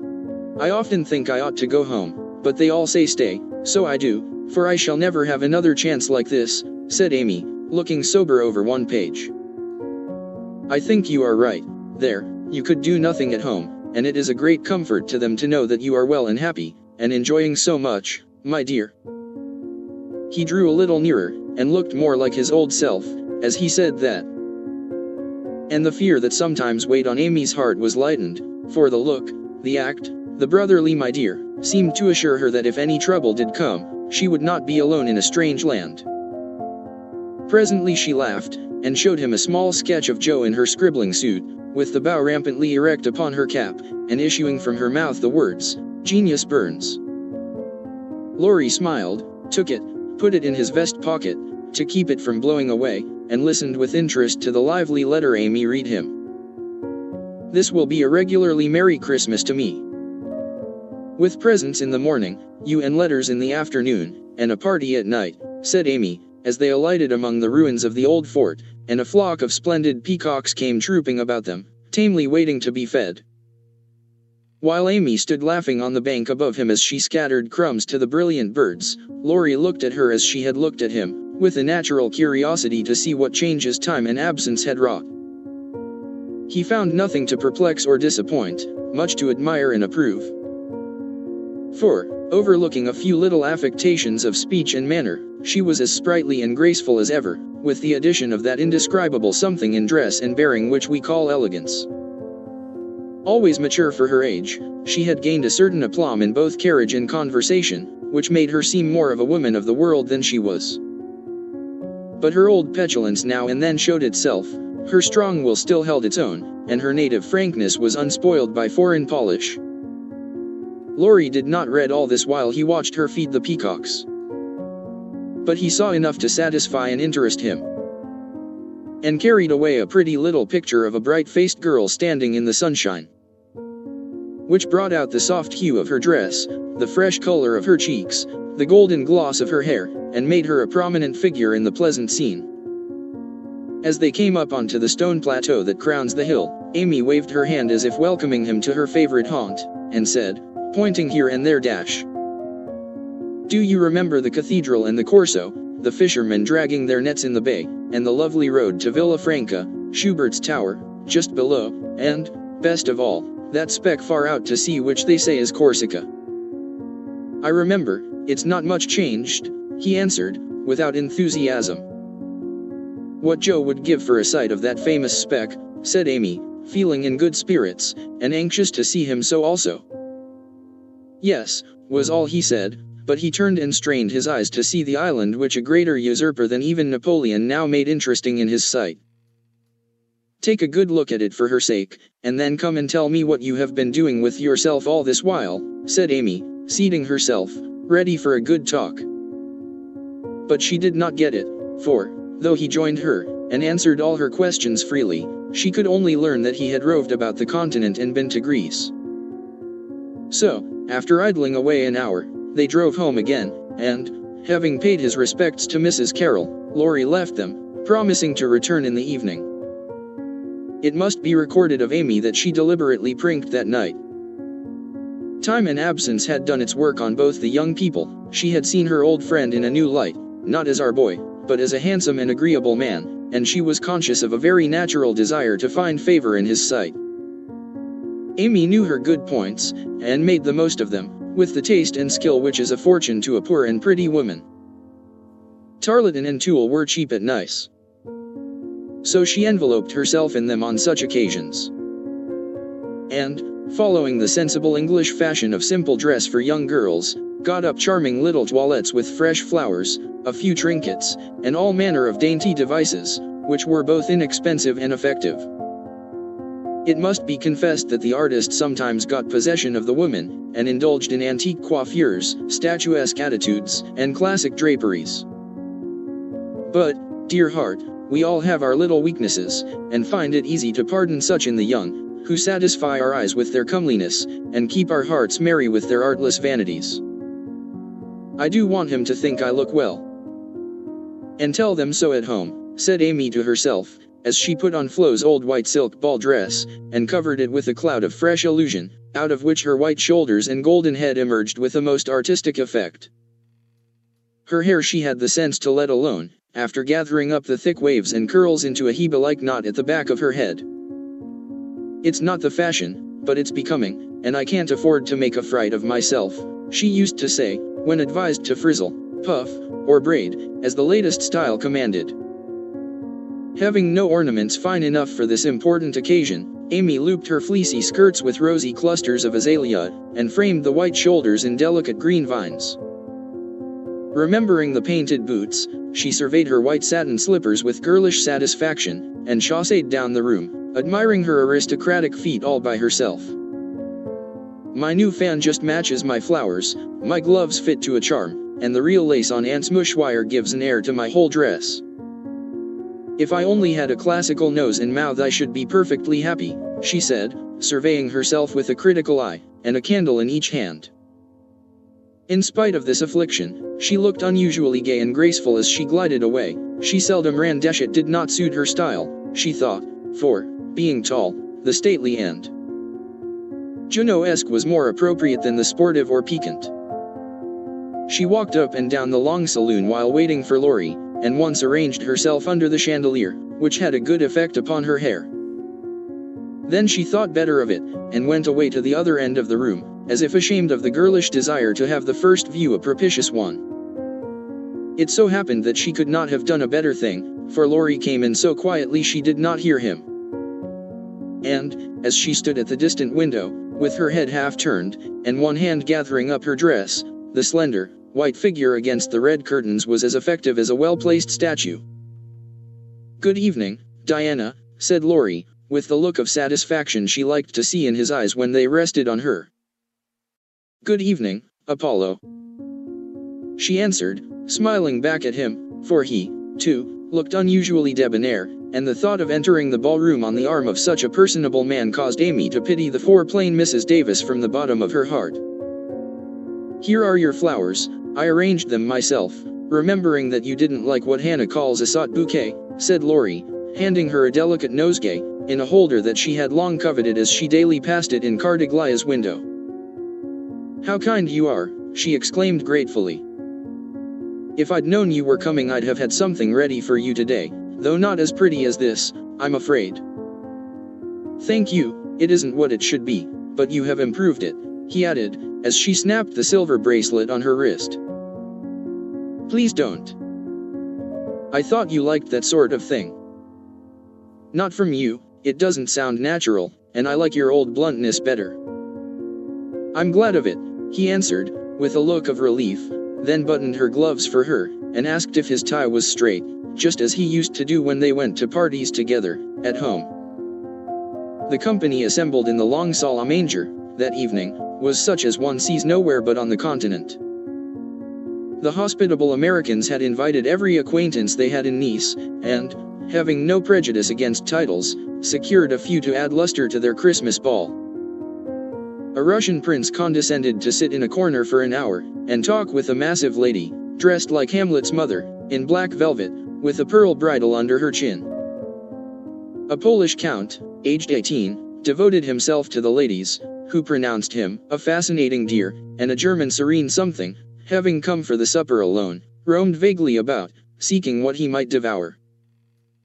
Baron Rothschild's private secretary, a large-nosed Jew, in tight boots, affably beamed upon the world, as if his master's name crowned him with a golden halo. A stout Frenchman, who knew the emperor, came to indulge his mania for dancing, and Lady de Jones, a British matron, adorned the scene with her little family of 8. Of course, there were many light-footed, shrill-voiced American girls, handsome, lifeless-looking English ditto, and a few plain but piquant French demoiselles. Likewise the usual set of traveling young gentlemen, who disported themselves gaily, while mammas of all nations lined the walls, and smiled upon them benignly when they danced with their daughters. Any young girl can imagine Amy's state of mind when she took the stage that night, leaning on Laurie's arm. She knew she looked well. She loved to dance.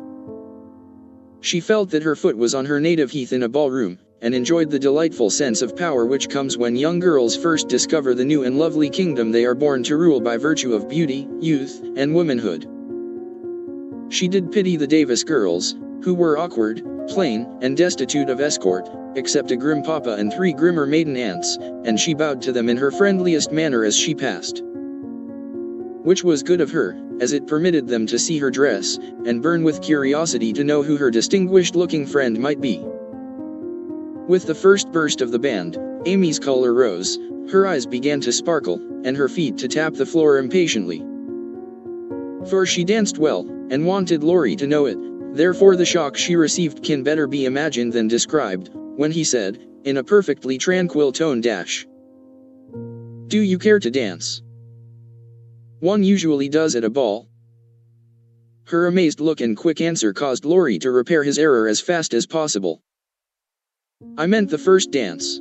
May I have the honor?" "I can give you one if I put off the count. He dances divinely, but he will excuse me, as you are an old friend," said Amy, hoping that the name would have a good effect, and show Laurie that she was not to be trifled with. "Nice little boy, but rather a short pole to support. A daughter of the gods. Divinely tall, and most divinely fair," was all the satisfaction she got, however. The set in which they found themselves was composed of English, and Amy was compelled to walk decorously through a cotillion, feeling all the while as if she could dance the tarantula with a relish. Laurie resigned her to the "nice little boy," and went to do his duty to Flo, without securing Amy for the joys to come, which reprehensible want of forethought was properly punished, for she immediately engaged herself till supper, meaning to relent if he then gave any signs of penitence. She showed him her ball book with demure satisfaction when he strolled, instead of rushing, up to claim her for the next, a glorious polka redowa. But his polite regrets didn't impose upon her, and when she galloped away with the Count, she saw Laurie sit down by her aunt with an actual expression of relief. That was unpardonable, and Amy took no more notice of him for a long while, except a word now and then, when she came to her chaperone, between the dances, for a necessary pin or a moment's rest. Her anger had a good effect, however, for she hid it under a smiling face, and seemed unusually blithe and brilliant. Laurie's eyes followed her with pleasure, for she neither romped nor sauntered, but danced with spirit and grace, making the delightsome pastime what it should be.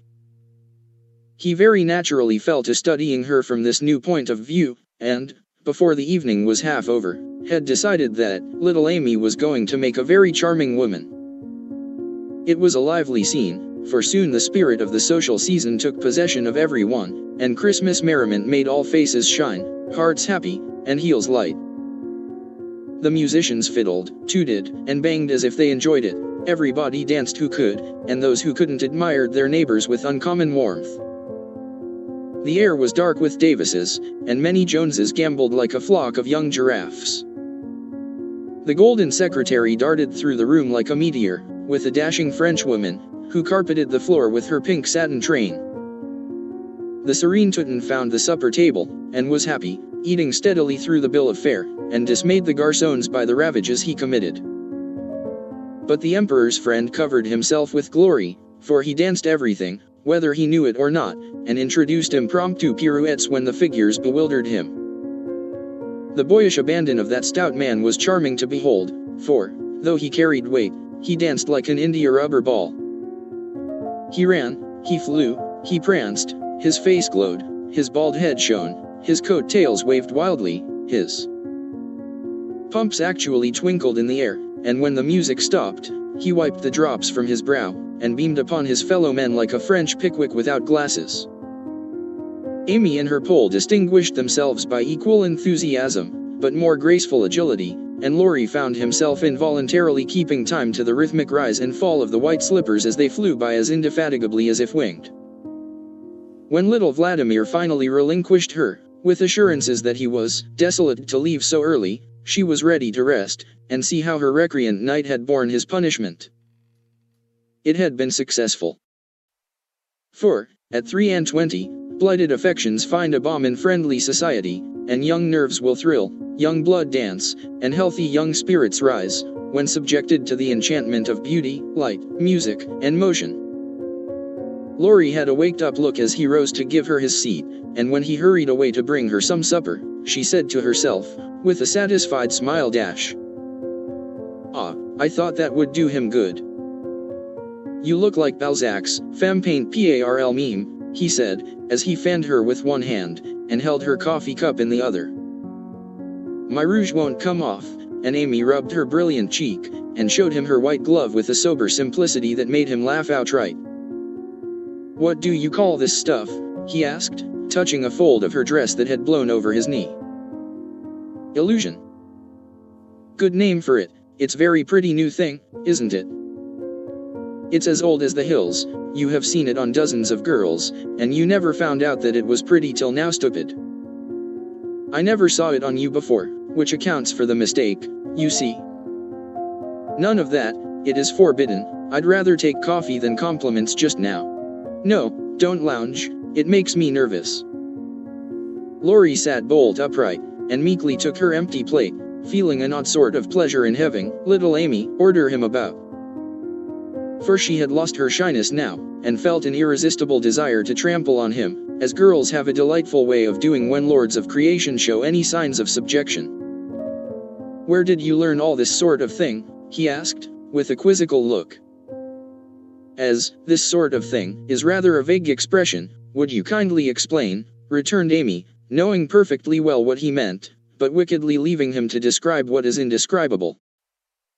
"Well, the general air, the style, the self-possession, the illusion, you know," laughed Laurie, breaking down, and helping himself out of his quandary with the new word. Amy was gratified, but, of course, didn't show it, and demurely answered, "For in life polishes one in spite of one's self. I study as well as play, and as for this, dash with a little gesture toward her dress, why, tulle is cheap, posies to be had for nothing, and I am used to making the most of my poor little things." Amy rather regretted that last sentence, fearing it wasn't in good taste. But Laurie liked her the better for it, and found himself both admiring and respecting the brave patience that made the most of opportunity, and the cheerful spirit that covered poverty with flowers. Amy did not know why he looked at her so kindly, nor why he filled up her book with his own name, and devoted himself to her for the rest of the evening, in the most delightful manner. But the impulse that wrought this agreeable change was the result of one of the new impressions which both of them were unconsciously giving and receiving. 38th. On the shelf. I France the young girls have a dull time of it till they are married, when, Vive la liberté, becomes their motto. In America, as everyone knows, girls early sign the Declaration of Independence, and enjoy their freedom with Republican zest. But the young matrons usually abdicate with the first heir to the throne, and go into a seclusion almost as close as a French nunnery, though by no means as quiet. Whether they like it or not, they are virtually put upon the shelf as soon as the wedding excitement is over, and most of them might exclaim, as did a very pretty woman the other day, "I'm as handsome as ever, but no one takes any notice of me because I'm married." Not being a belle or even a fashionable lady, Meg did not experience this affliction till her babies were a year old, for in her little world primitive customs prevailed, and she found herself more admired and beloved than ever. As she was a womanly little woman, the maternal instinct was very strong, and she was entirely absorbed in her children, to the utter exclusion of everything and everybody else. Day and night she brooded over them with tireless devotion and anxiety, leaving John to the tender mercies of the help, for an Irish lady now presided over the kitchen department. Being a domestic man, John decidedly missed the wifely attentions he had been accustomed to receive. But, as he adored his babies, he cheerfully relinquished his comfort for a time, supposing, with masculine ignorance, that peace would soon be restored. But 3 months passed, and there was no return of repose. Meg looked worn and nervous, the babies absorbed every minute of her time, the house was neglected, and Kitty, the cook, who took life easy, kept him on short commons. When he went out in the morning he was bewildered by small commissions for the captive mama. If he came gaily in at night, eager to embrace his family, he was quenched by a hush. "They are just asleep after worrying all day." If he proposed a little amusement at home, no, it would disturb the babies. If he hinted at a lecture or concert, he was answered with a reproachful look, and a decided, "Leave my children for pleasure, never." His sleep was broken by infant wails and visions of a phantom figure pacing noiselessly to and fro in the watches of the night. His meals were interrupted by the frequent flight of the presiding genius, who deserted him, half-helped, if a muffled chirp sounded from the nest above. And when he read his paper of an evening, Demi's colic got into the shipping list, and Daisy's fall affected the price of stocks, for Mrs. Brooke was only interested in domestic news. The poor man was very uncomfortable, for the children had bereft him of his wife, home was merely a nursery, and the perpetual hushing made him feel like a brutal intruder whenever he entered the sacred precincts of Babyland. He bore it very patiently for 6 months, and, when no signs of amendment appeared, he did what other paternal exiles do: tried to get a little comfort elsewhere. Scott had married and gone to housekeeping not far off, and John fell into the way of running over for an hour or two of an evening, when his own parlor was empty, and his own wife singing lullabies that seemed to have no end. Mrs. Scott was a lively, pretty girl, with nothing to do but be agreeable, and she performed her mission most successfully. The parlor was always bright and attractive, the chessboard ready, the piano in tune, plenty of gay gossip, and a nice little supper set forth in tempting style. John would have preferred his own fireside if it had not been so lonely, but as it was, he gratefully took the next best thing, and enjoyed his neighbors' society. Meg rather approved of the new arrangement at first, and found it a relief to know that John was having a good time instead of dozing in the parlor, or tramping about the house and waking the children. But by and by, when the teething worry was over, and the idols went to sleep at proper hours, leaving Mama time to rest, she began to miss John, and find her work basket dull company, when he was not sitting opposite in his old dressing gown, comfortably scorching his slippers on the fender. She would not ask him to stay at home, but felt injured because he did not know that she wanted him without being told, entirely forgetting the many evenings he had waited for her in vain. She was nervous and worn out with watching and worry, and in that unreasonable frame of mind which the best of mothers occasionally experience when domestic cares oppress them. Want of exercise robs them of cheerfulness, and too much devotion to that idol of American women, the teapot, makes them feel as if they were all nerve and no muscle. Yes, she would say, looking in the glass, I'm getting old and ugly. John doesn't find me interesting any longer, so he leaves his faded wife and goes to see his pretty neighbor, who has no encumbrances. Well, the babies love me. They don't care if I am thin and pale, and haven't time to crimp my hair. They are my comfort, and someday John will see what I've gladly sacrificed for them, won't he, my precious? To which pathetic appeal Daisy would answer with a coo, or Demi with a crow, and Meg would put by her lamentations for a maternal revel, which soothed her solitude for the time being. But the pain increased as politics absorbed John, who was always running over to discuss interesting points with Scott, quite unconscious that Meg missed him. Not a word did she say, however, till her mother found her in tears one day, and insisted on knowing what the matter was, for Meg's drooping spirits had not escaped her observation. I wouldn't tell anyone except you, Mother, but I really do need advice, for, if John goes on so much longer I might as well be widowed, replied Mrs. Brooke, drying her tears on Daisy's bib, with an injured air. Goes on how, my dear? Asked her mother anxiously. He's away all day, and at night, when I want to see him, he is continually going over to the Scots. It isn't fair that I should have the hardest work, and never any amusement. Men are very selfish, even the best of them. So are women. Don't blame John till you see where you are wrong yourself. But it can't be right for him to neglect me. Don't you neglect him. Why, Mother, I thought you'd take my part. So I do, as far as sympathizing goes, but I think the fault is yours, Meg. I don't see how. Let me show you. Did John ever neglect you, as you call it, while you made it a point to give him your society of an evening, his only leisure time? No, but I can't do it now, with 2 babies to tend. I think you could, dear, and I think you ought. May I speak quite freely, and will you remember that it's mother who blames as well as mother who sympathizes? Indeed I will. Speak to me as if I were little Meg again. I often feel as if I needed teaching more than ever since these babies look to me for everything. Meg drew her low chair beside her mother's, and, with a little interruption in either lap, the 2 women rocked and talked lovingly together, feeling that the tie of motherhood made them more one than ever. You have only made the mistake that most young wives make, forgotten your duty to your husband and your love for your children. A very natural and forgivable mistake, Meg, but one that had better be remedied before you take to different ways. For children should draw you nearer than ever, not separate you, as if they were all yours, and John had nothing to do but support them. I've seen it for some weeks, but have not spoken, feeling sure it would come right in time. I'm afraid it won't. If I ask him to stay, he'll think I'm jealous, and I wouldn't insult him by such an idea. He doesn't see that I want him, and I don't know how to tell him without words. Make it so pleasant he won't want to go away. My dear, he's longing for his little home, but it isn't home without you, and you are always in the nursery. Oughtn't I to be there? Not all the time. Too much confinement makes you nervous, and then you are unfit for everything.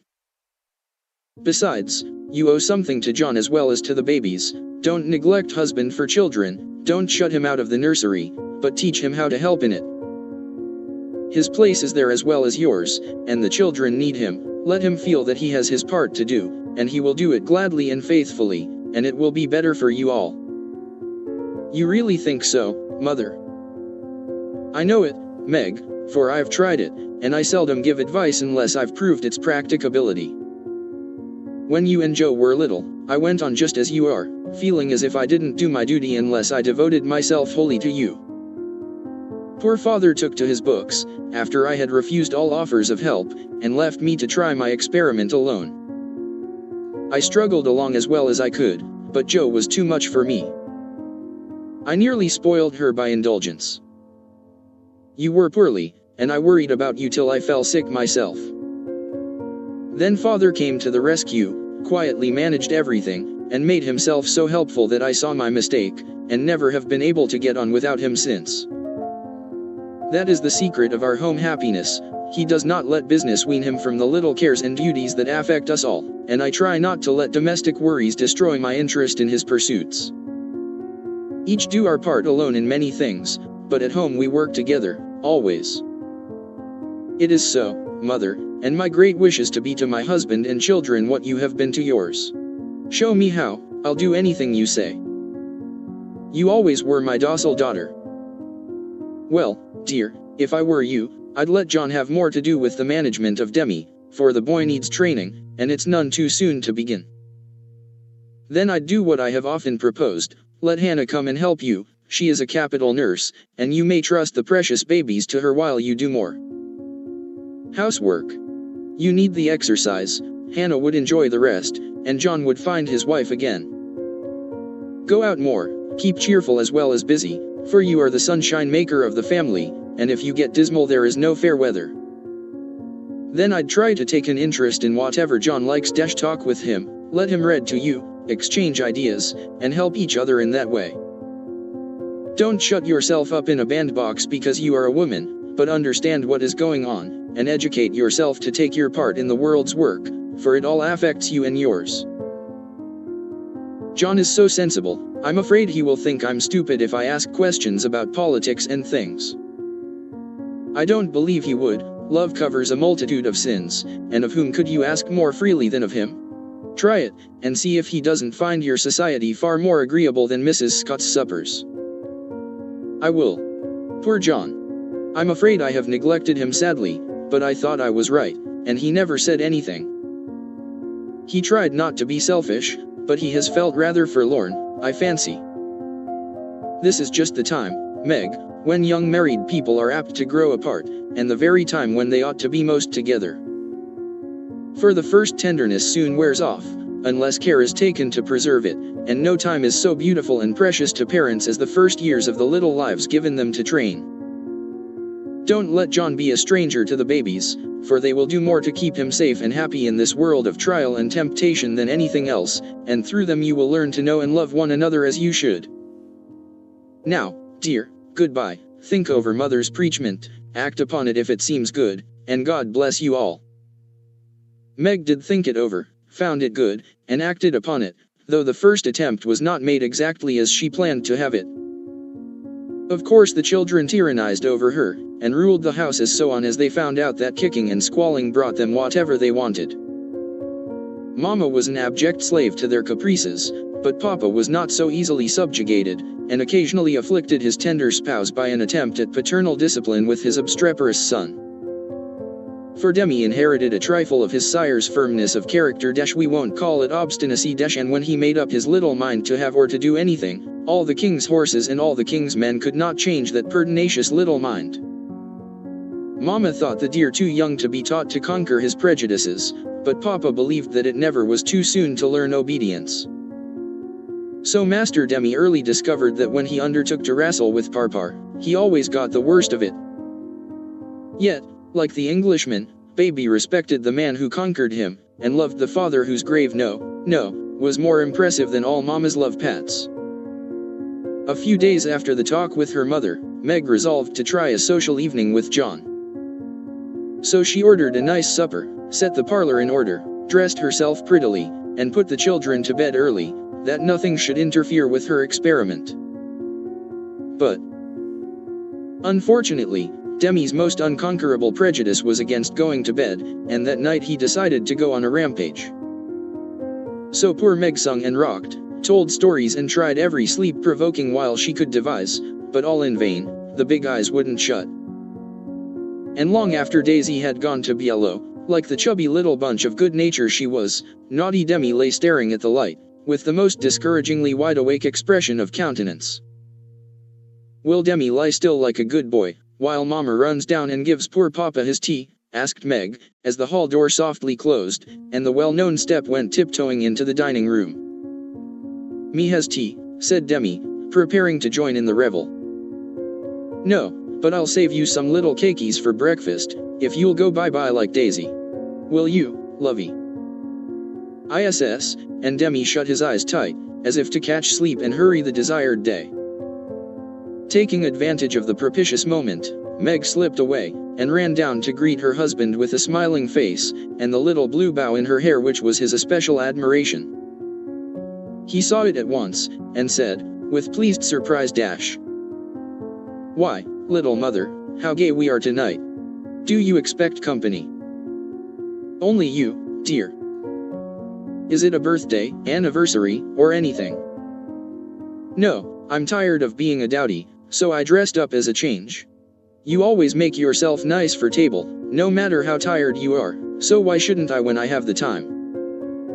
"I do it out of respect to you, my dear," said old-fashioned John. "Ditto, ditto, Mr. Brooke," laughed Meg, looking young and pretty again, as she nodded to him over the teapot. "Well, it's altogether delightful, and like old times. This tastes right. I drink your health, dear." And John sipped his tea with an air of reposeful rapture, which was of very short duration, however, for, as he put down his cup, the door handle rattled mysteriously, and a little voice was heard, saying impatiently dash, "Opie doy, me's tummin'. It's that naughty boy. I told him to go to sleep alone, and here he is, downstairs, getting his death a cold pattering over that canvas," said Meg, answering the call. "Mornin' now," announced Demi, in a joyful tone, as he entered, with his long nightgown gracefully festooned over his arm, and every curl bobbing gaily as he pranced about the table, eyeing the cakeys with loving glances.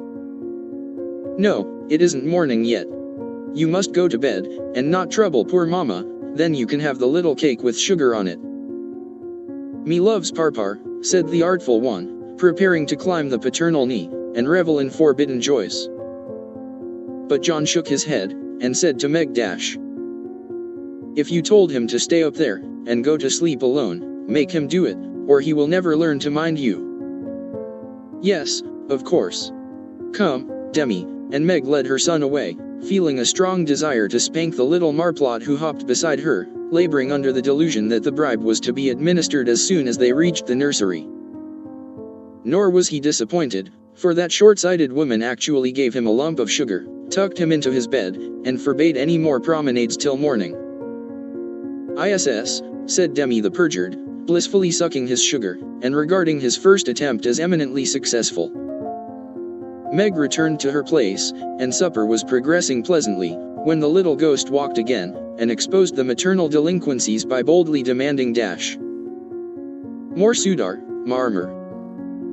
"Now this won't do," said John, hardening his heart against the engaging little sinner. "We shall never know any peace till that child learns to go to bed properly. You have made a slave of yourself long enough, give him one lesson, and then there will be an end of it. Put him in his bed and leave him, Meg." "He won't stay there, he never does, unless I sit by him." "I'll manage him. Demi, go upstairs, and get into your bed, as Mama bids you." "'S aunt," replied the young rebel, helping himself to the coveted cakey, and beginning to eat the same with calm audacity. "You must never say that to Papa, I shall carry you if you don't go yourself." "Go away, me don't love parpar," and Demi retired to his mother's skirts for protection. But even that refuge proved unavailing, for he was delivered over to the enemy, with a, "Be gentle with him, John," which struck the culprit with dismay, for when Mama deserted him, then the judgment day was at hand. Bereft of his cake, defrauded of his frolic, and borne away by a strong hand to that detested bed, poor Demi could not restrain his wrath, but openly defied Papa, and kicked and screamed lustily all the way upstairs. The minute he was put into bed on one side, he rolled out on the other, and made for the door, only to be ignominiously caught up by the tail of his little toga, and put back again, which lively performance was kept up till the young man's strength gave out, when he devoted himself to roaring at the top of his voice. This vocal exercise usually conquered Meg, but John sat as unmoved as the post which is popularly believed to be deaf. No coaxing, no sugar, no lullaby, no story, Even the light was put out, and only the red glow of the fire enlivened the big dark which Demi regarded with curiosity rather than fear. This new order of things disgusted him, and he howled dismally for Marmor, as his angry passions subsided, and recollections of his tender bondwoman returned to the captive autocrat. The plaintive wail which succeeded the passionate roar went to Meg's heart, and she ran up to say beseechingly, "Let me stay with him, he'll be good, now, John." "No, my dear, I've told him he must go to sleep, as you bid him, and he must, if I stay here all night." "But he'll cry himself sick," pleaded Meg, reproaching herself for deserting her boy. "No, he won't, he's so tired he will soon drop off, and then the matter is settled, for he will understand that he has got to mind. Don't interfere, I'll manage him. He's my child, and I can't have his spirit broken by harshness. He's my child, and I won't have his temper spoiled by indulgence. Go down, my dear, and leave the boy to me." When John spoke in that masterful tone, Meg always obeyed, and never regretted her docility. "Please let me kiss him once, John." "Certainly.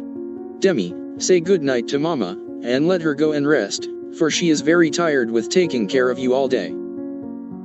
Meg always insisted upon it that the kiss won the victory, for after it was given, Demi sobbed more quietly, and lay quite still at the bottom of the bed, whither he had wriggled in his anguish of mind. "Poor little man, he's worn out with sleep and crying. I'll cover him up, and then go and set Meg's heart at rest," thought John, creeping to the bedside, hoping to find his rebellious heir asleep. But he wasn't, for the moment his father peeped at him, Demi's eyes opened, his little chin began to quiver, and he put up his arms, saying, with a penitent hiccup, "Me's dude, now." Sitting on the stairs, outside, Meg wondered at the long silence which followed the uproar, and, after imagining all sorts of impossible accidents, she slipped into the room, to set her fears at rest. Demi lay fast asleep, not in his usual spread-eagle attitude, but in a subdued bunch, cuddled close in the circle of his father's arm and holding his father's finger, as if he felt that justice was tempered with mercy, and had gone to sleep a sadder and a wiser baby. So held, John had waited with womanly patience till the little hand relaxed its hold, and, while waiting, had fallen asleep, more tired by that tussle with his son than with his whole day's work. As Meg stood watching the two faces on the pillow, she smiled to herself, and then slipped away again, saying, in a satisfied tone, "I never need fear that John will be too harsh with my babies, he does know how to manage them, and will be a great help, for Demi is getting too much for me." When John came down at last, expecting to find a pensive or reproachful wife, he was agreeably surprised to find Meg placidly trimming a bonnet, and to be greeted with the request to read something about the election, if he was not too tired. John saw in a minute that a revolution of some kind was going on, but wisely asked no questions, knowing that Meg was such a transparent little person, she couldn't keep a secret to save her life, and therefore the clue would soon appear. He read a long debate with the most amiable readiness, and then explained it in his most lucid manner, while Meg tried to look deeply interested, to ask intelligent questions, and keep her thoughts from wandering from the state of the nation to the state of her bonnet. In her secret soul, however, she decided that politics were as bad as mathematics, and that the mission of politicians seemed to be calling each other names. But she kept these feminine ideas to herself, and when John paused, shook her head, and said with what she thought diplomatic ambiguity, "Well, I really don't see what we are coming to." John laughed, and watched her for a minute, as she poised a pretty little preparation of lace and flowers on her hand, and regarded it with the genuine interest which his harangue had failed to waken. "She is trying to like politics for my sake, so I'll try and like millinery for hers, that's only fair," thought John the Just, adding aloud, "That's very pretty, is it what you call a breakfast cap?" "My dear man, it's a bonnet. My very best go-to-concert and theater bonnet. I beg your pardon, it was so small, I naturally mistook it for one of the flyaway things you sometimes wear. How do you keep it on?" These bits of lace are fastened under the chin with a rosebud, so, and Meg illustrated by putting on the bonnet, and regarding him with an air of calm satisfaction that was irresistible. It's a love of a bonnet, but I prefer the face inside, for it looks young and happy again, and John kissed the smiling face, to the great detriment of the rosebud under the chin. I'm glad you like it, for I want you to take me to one of the new concerts some night. I really need some music to put me in tune. Will you, please? Of course I will, with all my heart, or anywhere else you like. You have been shut up so long, it will do you no end of good, and I shall enjoy it, of all things. What put it into your head, little mother? Well, I had a talk with Marmee the other day, and told her how nervous and cross and out of sorts I felt, and she said I needed change and less care. So Hannah is to help me with the children, and I'm to see to things about the house more, and now and then have a little fun, just to keep me from getting to be a fidgety, broken down old woman before my time. It's only an experiment, John, and I want to try it for your sake as much as for mine, because I've neglected you shamefully lately, and I'm going to make home what it used to be, if I can. You don't object, I hope. Never mind what John said, or what a very narrow escape the little bonnet had from utter ruin. All that we have any business to know, is that John did not appear to object, judging from the changes which gradually took place in the house and its inmates. It was not all paradise by any means, but every one was better for the division of labor system. The children throve under the paternal rule. For accurate, steadfast John brought order and obedience into babydom, while Meg recovered her spirits and composed her nerves by plenty of wholesome exercise, a little pleasure, and much confidential conversation with her sensible husband. Home grew home-like again, and John had no wish to leave it, unless he took Meg with him. The Scotts came to the Brooks now, and every one found the little house a cheerful place, full of happiness, content, and family love. Even gay Sally Moffat liked to go there. It is always so quiet and pleasant here. It does me good, Meg, she used to say, looking about her with wistful eyes, as if trying to discover the charm, that she might use it in her great house, full of splendid loneliness. For there were no riotous, sunny-faced babies there, and Ned lived in a world of his own, where there was no place for her. This household happiness did not come all at once. But John and Meg had found the key to it, and each year of married life taught them how to use it, unlocking the treasuries of real home love and mutual helpfulness, which the poorest may possess, and the richest cannot buy. This is the sort of shelf on which young wives and mothers may consent to be laid, safe from the restless fret and fever of the world, finding loyal lovers in the little sons and daughters who cling to them, undaunted by sorrow, poverty, or age. Walking side by side through fair and stormy weather, with a faithful friend, who is, in the true sense of the good old Saxon word, the house band, and learning, as Meg learned, that a woman's happiest kingdom is home, her highest honor the art of ruling it, not as a queen, but a wise wife and mother. 36. Lazy Lawrence. Elle went to Nice intending to stay a week, and remained a month. He was tired of wandering about alone, and Amy's familiar presence seemed to give a home-like charm to the foreign scenes in which she bore a part. He rather missed the petting he used to receive, and enjoyed a taste of it again, for no attentions, however flattering, from strangers, were half so pleasant as the sisterly adoration of the girls at home. Amy never would pet him like the others, but she was very glad to see him now, and quite clung to him, feeling that he was the representative of the dear family for whom she longed more than she would confess. They naturally took comfort in each other's society, and were much together, riding, walking, dancing, or dawdling, for, at Nice, no one can be very industrious during the gay season. But, while apparently amusing themselves in the most careless fashion, they were half-consciously making discoveries and forming opinions about each other. Amy rose daily in the estimation of her friend, but he sunk in hers, and each felt the truth before a word was spoken. Amy tried to please, and succeeded, for she was grateful for the many pleasures he gave her, and repaid him with the little services to which womanly women know how to lend an indescribable charm. Laurie made no effort of any kind, but just let himself drift along as comfortably as possible, trying to forget, and feeling that all women owed him a kind word because one had been cold to him. It cost him no effort to be generous, and he would have given Amy all the trinkets and nice if she would have taken them. But, at the same time, he felt that he could not change the opinion she was forming of him, and he rather dreaded the keen blue eyes that seemed to watch him with such half-sorrowful, half-scornful surprise. All the rest have gone to Monaco for the day. I preferred to stay at home and write letters. They are done now, and I am going to Valrosa to sketch. Will you come? Said Amy, as she joined Laurie one lovely day when he lounged in as usual, about noon. Well, yes, but isn't it rather warm for such a long walk? He answered slowly, for the shaded salon looked inviting, after the glare without. I'm going to have the little carriage, and Baptiste can drive, so you'll have nothing to do but hold your umbrella and keep your gloves nice, returned Amy, with a sarcastic glance at the immaculate kids, which were a weak point with Laurie. Then I'll go with pleasure, and he put out his hand for her sketchbook. But she tucked it under her arm with a sharp.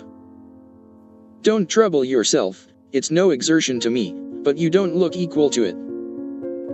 Laurie lifted his eyebrows, and followed at a leisurely pace as she ran downstairs, but when they got into the carriage he took the reins himself, and left little Baptiste nothing to do but fold his arms and fall asleep on his perch.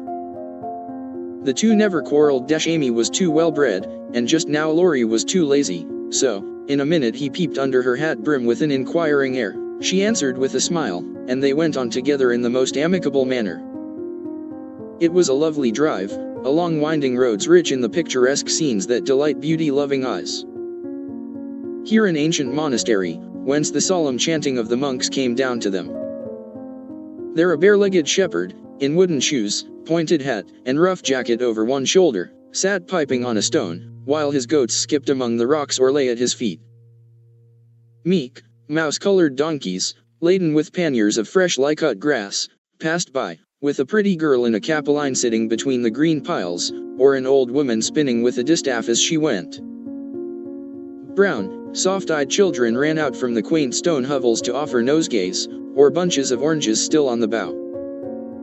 Gnarled olive trees covered the hills with their dusky foliage, fruit hung golden in the orchard, and great scarlet anemones fringed the roadside. While beyond green slopes and craggy heights, the maritime Alps rose sharp and white against the blue Italian sky. Valrosa well deserved its name, for, in that climate of perpetual summer, roses blossomed everywhere. They overhung the archway, thrust themselves between the bars of the great gate with a sweet welcome to passers-by, and lined the avenue, winding through lemon trees and feathery palms up to the villa on the hill. Every shadowy nook, where seats invited one to stop and rest, was a mass of bloom. Every cool grotto had its marble nymph smiling from a veil of flowers, and every fountain reflected crimson, white, or pale pink roses, leaning down to smile at their own beauty. Roses covered the walls of the house, draped the cornices, climbed the pillars, and ran riot over the balustrade of the wide terrace, whence one looked down on the sunny Mediterranean, and the white-walled city on its shore. This is a regular honeymoon paradise, isn't it? Did you ever see such roses? Asked Amy, pausing on the terrace to enjoy the view, and a luxurious whiff of perfume that came wandering by. No, nor felt such thorns, returned Laurie, with his thumb in his mouth, after a vain attempt to capture a solitary scarlet flower that grew just beyond his reach. Try lower down, and pick those that have no thorns, said Amy, gathering 3 of the tiny cream-colored ones that starred the wall behind her. She put them in his buttonhole as a peace offering, and he stood a minute looking down at them with a curious expression. For in the Italian part of his nature there was a touch of superstition, and he was just then in that state of half-sweet, half-bitter melancholy, when imaginative young men find significance in trifles, and food for romance everywhere. He had thought of Jo in reaching after the thorny red rose, for vivid flowers became her, and she had often worn ones like that from the greenhouse at home.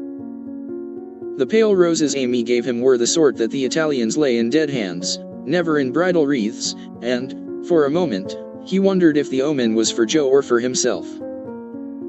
But the next instant his American common sense got the better of sentimentality, and he laughed a heartier laugh than Amy had heard since he came. "It's good advice, you'd better take it and save your fingers," she said, thinking her speech amused him.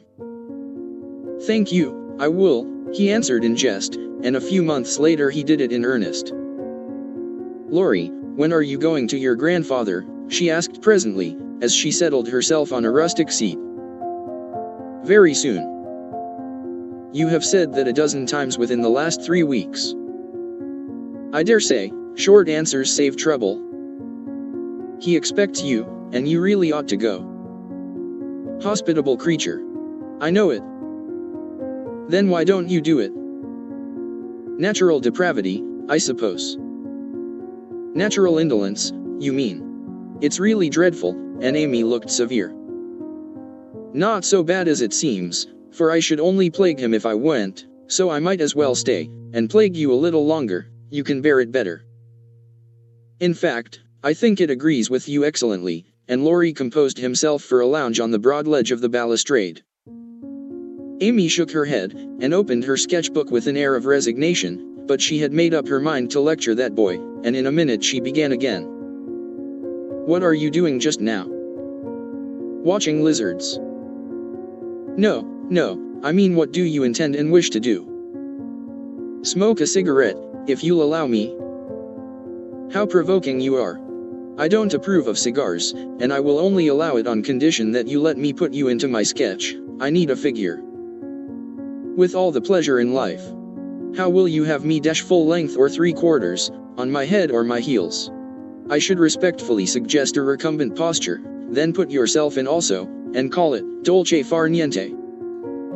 Stay as you are, and go to sleep if you like." "I intend to work hard," said Amy, in her most energetic tone.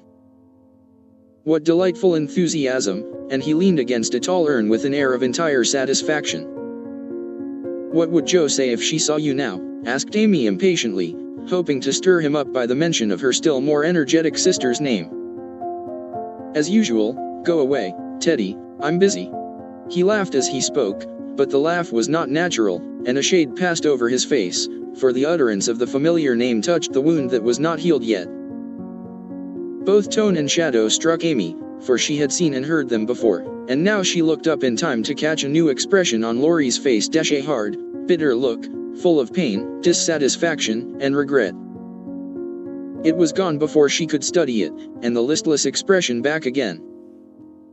She watched him for a moment with artistic pleasure, thinking how like an Italian he looked, as he lay basking in the sun with uncovered head, and eyes full of southern dreaminess, for he seemed to have forgotten her, and fallen into a reverie. "You look like the effigy of a young knight asleep on his tomb," she said, carefully tracing the well-cut profile defined against the dark stone. "Wish I was." "That's a foolish wish, unless you have spoilt your life. You are so changed, I sometimes think there." Amy stopped, with a half-timid, half-wistful look, more significant than her unfinished speech. Laurie saw and understood the affectionate anxiety which she hesitated to express, and looking straight into her eyes, said, just as he used to say it to her mother, "It's all right, ma'am." That satisfied her and set at rest the doubts that had begun to worry her lately. It also touched her, and she showed that it did, by the cordial tone in which she said, "I'm glad of that. I didn't think you'd been a very bad boy.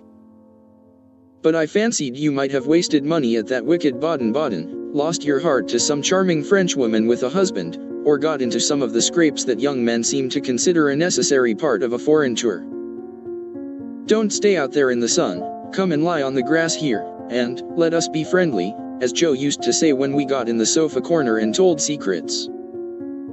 Laurie obediently threw himself down on the turf, and began to amuse himself by sticking daisies into the ribbons of Amy's hat, that lay there.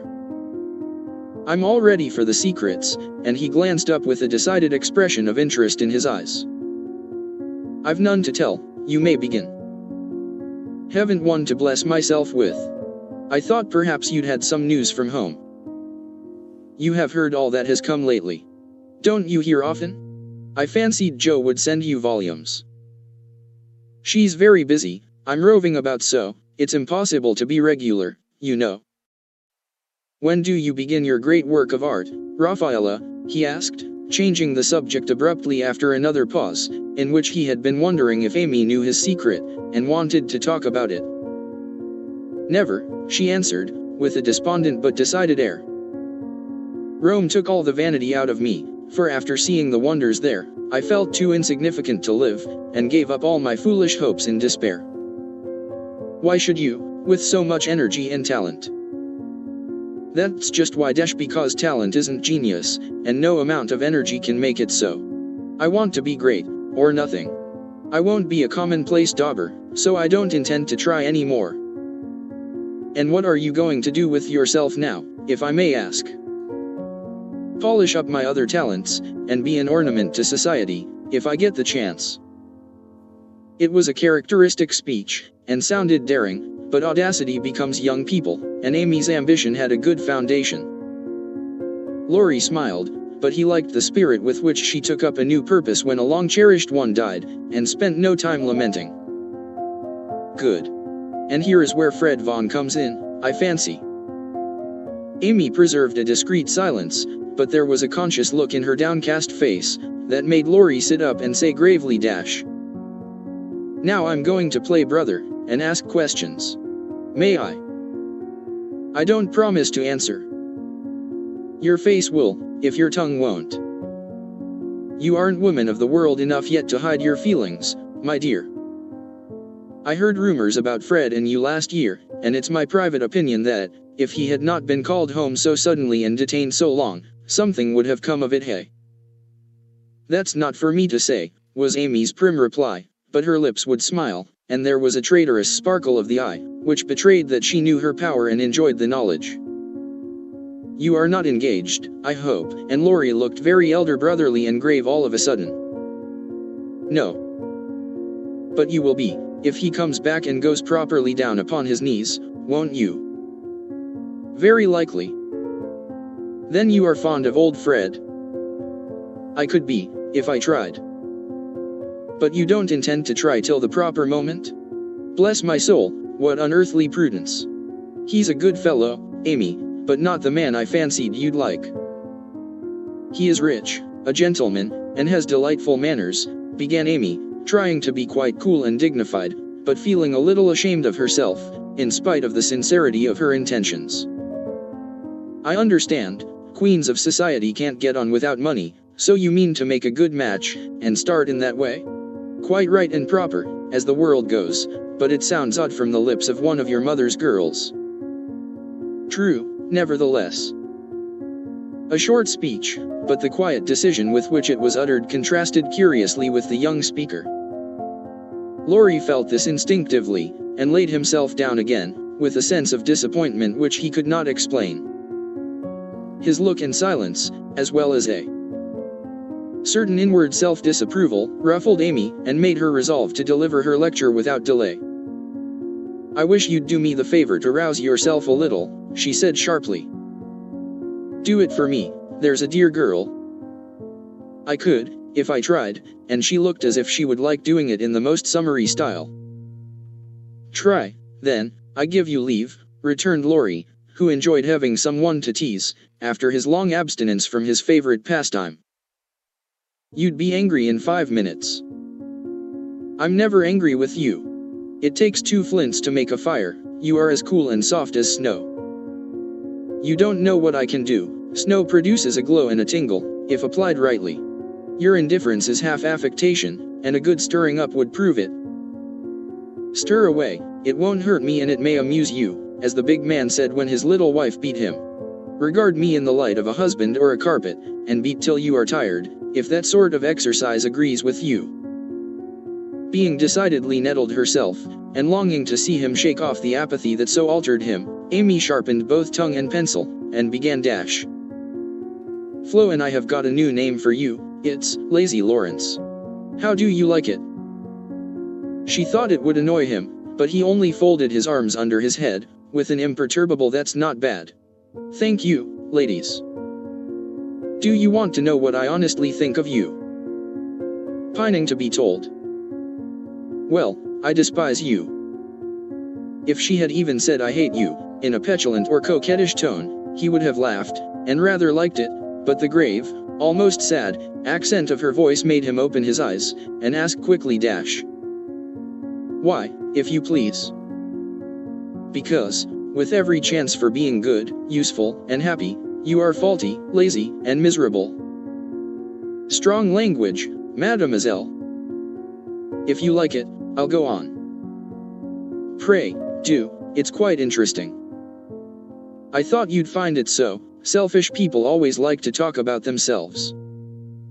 "Am I selfish?" The question slipped out involuntarily and in a tone of surprise, for the one virtue on which he prided himself was generosity. "Yes, very selfish," continued Amy, in a calm, cool voice, twice as effective, just then, as an angry one. "I'll show you how, for I've studied you while we have been frolicking, and I'm not at all satisfied with you.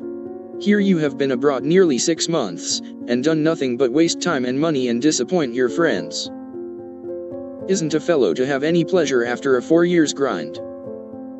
You don't look as if you'd had much. At any rate, you are none the better for it, as far as I can see. I said, when we first met, that you had improved. Now I take it all back, for I don't think you half so nice as when I left you at home. You have grown abominably lazy, you like gossip, and waste time on frivolous things. You are contented to be petted and admired by silly people, instead of being loved and respected by wise ones. With money, talent, position, health, and beauty, you like that, old vanity. But it's the truth, so I can't help saying it. With all these splendid things to use and enjoy, you can find nothing to do but dawdle. And, instead of being the man you might and ought to be, you are only there." She stopped, with a look that had both pain and pity in it. "St. Lawrence on a gridiron," added Laurie, blandly finishing the sentence. But the lecture began to take effect, for there was a wide-awake sparkle in his eyes now, and a half-angry, half-injured expression replaced the former indifference. "I supposed you'd take it so. You men tell us we are angels, and say we can make you what we will, but the instant we honestly try to do you good, you laugh at us, and won't listen, which proves how much your flattery is worth." Amy spoke bitterly, and turned her back on the exasperating martyr at her feet.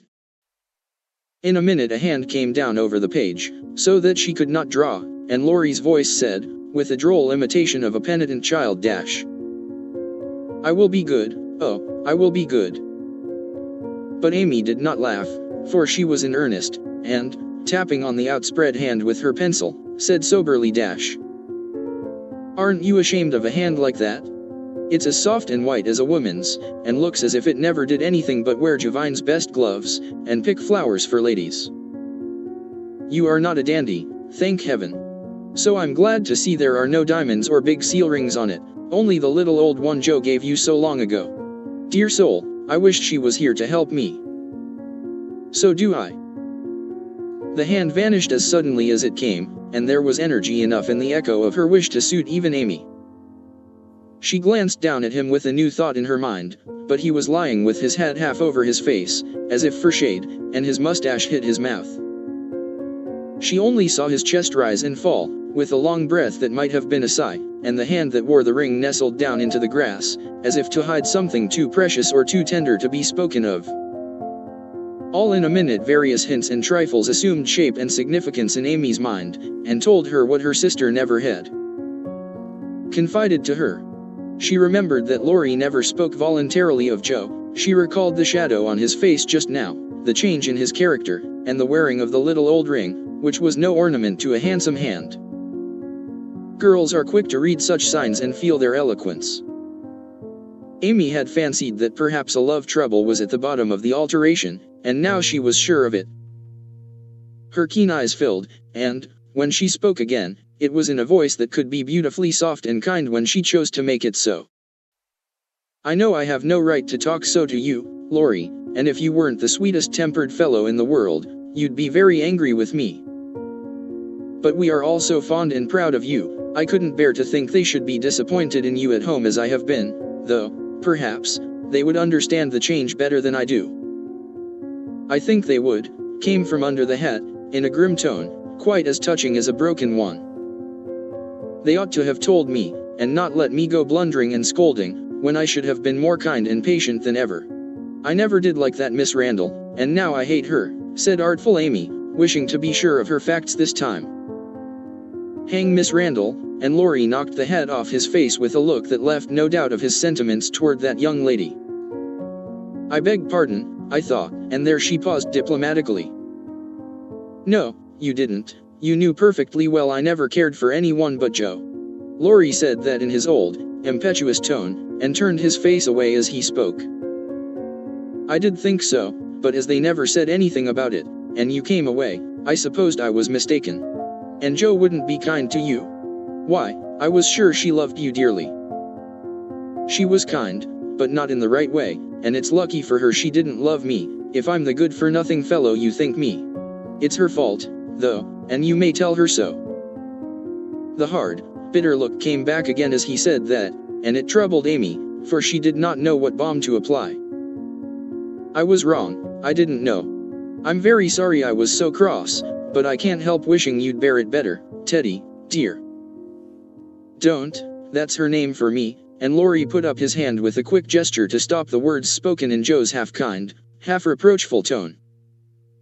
Wait till you've tried it yourself, he added, in a low voice, as he pulled up the grass by the handful. I'd take it manfully, and be respected if I couldn't be loved, said Amy, with the decision of one who knew nothing about it. Now, Laurie flattered himself that he had borne it remarkably well, making no moan, asking no sympathy, and taking his trouble away to live it down alone. Amy's lecture put the matter in a new light, and for the first time it did look weak and selfish to lose heart at the first failure, and shut himself up in moody indifference. He felt as if suddenly shaken out of a pensive dream, and found it impossible to go to sleep again. Presently he sat up, and asked slowly, Do you think Joe would despise me as you do? Yes, if she saw you now. She hates lazy people. Why don't you do something splendid, and make her love you? I did my best, but it was no use. Graduating well, you mean? That was no more than you ought to have done, for your grandfather's sake. It would have been shameful to fail after spending so much time and money, when everyone knew you could do well. I did fail, say what you will, for Joe wouldn't love me, began Laurie, leaning his head on his hand in a despondent attitude. No, you didn't, and you'll say so in the end, for it did you good, and proved that you could do something if you tried. If you'd only set about another task of some sort, you'd soon be your hearty, happy self again, and forget your trouble. That's impossible. Try it and see. You needn't shrug your shoulders, and think, much she knows about such things. I don't pretend to be wise, but I am observing, and I see a great deal more than you'd imagine. I'm interested in other people's experiences and inconsistencies, and, though I can't explain, I remember, and use them for my own benefit. Love Joe all your days, if you choose, but don't let it spoil you, for it's wicked to throw away so many good gifts because you can't have the one you want. There, I won't lecture any more, for I know you'll wake up and be a man in spite of that hard-hearted girl. Neither spoke for several minutes. Laurie sat turning the little ring on his finger, and Amy put the last touches to the hasty sketch she had been working at while she talked. Presently she put it on his knee, merely saying, How do you like that? He looked and then he smiled. As he could not well help doing, for it was capitally done. The long, lazy figure on the grass, with listless face, half-shut eyes, and one hand holding a cigar, from which came the little wreath of smoke that encircled the dreamer's head. How well you draw, he said, with genuine surprise and pleasure at her skill, adding, with a half-laugh, Yes, that's me. As you are, this is as you were, and Amy laid another sketch beside the one he held. It was not nearly so well done, but there was a life and spirit in it which atoned for many faults, and it recalled the past so vividly that a sudden change swept over the young man's face as he looked. Only a rough sketch of Laurie taming a horse, hat and coat were off, and every line of the active figure, resolute face, and commanding attitude, was full of energy and meaning. The handsome brute, just subdued, stood arching his neck under the tightly drawn rein, with one foot impatiently pawing the ground, and ears pricked up as if listening for the voice that had mastered him. In the ruffled mane, the rider's breezy hair and erect attitude, there was a suggestion of suddenly arrested motion, of strength, courage, and youthful buoyancy, that contrasted sharply with the supine grace of the dolce far niente sketch. Laurie said nothing, but, as his eye went from one to the other, Amy saw him flush up and fold his lips together as if he read and accepted the little lesson she had given him.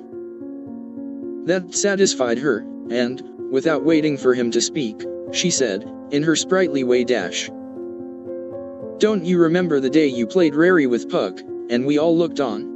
Meg and Beth were frightened, but Joe clapped and pranced, and I sat on the fence and drew you. I found that sketch in my portfolio the other day, touched it up, and kept it to show you. Much obliged. You've improved immensely since then, and I congratulate you. May I venture to suggest in a honeymoon paradise that 5 o'clock is the dinner hour at your hotel?" Laurie rose as he spoke, returned the pictures with a smile and a bow, and looked at his watch, as if to remind her that even moral lectures should have an end. He tried to resume his former easy, indifferent air, but it was an affectation now, for the rousing had been more efficacious than he would confess. Amy felt the shade of coldness in his manner, and said to herself, "Now I've offended him. Well, if it does him good, I'm glad. If it makes him hate me, I'm sorry, but it's true, and I can't take back a word of it." They laughed and chatted all the way home, and little Baptiste, up behind, thought that Monsieur and Mademoiselle were in charming spirits. But both felt ill at ease. The friendly frankness was disturbed, the sunshine had a shadow over it, and despite their apparent gaiety, there was a secret discontent in the heart of each. "Shall we see you this evening, mon frère?" asked Amy as they parted at her aunt's door. "Unfortunately, I have an engagement. Au revoir, mademoiselle," and Laurie bent as if to kiss her hand, in the foreign fashion, which became him better than many men. Something in his face made Amy say quickly and warmly, "No, be yourself with me, Laurie, and part in the good old way. I'd rather have a hearty English handshake than all the sentimental salutations in France. Goodbye, dear," and with these words, uttered in the tone she liked, Laurie left her, after a handshake almost painful in its heartiness. Next morning, instead of the usual call, Amy received a note which made her smile at the beginning and sigh at the end. "Please make my adieus to your aunt, and exult within yourself, for lazy Lawrence has gone to his grandpa, like the best of boys. A pleasant winter to you, and may the gods grant you a blissful honeymoon at Valrosa. I think Fred would be benefited by a rouser. Tell him so, with my congratulations. Yours gratefully, T." "Good boy. I'm glad he's gone," said Amy, with an approving smile. The next minute her face fell as she glanced about the empty room, adding, with an involuntary sigh, "Yes, I am glad, but how I shall miss him.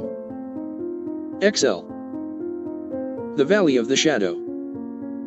The first bitterness was over. The family accepted the inevitable, and tried to bear it cheerfully, helping one another by the increased affection which comes to bind households tenderly together in times of trouble. They put away their grief, and each did his or her part toward making that last year a happy one. The pleasantest room in the house was set apart for Beth, and in it was gathered everything that she most loved: flowers, pictures, her piano, the little work table, and the beloved pussies. Father's best books found their way there, Mother's easy chair, Joe's desk, Amy's finest sketches, and every day Meg brought her babies on a loving pilgrimage, to make sunshine for Auntie Beth. John quietly set apart a little sum, that he might enjoy the pleasure of keeping the invalid supplied with the fruit she loved and longed for. Old Hannah never wearied of concocting dainty dishes to tempt a capricious appetite, dropping tears as she worked, and from across the sea came little gifts and cheerful letters, seeming to bring breaths of warmth and fragrance from lands that know no winter. Here, cherished like a household saint in its shrine, sat Beth, tranquil and busy as ever, for nothing could change the sweet, unselfish nature, and even while preparing to leave life, she tried to make it happier for those who should remain behind. The feeble fingers were never idle, and one of her pleasures was to make little things for the school children daily passing to and fro. To drop a pair of mittens from her window for a pair of purple hands. A needlebook for some small mother of many dolls. Pen wipers for young penmen toiling through forests of pot hooks. Scrapbooks for picture-loving eyes.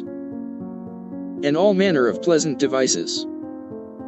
Till the reluctant climbers up the ladder of learning found their way strewn with flowers, as it were, and came to regard the gentle giver as a sort of fairy godmother, who sat above there, and showered down gifts miraculously suited to their tastes and needs. If Beth had wanted any reward, she found it in the bright little faces always turned up to her window, with nods and smiles, and the droll little letters which came to her, full of blots and gratitude. The first few months were very happy ones, and Beth often used to look round, and say, "How beautiful this is," as they all sat together in her sunny room. The babies kicking and crowing on the floor, mother and sisters working near, and father reading, in his pleasant voice, from the wise old books which seemed rich in good and comfortable words, as applicable now as when written centuries ago. A little chapel, where a paternal priest taught his flock the hard lessons all must learn, trying to show them that hope can comfort love, and faith make resignation possible. Simple sermons, that went straight to the souls of those who listened, for the father's heart was in the minister's religion, and the frequent falter in the voice gave a double eloquence to the words he spoke or read.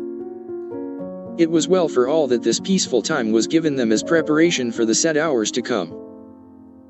For, by and by, Beth said the needle was so heavy, and put it down forever. Talking wearied her, faces troubled her, pain claimed her for its own, and her tranquil spirit was sorrowfully perturbed by the ills that vexed her feeble flesh. Ah me! Such heavy days, such long, long nights, such aching hearts and imploring prayers, when those who loved her best were forced to see the thin hands stretched out to them beseechingly, to hear the bitter cry, "Help me, help me," and to feel that there was no help. A sad eclipse of the serene soul, a sharp struggle of the young life with death, but both were mercifully brief, and then, the natural rebellion over, the old peace returned more beautiful than ever. With the wreck of her frail body, Beth's soul grew strong. And, though she said little, those about her felt that she was ready, saw that the first pilgrim called was likewise the fittest, and waited with her on the shore, trying to see the shining ones coming to receive her when she crossed the river. Joe never left her for an hour since Beth had said, "I feel stronger when you are here." She slept on a couch in the room, waking often to renew the fire, to feed, lift, or wait upon the patient creature who seldom asked for anything, and tried not to be a trouble. All day she haunted the room, jealous of any other nurse, and prouder of being chosen then than of any honor her life ever brought her. Precious and helpful hours to Joe, for now her heart received the teaching that it needed. Lessons in patience were so sweetly taught her that she could not fail to learn them. Charity for all, the lovely spirit that can forgive and truly forget unkindness, the loyalty to duty that makes the hardest easy, and the sincere faith that fears nothing, but trusts undoubtingly. Often, when she woke, Joe found Beth reading in her well-worn little book, heard her singing softly, to beguile the sleepless night, or saw her lean her face upon her hands, while slow tears dropped through the transparent fingers. And Joe would lie watching her, with thoughts too deep for tears, feeling that Beth, in her simple, unselfish way, was trying to wean herself from the dear old life, and fit herself for the life to come, by sacred words of comfort, quiet prayers, and the music she loved so well. Seeing this did more for Joe than the wisest sermons, the saintliest hymns, the most fervent prayers that any voice could utter. For, with eyes made clear by many tears, and a heart softened by the tenderest sorrow, she recognized the beauty of her sister's life. Uneventful, unambitious, yet full of the genuine virtues which smell sweet, and blossom in the dust, the self-forgetfulness that makes the humblest on earth remembered soonest in heaven, the true success which is possible to all. One night, when Beth looked among the books upon her table, to find something to make her forget the mortal weariness that was almost as hard to bear as pain. As she turned the leaves of her old favorite Pilgrim's Progress, she found a little paper, scribbled over in Joe's hand. The name caught her eye, and the blurred look of the lines made her sure that tears had fallen on it. Poor Joe. She's fast asleep, so I won't wake her to ask leave. She shows me all her things, and I don't think she'll mind if I look at this, thought Beth, with a glance at her sister, who lay on the rug, with the tongs beside her, ready to wake up the minute the log fell apart. My Beth. Sitting patient in the shadow till the blessed light shall come, a serene and saintly presence sanctifies our troubled home. Earthly joys and hopes and sorrows break like ripples on the strand of the deep and solemn river where her willing feet now stand. O my sister, passing from me, out of human care and strife, leave me, as a gift, those virtues which have beautified your life. Dear, bequeath me that great patience which has power to sustain a cheerful, uncomplaining spirit in its prison house of pain. Give me, for I need it sorely, of that courage, wise and sweet, which has made the path of duty green beneath your willing feet. Give me that unselfish nature, that with charity divine can pardon wrong for love's dear sake. Meek heart, forgive me mine. Thus our parting daily loseth something of its bitter pain, and while learning this hard lesson, my great loss becomes my gain. For the touch of grief will render my wild nature more serene, give to life new aspirations, a new trust in the unseen. Henceforth, safe across the river, I shall see forevermore a beloved, household spirit waiting for me on the shore. Hope and faith, born of my sorrow, guardian angels shall become, and the sister gone before me by their hands shall lead me home. Blurred and blotted, faulty and feeble, as the lines were, they brought a look of inexpressible comfort to Beth's face, for her one regret had been that she had done so little. And this seemed to assure her that her life had not been useless, that her death would not bring the despair she feared. As she sat with the paper folded between her hands, the charred log fell asunder. Joe started up, revived the blaze, and crept to the bedside, hoping Beth slept. Not asleep, but so happy, dear. See, I found this and read it, I knew you wouldn't care. Have I been all that to you, Joe? She asked, with wistful, humble earnestness. Oh Beth, so much, and Joe's head went down upon the pillow, beside her sister's. Then I don't feel as if I'd wasted my life. I'm not so good as you make me, but I have tried to do right, and now, when it's too late to begin even to do better, it's such a comfort to know that someone loves me so much, and feels as if I'd help them. More than anyone in the world, Beth. I used to think I couldn't let you go, but I'm learning to feel that I don't lose you, that you'll be more to me than ever, and death can't part us, though it seems to. I know it cannot, and I don't fear it any longer, for I'm sure I shall be your Beth still, to love and help you more than ever. You must take my place, Joe, and be everything to father and mother when I'm gone. They will turn to you, don't fail them. And if it's hard to work alone, remember that I don't forget you, and that you'll be happier in doing that than writing splendid books or seeing all the world. For love is the only thing that we can carry with us when we go, and it makes the end so easy. I'll try, Beth, and then and there Joe renounced her old ambition, pledged herself to a new and better one, acknowledging the poverty of other desires, and feeling the blessed solace of a belief in the immortality of love. So the spring days came and went. The sky grew clearer, the earth greener, the flowers were up fair and early. And the birds came back in time to say goodbye to Beth, who, like a tired but trustful child, clung to the hands that had led her all her life, as father and mother guided her tenderly through the valley of the shadow, and gave her up to God. Seldom, except in books, do the dying utter memorable words, see visions, or depart with beatified countenances, and those who have sped many parting souls know that to most the end comes as naturally and simply as sleep. As Beth had hoped, the tide went out easily, and in the dark hour before the dawn, on the bosom where she had drawn her first breath, she quietly drew her last, with no farewell but one loving look, one little sigh. With tears and prayers and tender hands.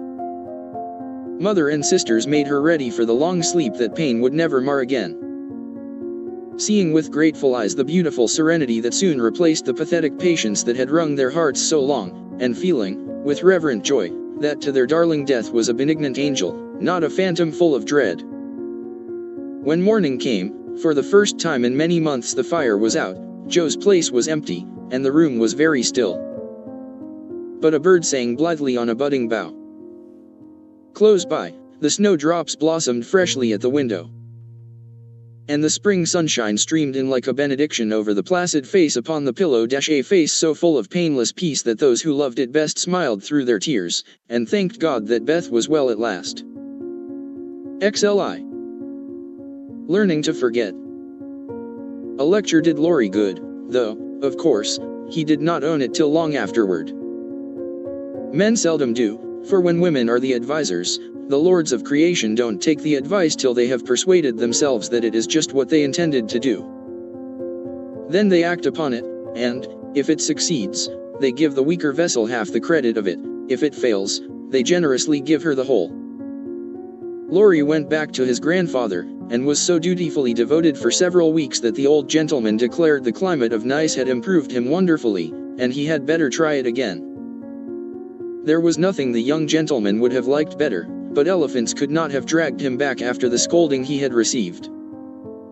Pride forbid, and whenever the longing grew very strong, he fortified his resolution by repeating the words that had made the deepest impression: "I despise you, go and do something splendid that will make her love you." Laurie turned the matter over in his mind so often that he soon brought himself to confess that he had been selfish and lazy, but then when a man has a great sorrow, he should be indulged in all sorts of vagaries till he has lived it down. He felt that his blighted affections were quite dead now, and, though he should never cease to be a faithful mourner, there was no occasion to wear his weeds ostentatiously. Joe wouldn't love him, but he might make her respect and admire him by doing something which should prove that a girl's no had not spoiled his life. He had always meant to do something, and Amy's advice was quite unnecessary. He had only been waiting till the aforesaid blighted affections were decently interred. That being done, he felt that he was ready to hide his stricken heart, and still toil on. As Gerda, when he had a joy or a grief, put it into a song, so Laurie resolved to embalm his love-sorrow in music, and compose a requiem which should harrow up Joe's soul and melt the heart of every hearer.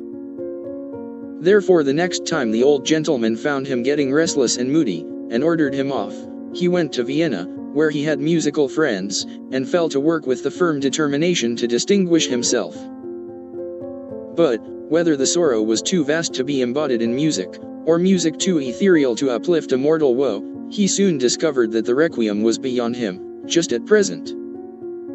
It was evident that his mind was not in working order yet, and his ideas needed clarifying.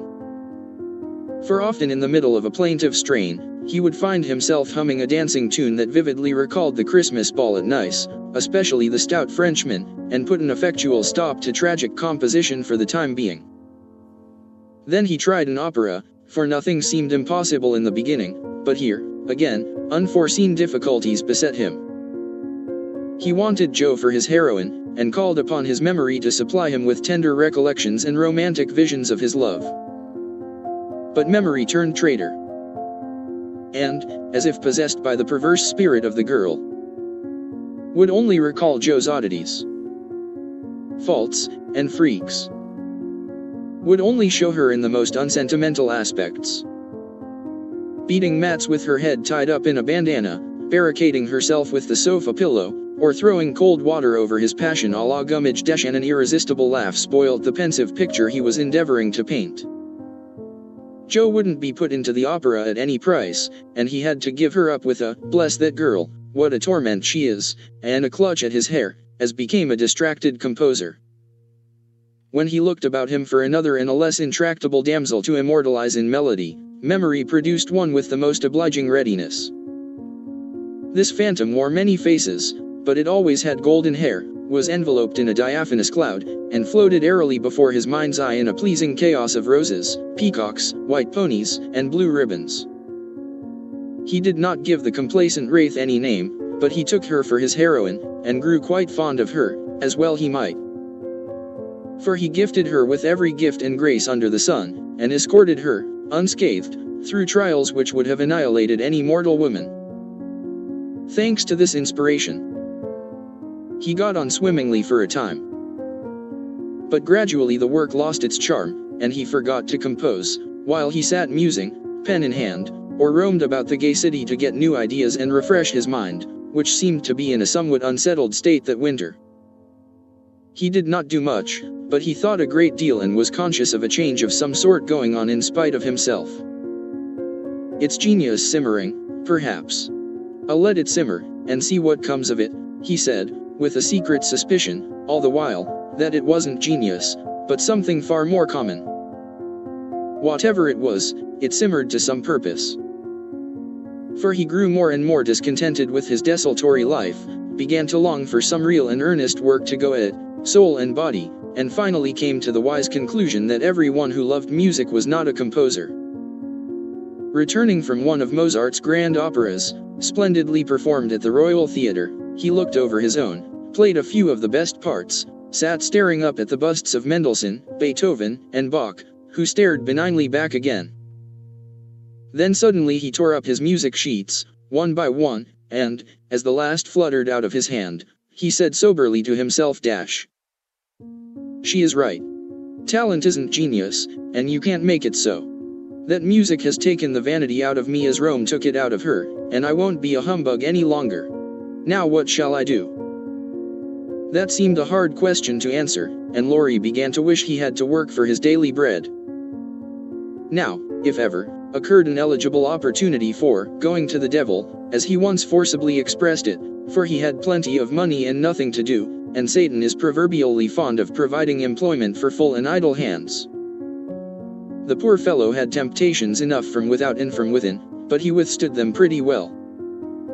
For, much as he valued liberty, he valued good faith and confidence more, so his promise to his grandfather, and his desire to be able to look honestly into the eyes of the women who loved him, and say all's well, kept him safe and steady. Very likely some Mrs. Grundy will observe, "I don't believe it, boys will be boys, young men must sow their wild oats, and women must not expect miracles." I dare say you don't, Mrs. Grundy, but it's true nevertheless. Women work a good many miracles, and I have a persuasion that they may perform even that of raising the standard of manhood by refusing to echo such sayings. Let the boys be boys, the longer the better, and let the young men sow their wild oats if they must. But mothers, sisters, and friends may help to make the crop a small one, and keep many tares from spoiling the harvest, by believing, and showing that they believe, in the possibility of loyalty to the virtues which make men manliest in good women's eyes. If it is a feminine delusion, leave us to enjoy it while we may. For without it half the beauty and the romance of life is lost, and sorrowful forebodings would embitter all our hopes of the brave, tender-hearted little lads, who still love their mothers better than themselves, and are not ashamed to own it. Laurie thought that the task of forgetting his love for Joe would absorb all his powers for years, but, to his great surprise, he discovered it grew easier every day. He refused to believe it at first, got angry with himself, and couldn't understand it, but these hearts of ours are curious and contrary things, and time and nature work their will in spite of us. Laurie's heart wouldn't ache, the wound persisted in healing with a rapidity that astonished him, and, instead of trying to forget, he found himself trying to remember. He had not foreseen this turn of affairs, and was not prepared for it. He was disgusted with himself, surprised at his own fickleness, and full of a queer mixture of disappointment and relief that he could recover from such a tremendous blow so soon. He carefully stirred up the embers of his lost love, but they refused to burst into a blaze. There was only a comfortable glow that warmed and did him good without putting him into a fever. And he was reluctantly obliged to confess that the boyish passion was slowly subsiding into a more tranquil sentiment. Very tender, a little set and resentful still, but that was sure to pass away in time, leaving a brotherly affection which would last unbroken to the end. As the word brotherly passed through his mind in one of these reveries, he smiled, and glanced up at the picture of Mozart that was before him. Well, he was a great man, and when he couldn't have one sister he took the other, and was happy. Laurie did not utter the words, but he thought them, and the next instant kissed the little old ring, saying to himself, "No, I won't. I haven't forgotten, I never can. I'll try again, and if that fails, why, then . Leaving his sentence unfinished, he seized pen and paper and wrote to Jo, telling her that he could not settle to anything while there was the least hope of her changing her mind. Couldn't she, wouldn't she, and let him come home and be happy? While waiting for an answer he did nothing, but he did it energetically, for he was in a fever of impatience. It came at last, and settled his mind effectually on one point, for Jo decidedly couldn't and wouldn't. She was wrapped up in Beth, and never wished to hear the word love again. Then she begged him to be happy with somebody else, but always to keep a little corner of his heart for his loving sister Jo. In a postscript she desired him not to tell Amy that Beth was worse, she was coming home in the spring, and there was no need of saddening the remainder of her stay. That would be time enough, please God, but Laurie must write to her often, and not let her feel lonely, homesick, or anxious. So I will, at once. Poor little girl, it will be a sad going home for her, I'm afraid, and Laurie opened his desk, as if writing to Amy had been the proper conclusion of the sentence left unfinished some weeks before. But he did not write the letter that day, for, as he rummaged out his best paper, he came across something which changed his purpose. Tumbling about in one part of the desk, among bills, passports, and business documents of various kinds, were several of Jo's letters, and in another compartment were 3 notes from Amy, carefully tied up, with one of her blue ribbons, and sweetly suggestive of the little dead roses put away inside. With a half-repentant, half-amused expression, Laurie gathered up all Jo's letters, smoothed, folded, and put them neatly into a small drawer of the desk. Stood a minute turning the ring thoughtfully on his finger, then slowly drew it off, laid it with the letters, locked the drawer, and went out to hear High Mass at St. Stephen's, feeling as if there had been a funeral. And, though not overwhelmed with affliction, this seemed a more proper way to spend the rest of the day than in writing letters to charming young ladies. The letter went very soon, however, and was promptly answered, for Amy was homesick, and confessed it in the most delightfully confiding manner. The correspondence flourished famously, and letters flew to and fro, with unfailing regularity, all through the early spring.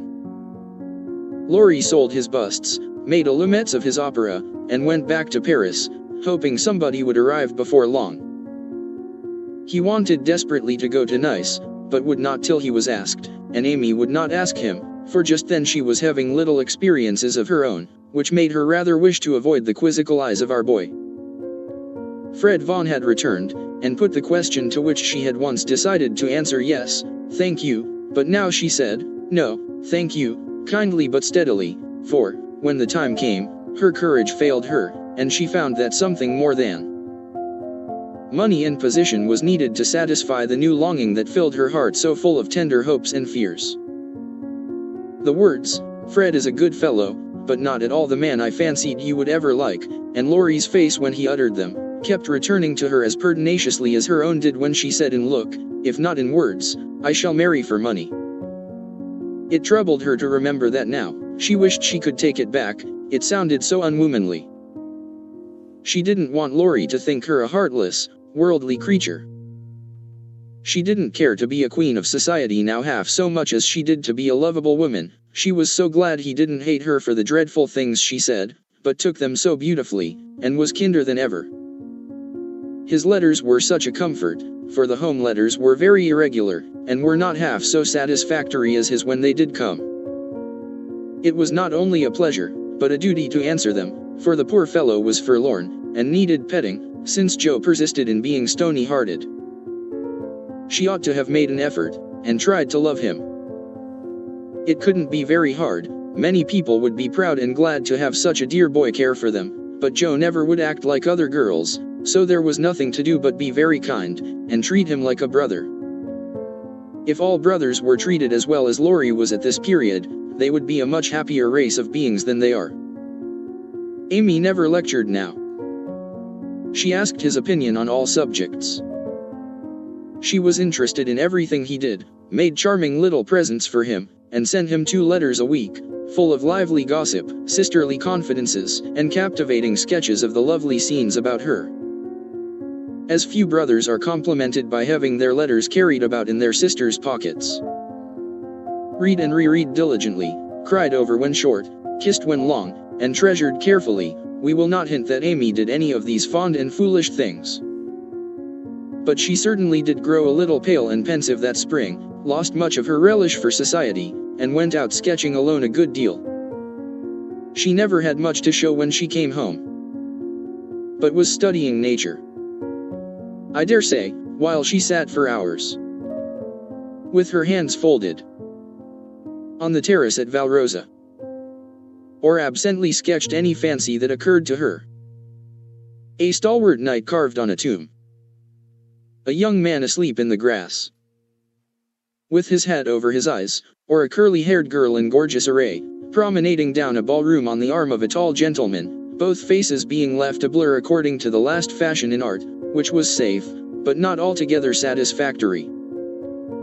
Her aunt thought that she regretted her answer to Fred, and, finding denials useless and explanations impossible, Amy left her to think what she liked, taking care that Laurie should know that Fred had gone to Egypt. That was all, but he understood it, and looked relieved, as he said to himself, with a venerable air dash. I was sure she would think better of it. Poor old fellow. I've been through it all, and I can sympathize. With that he heaved a great sigh, and then, as if he had discharged his duty to the past, put his feet up on the sofa, and enjoyed Amy's letter luxuriously. While these changes were going on abroad, trouble had come at home, but the letter telling that Beth was failing never reached Amy, and when the next found her, the grass was green above her sister. The sad news met her at Vevey, for the heat had driven them from Nice in May, and they had traveled slowly to Switzerland, by way of Genoa and the Italian lakes.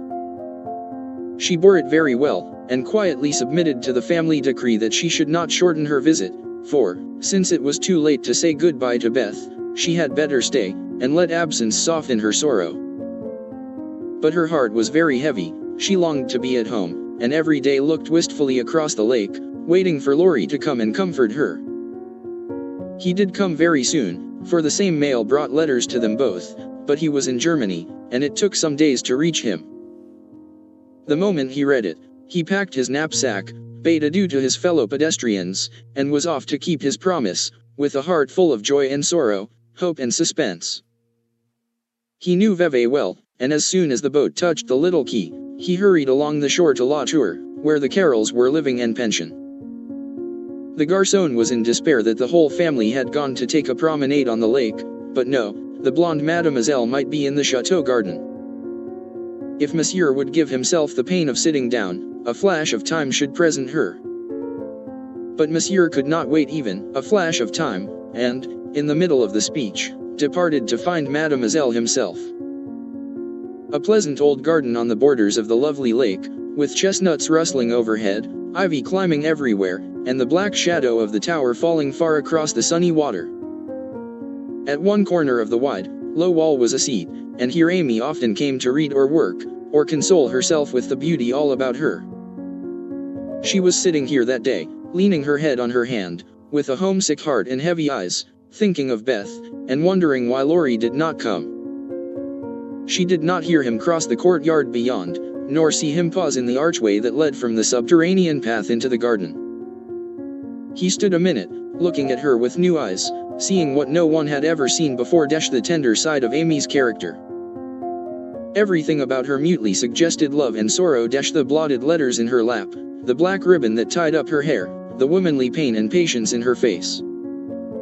Even the little ebony cross at her throat seemed pathetic to Laurie, for he had given it to her, and she wore it as her only ornament. If he had any doubts about the reception she would give him, they were set at rest the minute she looked up and saw him, for, dropping everything, she ran to him, exclaiming, in a tone of unmistakable love and longing, "Oh Laurie, Laurie, I knew you'd come to me." I think everything was said and settled then. For, as they stood together quite silent for a moment, with the dark head bent down protectingly over the light one, Amy felt that no one could comfort and sustain her so well as Lori, and Lori decided that Amy was the only woman in the world who could fill Joe's place and make him happy.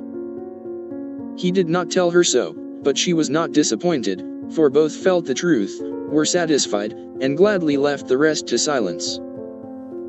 In a minute Amy went back to her place, and, while she dried her tears, Lori gathered up the scattered papers, finding in the sight of sundry well-worn letters and suggestive sketches good omens for the future.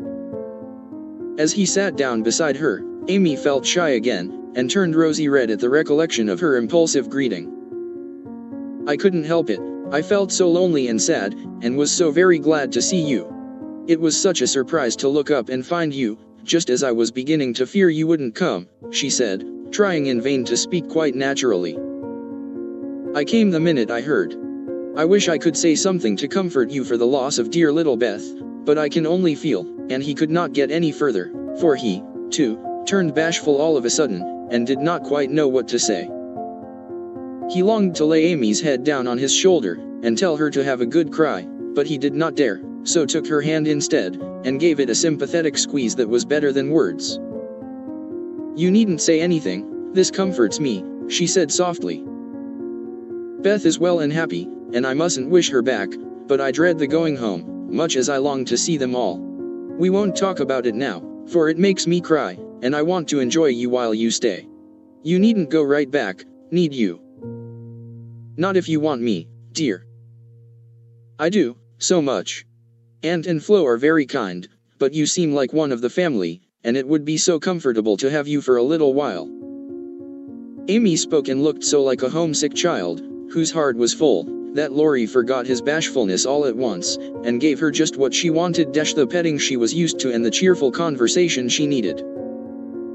"Poor little soul, you look as if you'd grieved yourself half sick. I'm going to take care of you, so don't cry anymore, but come and walk about with me. The wind is too chilly for you to sit still," he said, in the half-caressing, half-commanding way that Amy liked, as he tied on her hat, drew her arm through his, and began to pace up and down the sunny walk, under the new-leaved chestnuts. He felt more at ease upon his legs, and Amy found it very pleasant to have a strong arm to lean upon, a familiar face to smile at her, and a kind voice to talk delightfully for her alone. The quaint old garden had sheltered many pairs of lovers, and seemed expressly made for them, so sunny and secluded was it, with nothing but the tower to overlook them, and the wide lake to carry away the echo of their words, as it rippled by below. For an hour this new pair walked and talked, or rested on the wall, enjoying the sweet influences which gave such a charm to time and place. And when an unromantic dinner bell warned them away, Amy felt as if she left her burden of loneliness and sorrow behind her in the chateau garden. The moment Mrs. Carroll saw the girl's altered face, she was illuminated with a new idea, and exclaimed to herself, "Now I understand it all. The child has been pining for young Lawrence. Bless my heart, I never thought of such a thing." With praiseworthy discretion, the good lady said nothing, and betrayed no sign of enlightenment, but cordially urged Lori to stay, and begged Amy to enjoy his society, for it would do her more good than so much solitude. Amy was a model of docility, and, as her aunt was a good deal occupied with Flo, she was left to entertain her friend, and did it with more than her usual success. At Nice, Lori had lounged and Amy had scolded. At Vevey, Lori was never idle, but always walking, riding, boating, or studying, in the most energetic manner, while Amy admired everything he did, and followed his example as far and as fast as she could. He said the change was owing to the climate, and she did not contradict him, being glad of a like excuse for her own recovered health and spirits. The invigorating air did them both good, and much exercise worked wholesome changes in minds as well as bodies. They seemed to get clearer views of life and duty up there among the everlasting hills. The fresh winds blew away desponding doubts, delusive fancies, and moody mists. The warm spring sunshine brought out all sorts of aspiring ideas, tender hopes, and happy thoughts. The lake seemed to wash away the troubles of the past, and the grand old mountains to look benignly down upon them, saying, "Little children, love one another." In spite of the new sorrow, it was a very happy time, so happy that Lori could not bear to disturb it by a word. It took him a little while to recover from his surprise at the rapid cure of his first, and, as he had firmly believed, his last and only love. He consoled himself for the seeming disloyalty by the thought that Joe's sister was almost the same as Joe's self, and the conviction that it would have been impossible to love any other woman but Amy so soon and so well. His first wooing had been of the tempestuous order, and he looked back upon it as if through a long vista of years, with a feeling of compassion blended with regret. He was not ashamed of it, but put it away as one of the bittersweet experiences of his life, for which he could be grateful when the pain was over. His second wooing he resolved should be as calm and simple as possible. There was no need of having a scene, hardly any need of telling Amy that he loved her. She knew it without words, and had given him his answer long ago. It all came about so naturally that no one could complain, and he knew that everybody would be pleased, even Joe. But when our first little passion has been crushed, we are apt to be wary and slow in making a second trial. So Laurie let the days pass, enjoying every hour, and leaving to chance the utterance of the word that would put an end to the first and sweetest part of his new romance. He had rather imagined that the denouement would take place in the chateau garden by moonlight, and in the most graceful and decorous manner. But it turned out exactly the reverse, for the matter was settled on the lake, at noonday, in a few blunt words. They had been floating about all the morning, from gloomy St. Gingolph to sunny Montreux, with the Alps of Savoy on one side, Mont St. Bernard and the Dent du Midi on the other, pretty Vevey in the valley, and Lausanne upon the hill beyond, a cloudless blue sky overhead, and the bluer lake below, dotted with the picturesque boats that look like white-winged gulls. They had been talking of Bonnivard, as they glided past Chillon, and of Rousseau, as they looked up at Clarens, where he wrote his Heloise. Neither had read it, but they knew it was a love story, and each privately wondered if it was half as interesting as their own. Amy had been dabbling her hand in the water during the little pause that fell between them, and, when she looked up, Laurie was leaning on his oars, with an expression in his eyes that made her say hastily, merely for the sake of saying something, "You must be tired, rest a little, and let me row, it will do me good, for, since you came, I have been altogether lazy and luxurious." "I'm not tired, but you may take an oar, if you like. There's room enough, though I have to sit nearly in the middle, else the boat won't trim," returned Laurie, as if he rather liked the arrangement. Feeling that she had not mended matters much, Amy took the offered third of a seat, shook her hair over her face, and accepted an oar. She rowed as well as she did many other things, and, though she used both hands, and Laurie but one, the oars kept time, and the boat went smoothly through the water. "How well we pull together, don't we?" said Amy, who objected to silence just then. "So well that I wish we might always pull in the same boat. Will you, Amy?" very tenderly. "Yes, Laurie," very low. Then they both stopped rowing, and unconsciously added a pretty little tableau of human love and happiness to the dissolving views reflected in the lake. XLII all alone. I was easy to promise self-abnegation when self was wrapped up in another, and heart and soul were purified by a sweet example. But when the helpful voice was silent, the daily lesson over, the beloved presence gone, and nothing remained but loneliness and grief, then Joe found her promise very hard to keep. How could she comfort father and mother, when her own heart ached with a ceaseless longing for her sister?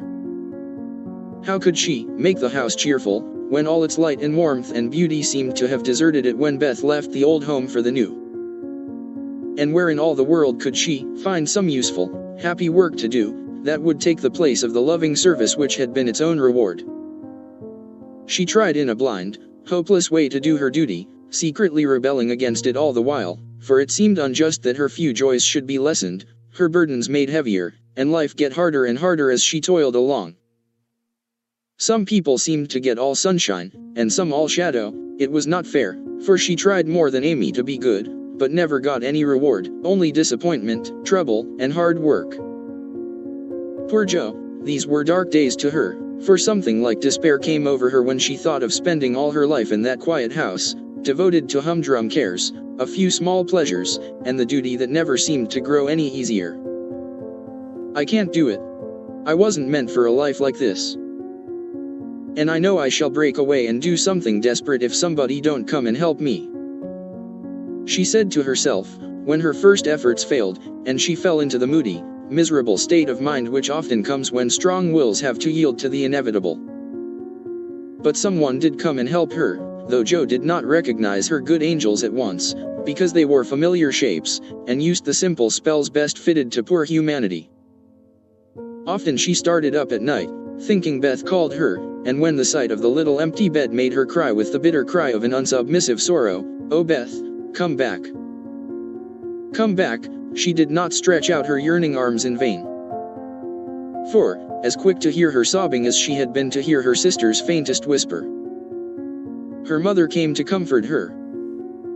Not with words only, but the patient tenderness that soothes by a touch, tears that were mute reminders of a greater grief than Jo's, and broken whispers, more eloquent than prayers, because hopeful resignation went hand in hand with natural sorrow. Sacred moments, when heart talked to heart in the silence of the night. Tanin. G. Affliction to a blessing, which chastened grief and strengthened love. Feeling this, Jo's burden seemed easier to bear, duty grew sweeter, and life looked more endurable, seen from the safe shelter of her mother's arms. When aching heart was a little comforted, troubled mind likewise found help, for one day she went to the study, and, leaning over the good gray head lifted to welcome her with a tranquil smile, she said, very humbly, "Father, talk to me as you did to Beth. I need it more than she did, for I'm all wrong." "My dear, nothing can comfort me like this," he answered, with a falter in his voice, and both arms round her, as if he, too, needed help, and did not fear to ask it. Then, sitting in Beth's little chair close beside him, Jo told her troubles, the resentful sorrow for her loss, the fruitless efforts that discouraged her, the want of faith that made life look so dark, and all the sad bewilderment which we call despair. She gave him entire confidence, he gave her the help she needed, and both found consolation in the act. For the time had come when they could talk together not only as father and daughter, but as man and woman, able and glad to serve each other with mutual sympathy as well as mutual love. Happy, thoughtful times there in the old study which Jo called the church of one member, and from which she came with fresh courage, recovered cheerfulness, and a more submissive spirit.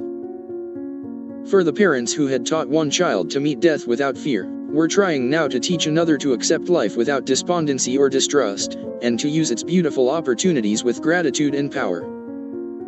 Other helps had Jo humble, wholesome duties and delights that would not be denied their part in serving her, and which she slowly learned to see and value. Brooms and dishcloths never could be as distasteful as they once had been, for Beth had presided over both, and something of her housewifely spirit seemed to linger round the little mop and the old brush, that was never thrown away. As she used them, Jo found herself humming the songs Beth used to hum.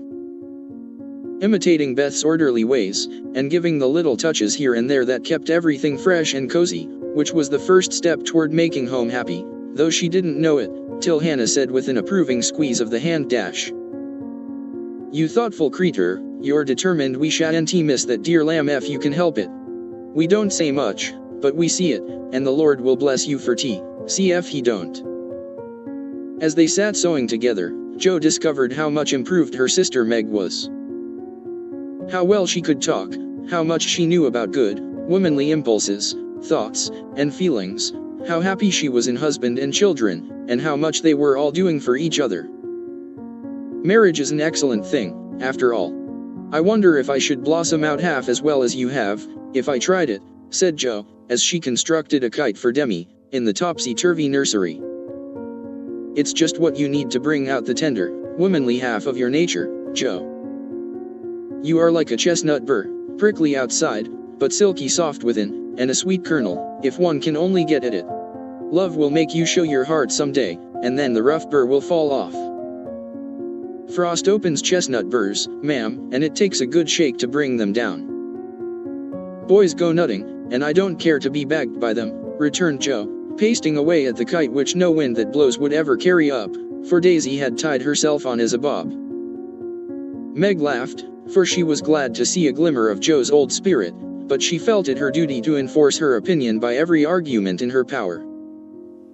And the sisterly chats were not wasted, especially as two of Meg's most effective arguments were the babies, whom Joe loved tenderly. Grief is the best opener for some hearts, and Joe's was nearly ready for the bag. A little more sunshine to ripen the nut, then, not a boy's impatient shake, but a man's hand reached up to pick it gently from the burr, and find the kernel sound and sweet. If she had suspected this, she would have shut up tight, and been more prickly than ever. Fortunately she wasn't thinking about herself, so, when the time came, down she dropped. Now, if she had been the heroine of a moral storybook, she ought at this period of her life to have become quite saintly, renounced the world, and gone about doing good in a mortified bonnet, with tracts in her pocket. But, you see, Jo wasn't a heroine, she was only a struggling human girl, like hundreds of others, and she just acted out her nature, being sad, cross, listless, or energetic, as the mood suggested. It's highly virtuous to say we'll be good, but we can't do it all at once, and it takes a long pull, a strong pull, and a pull all together, before some of us even get our feet set in the right way. Jo had got so far, she was learning to do her duty, and to feel unhappy if she did not, but to do it cheerfully, that was another thing.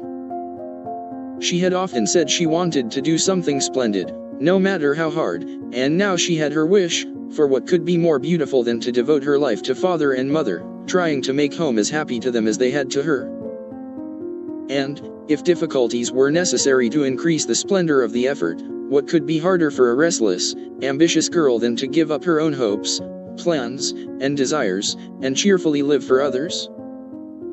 Providence had taken her at her word. Here was the task, not what she had expected, but better, because self had no part in it. Now, could she do it?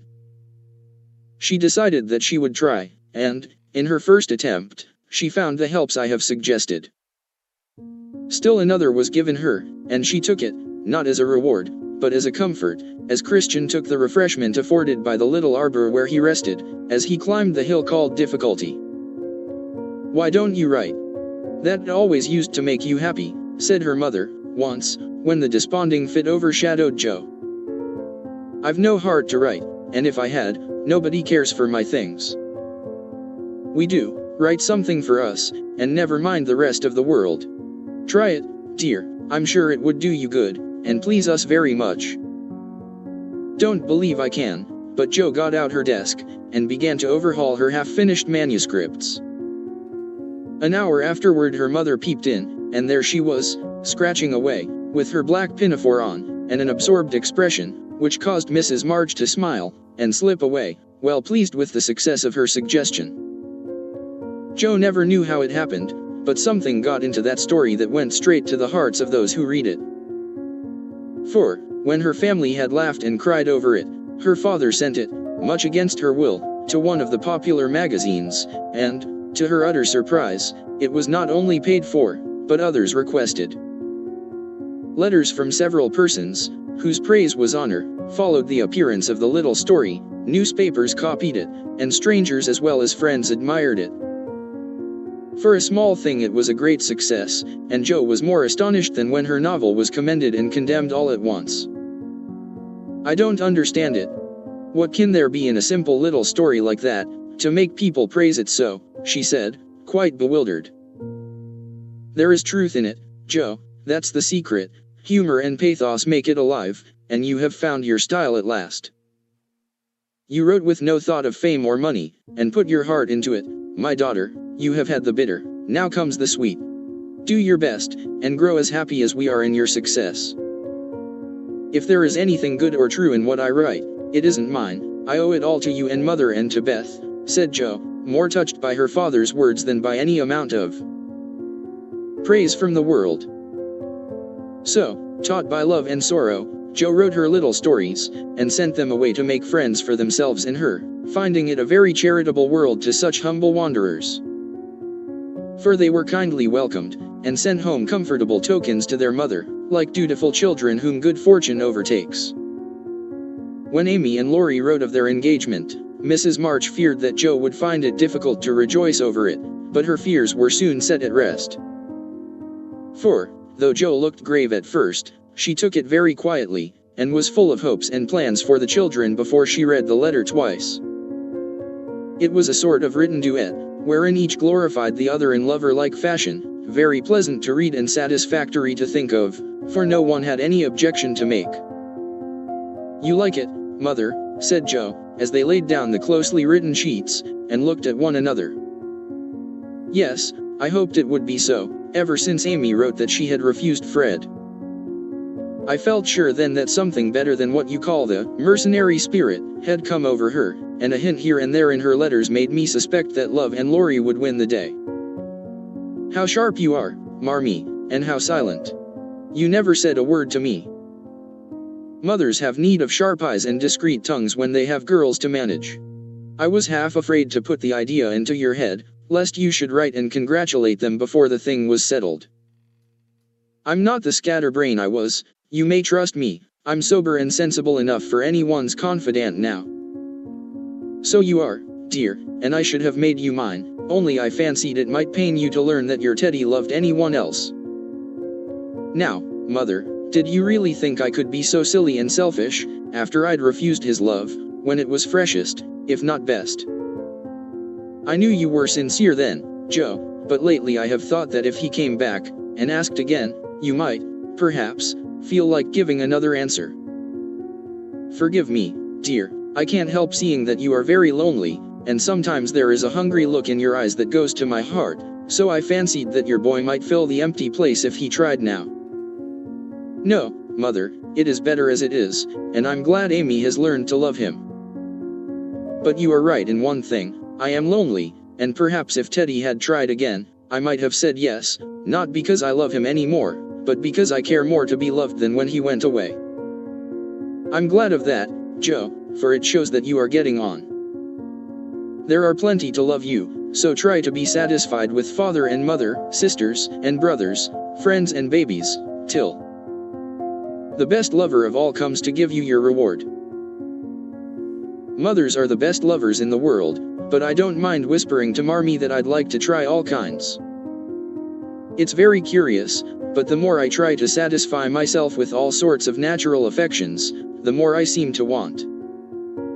I'd no idea hearts could take in so many, mine is so elastic, it never seems full now, and I used to be quite contented with my family. I don't understand it. I do, and Mrs. March smiled her wise smile, as Joe turned back the leaves to read what Amy said of Laurie. It is so beautiful to be loved as Laurie loves me. He isn't sentimental, doesn't say much about it, but I see and feel it in all he says and does, and it makes me so happy and so humble that I don't seem to be the same girl I was. I never knew how good and generous and tender he was till now, for he lets me read his heart, and I find it full of noble impulses and hopes and purposes, and am so proud to know it's mine. He says he feels as if he could make a prosperous voyage now with me aboard as mate, and lots of love for ballast. I pray he may, and try to be all he believes me, for I love my gallant captain with all my heart and soul and might, and never will desert him, while God lets us be together. Oh Mother, I never knew how much like heaven this world could be, when two people love and live for one another. And that's our cool, reserved, and worldly Amy. Truly, love does work miracles. How very, very happy they must be. And Joe laid the rustling sheets together with a careful hand, as one might shut the covers of a lovely romance, which holds the reader fast till the end comes, and he finds himself alone in the workaday world again. By and by Joe roamed away upstairs, for it was rainy, and she could not walk. A restless spirit possessed her, and the old feeling came again, not bitter as it once was, but a sorrowfully patient wonder why one sister should have all she asked, the other nothing. It was not true, she knew that, and tried to put it away, but the natural craving for affection was strong, and Amy's happiness woke the hungry longing for someone to love with heart and soul, and cling to while God let them be together. Up in the garret, where Joe's unquiet wanderings ended, stood 4 little wooden chests in a row, each marked with its owner's name, and each filled with relics of the childhood and girlhood ended now for all. Joe glanced into them, and when she came to her own, leaned her chin on the edge, and stared absently at the chaotic collection, till a bundle of old exercise books caught her eye. She drew them out, turned them over, and relived that pleasant winter at kind Mrs. Kirk's. She had smiled at first. Then she looked thoughtful. Next sad, and when she came to a little message written in the professor's hand, her lips began to tremble, the book slid out of her lap, and she sat looking at the friendly words, as if they took a new meaning, and touched a tender spot in her heart. "Wait for me, my friend. I may be a little late, but I shall surely come." Oh, if he only would. So kind, so good, so patient with me always, my dear old Fritz. I didn't value him half enough when I had him, but now how I should love to see him, for everyone seems going away from me, and I'm all alone. And holding the little paper fast, as if it were a promise yet to be fulfilled, Jo laid her head down on a comfortable rag bag, and cried, as if in opposition to the rain pattering on the roof. Was it all self-pity, loneliness, or low spirits? Or was it the waking up of a sentiment which had bided its time as patiently as its inspirer? Who shall say? Slying. Surprises. Jay was alone in the twilight, lying on the old sofa, looking at the fire, and thinking. It was her favorite way of spending the hour of dusk. No one disturbed her, and she used to lie there on Beth's little red pillow, planning stories, dreaming dreams, or thinking tender thoughts of the sister who never seemed far away. Her face looked tired, grave, and rather sad, for tomorrow was her birthday, and she was thinking how fast the years went by, how old she was getting, and how little she seemed to have accomplished. Almost 25, and nothing to show for it. Jo was mistaken in that. There was a good deal to show, and by she saw, and was grateful for it. An old maid, that's what I'm to be. A literary spinster, with a pen for a spouse, a family of stories for children, and 20 years hence a morsel of fame, perhaps, when, like poor Johnson, I'm old, and can't enjoy it, solitary, and can't share it, independent, and don't need it. Well, I needn't be a sour saint nor a selfish sinner, and, I dare say, old. Maids are very comfortable when they get used to it, but and there Jo sighed, as if the prospect was not inviting. It seldom is, at first, and 30 seems the end of all things to 5 and 20, but it's not so bad as it looks, and one can get on quite happily if one has something in one's self to fall back upon. At 25, girls begin to talk about being old maids, but secretly resolve that they never will be. At 30 they say nothing about it, but quietly accept the fact, and, if sensible, console themselves by remembering that they have 20 more useful, happy years, in which they may be learning to grow old gracefully. Don't laugh at the spinsters. Dear girls, for often very tender, tragical romances are hidden away in the hearts that beat so quietly under the sober gowns, and many silent sacrifices of youth, health, ambition, love itself, make the faded faces beautiful in God's sight. Even the sad, sour sisters should be kindly dealt with, because they have missed the sweetest part of life, if for no other reason. And, looking at them with compassion, not contempt, girls in their bloom should remember that they too may miss the blossom time. That rosy cheeks don't last forever, that silver threads will come in the bonny brown hair, and that, by and by, kindness and respect will be as sweet as love and admiration now. Gentlemen, which means boys. Be courteous to the old maids, no matter how poor and plain and prim, for the only chivalry worth having is that which is the readiest to pay deference to the old, protect the feeble, and serve womankind, regardless of rank, age, or color. Just recollect the good aunts who have not only lectured and fussed, but nursed, and petted, too often without thanks. The scrapes they have helped you out of. The tips they have given you from their small store. The stitches the patient old fingers have set for you, the steps the willing old feet have taken, and gratefully pay the dear old ladies the little attentions that women love to receive as long as they live. The bright-eyed girls are quick to see such traits, and will like you all the better for them. And if death, almost the only power that can part mother and son, should rob you of yours, you will be sure to find a tender welcome and maternal cherishing from some Aunt Priscilla, who has kept the warmest corner of her lonely old heart for the best nevy in the world. Jo must have fallen asleep, as I dare say my reader has during this little homily. For suddenly Laurie's ghost seemed to stand before her, a substantial, lifelike ghost leaning over her, with the very look he used to wear when he felt a good deal and didn't like to show it. But, like Jenny in the ballad she could not think it he, and lay staring up at him in startled silence, till he stooped and kissed her. Then she knew him, and flew up, crying joyfully "Oh my Teddy! Oh my Teddy! Dear Joe, you are glad to see me, then?" "Glad? My blessed boy, words can't express my gladness. Where's Amy?" "Your mother has got her down at Meg's.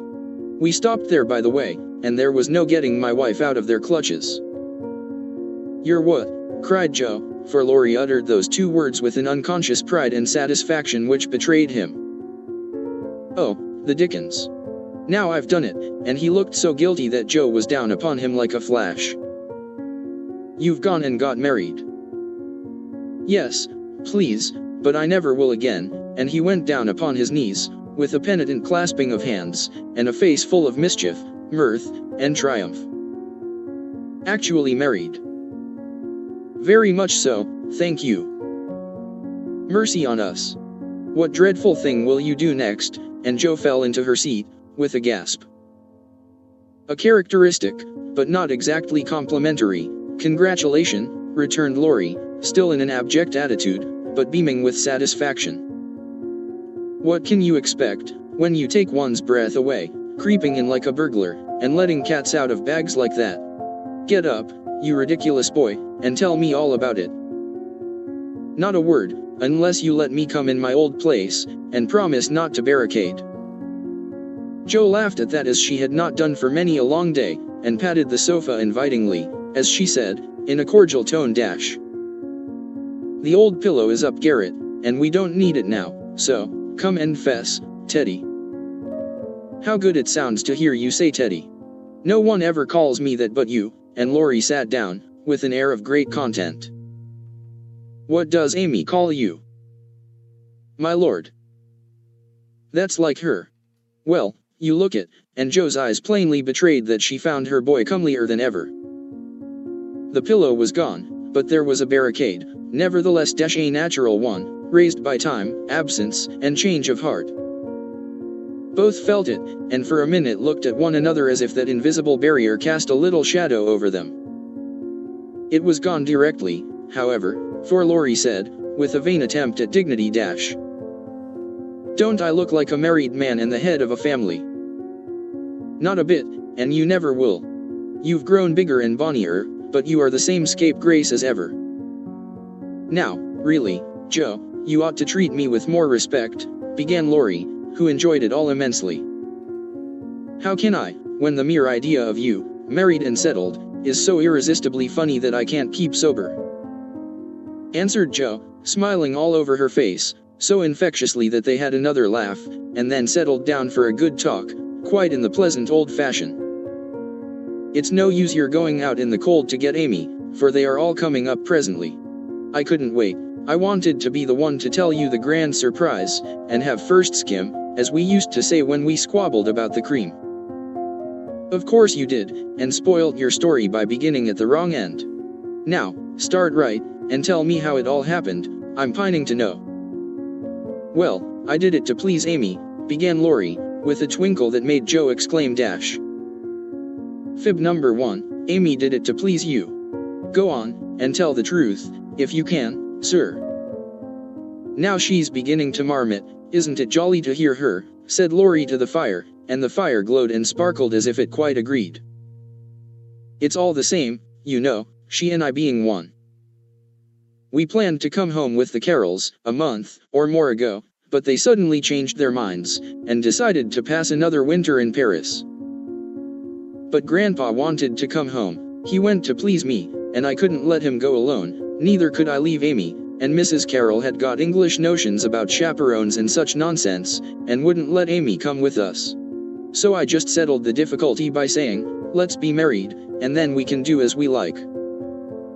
Of course you did. You always have things to suit you." "Not always," and something in Laurie's voice made Joe say hastily How did you ever get Aunt to agree? It was hard work, but, between us, we talked her over, for we had heaps of good reasons on our side. There wasn't time to write and ask leave, but you all liked it, had consented to it by and by, and it was only taking time by the fetlock, as my wife says. Aren't we proud of those 2 words, and don't we like to say them? Interrupted Jo, addressing the fire in her turn, and watching with delight the happy light it seemed to kindle in the eyes that had been so tragically gloomy when she saw them last. A trifle, perhaps. She's such a captivating little woman I can't help being proud of her. Well, then, Uncle and Aunt were there to play propriety. We were so absorbed in one another we were of no mortal use apart, and that charming arrangement would make everything easy all round, so we did it. When, where, how? Asked Jo, in a fever of feminine interest and curiosity, for she could not realize it a particle. 6 weeks ago, at the American Consul's, in Paris, a very quiet wedding, of course, for even in our happiness we didn't forget dear little Beth. Jo put her hand in his as he said that, and Laurie gently smoothed the little red pillow, which he remembered well. Why didn't you let us know afterward? Asked Jo, in a quieter tone, when they had sat quite still a minute. We wanted to surprise you. We thought we were coming directly home, at first, but the dear old gentleman, as soon as we were married, found he couldn't be ready under a month, at least, and sent us off to spend our honeymoon wherever we liked. Amy had once called Valrosa a regular honeymoon home, so we went there, and were as happy as people are but once in their lives. My faith. Wasn't it love among the roses? Laurie seemed to forget Jo for a minute, and Jo was glad of it, for the fact that he told her these things so freely and naturally assured her that he had quite forgiven and forgotten. She tried to draw away her hand, but, as if he guessed the thought that prompted the half-involuntary impulse, Laurie held it fast, and said, with a manly gravity she had never seen in him before, Jo, dear, I want to say one thing, and then we'll put it by forever. As I told you in my letter, when I wrote that Amy had been so kind to me, I never shall stop loving you, but the love is altered, and I have learned to see that it is better as it is. Amy and you change places in my heart, that's all. I think it was meant to be so, and would have come about naturally, if I had waited, as you tried to make me, but I never could be patient, and so I got a heartache. I was a boy then, headstrong and violent, and it took a hard lesson to show me my mistake. For it was one, Jo, as you said, and I found it out, after making a fool of myself. Upon my word, I was so tumbled up in my mind, at one time, that I didn't know which I loved best, you or Amy, and tried to love both alike, but I couldn't, and when I saw her in Switzerland, everything seemed to clear up all at once.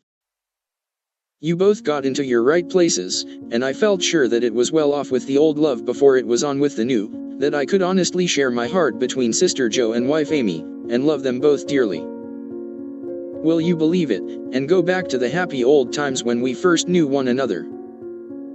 I'll believe it, with all my heart, but, Teddy, we never can be boy and girl again. The happy old times can't come back, and we mustn't expect it.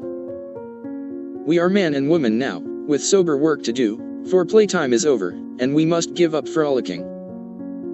I'm sure you feel this, I see the change in you, and you'll find it in me.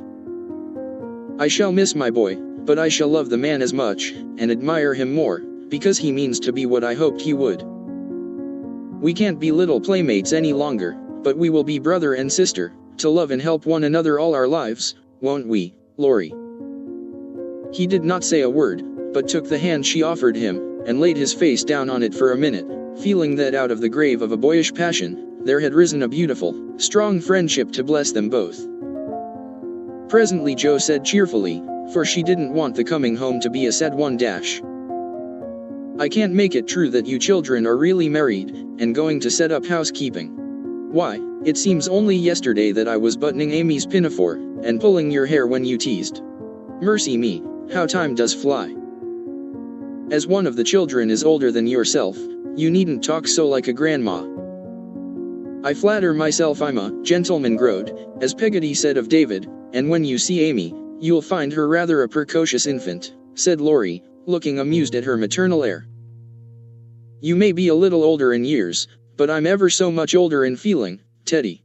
Women always are, and this last year has been such a hard one that I feel 40. Poor Joe. We left you to bear it alone, while we went pleasuring.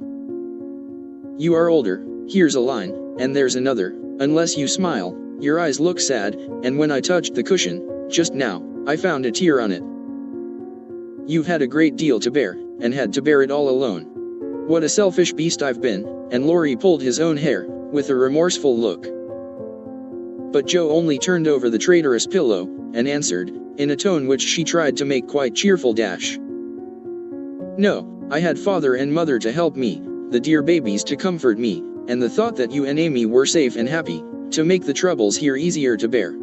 I am lonely, sometimes, but I dare say it's good for me, Anne. You never shall be again, broke in Laurie, putting his arm about her, as if to fence out every human ill. Amy and I can't get on without you, so you must come and teach the children to keep house, and go halves in everything, just as we used to do, and let us pet you, and all be blissfully happy and friendly together. If I shouldn't be in the way, it would be very pleasant. I begin to feel quite young already, for, somehow, all my troubles seemed to fly away when you came. You always were a comfort, Teddy, and Joe leaned her head on his shoulder, just as she did years ago, when Beth lay ill, and Laurie told her to hold on to him. He looked down at her, wondering if she remembered the time, but Joe was smiling to herself, as if, in truth, her troubles had all vanished at his coming. You are the same Joe still, dropping tears about 1 minute, and laughing the next. You look a little wicked now. What is it, Grandma? I was wondering how you and Amy get on together. Like angels. Yes, of course, at first, but which rules? I don't mind telling you that she does, now, at least I let her think so it pleases her, you know. By and by we shall take turns, for marriage, they say, halves one's rights and doubles one's duties. You'll go on as you begin, and Amy will rule you all the days of your life. Well, she does it so imperceptibly that I don't think I shall mind much. She is the sort of woman who knows how to rule well. In fact, I rather like it, for she winds one round. Her finger as softly and prettily as a skein of silk, and makes you feel as if she was doing you a favor all the while. That ever I should live to see you a henpecked husband and enjoying it, cried Joe, with uplifted hands. It was good to see Laurie square his shoulders, and smile with masculine scorn at that insinuation, as he replied, with his high and mighty air. Amy is too well bred for that, and I am not the sort of man to submit to it. My wife and I respect ourselves and one another too much ever to tyrannize or quarrel. Joe liked that, and thought the new dignity very becoming, but the boy seemed changing very fast into the man, and regret mingled with her pleasure. I am sure of that, Amy and you never did quarrel as we used to. She is the sun and I the wind, in the fable, and the sun managed the man best, you remember.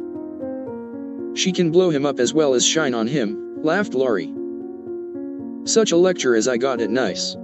I give you my word it was a deal worse than any of your scoldings. A regular rouser. I'll tell you all about it sometime. She never will, because, after telling me that she despised and was ashamed of me, she lost her heart to the despicable party and married the good-for-nothing. What baseness!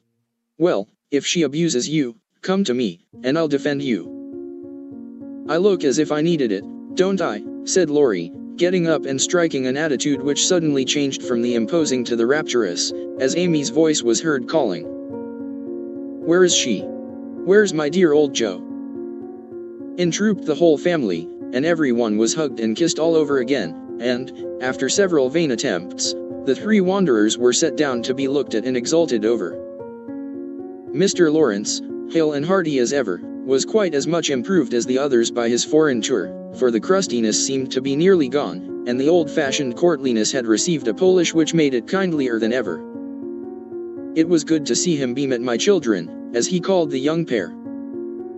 It was better still to see Amy pay him the daughterly duty and affection which completely won his old heart, and best of all, to watch Laurie revolve about the two, as if never tired of enjoying the pretty picture they made. The minute she put her eyes upon Amy, Meg became conscious that her own dress hadn't a Parisian air, that young Mrs. Moffat would be entirely eclipsed by young Mrs. Lawrence, and that her ladyship was altogether a most elegant and graceful woman. Jo thought, as she watched the pair, how well they looked together. I was right, and Laurie has found the beautiful, accomplished girl who will become his home better than clumsy old Joe, and be a pride, not a torment to him. Mrs. March and her husband smiled and nodded at each other with happy faces, for they saw that their youngest had done well, not only in worldly things, but the better wealth of love, confidence, and happiness. For Amy's face was full of the soft brightness which betokens a peaceful heart, her voice had a new tenderness in it, and the cool, prim carriage was changed to a gentle dignity, both womanly and winning. No little affectations marred it, and the cordial sweetness of her manner was more charming than the new beauty or the old grace, for it stamped her at once with the unmistakable sign of the true gentlewoman she had hoped to become. "Love has done much for our little girl," said her mother softly. "She has had a good example before her all her life, my dear," Mr. March whispered back, with a loving look at the worn face and gray head beside him. Daisy found it impossible to keep her eyes off her pretty auntie, but attached herself like a lapdog to the wonderful chatelaine full of delightful charms. Demi paused to consider the new relationship before he compromised himself by the rash acceptance of a bribe, which took the tempting form of a family of wooden bears from Bern. A flank movement produced an unconditional surrender, however, for Laurie knew where to have him. "Young man, when I first had the honor of making your acquaintance you hit me in the face, now I demand the satisfaction of a gentleman."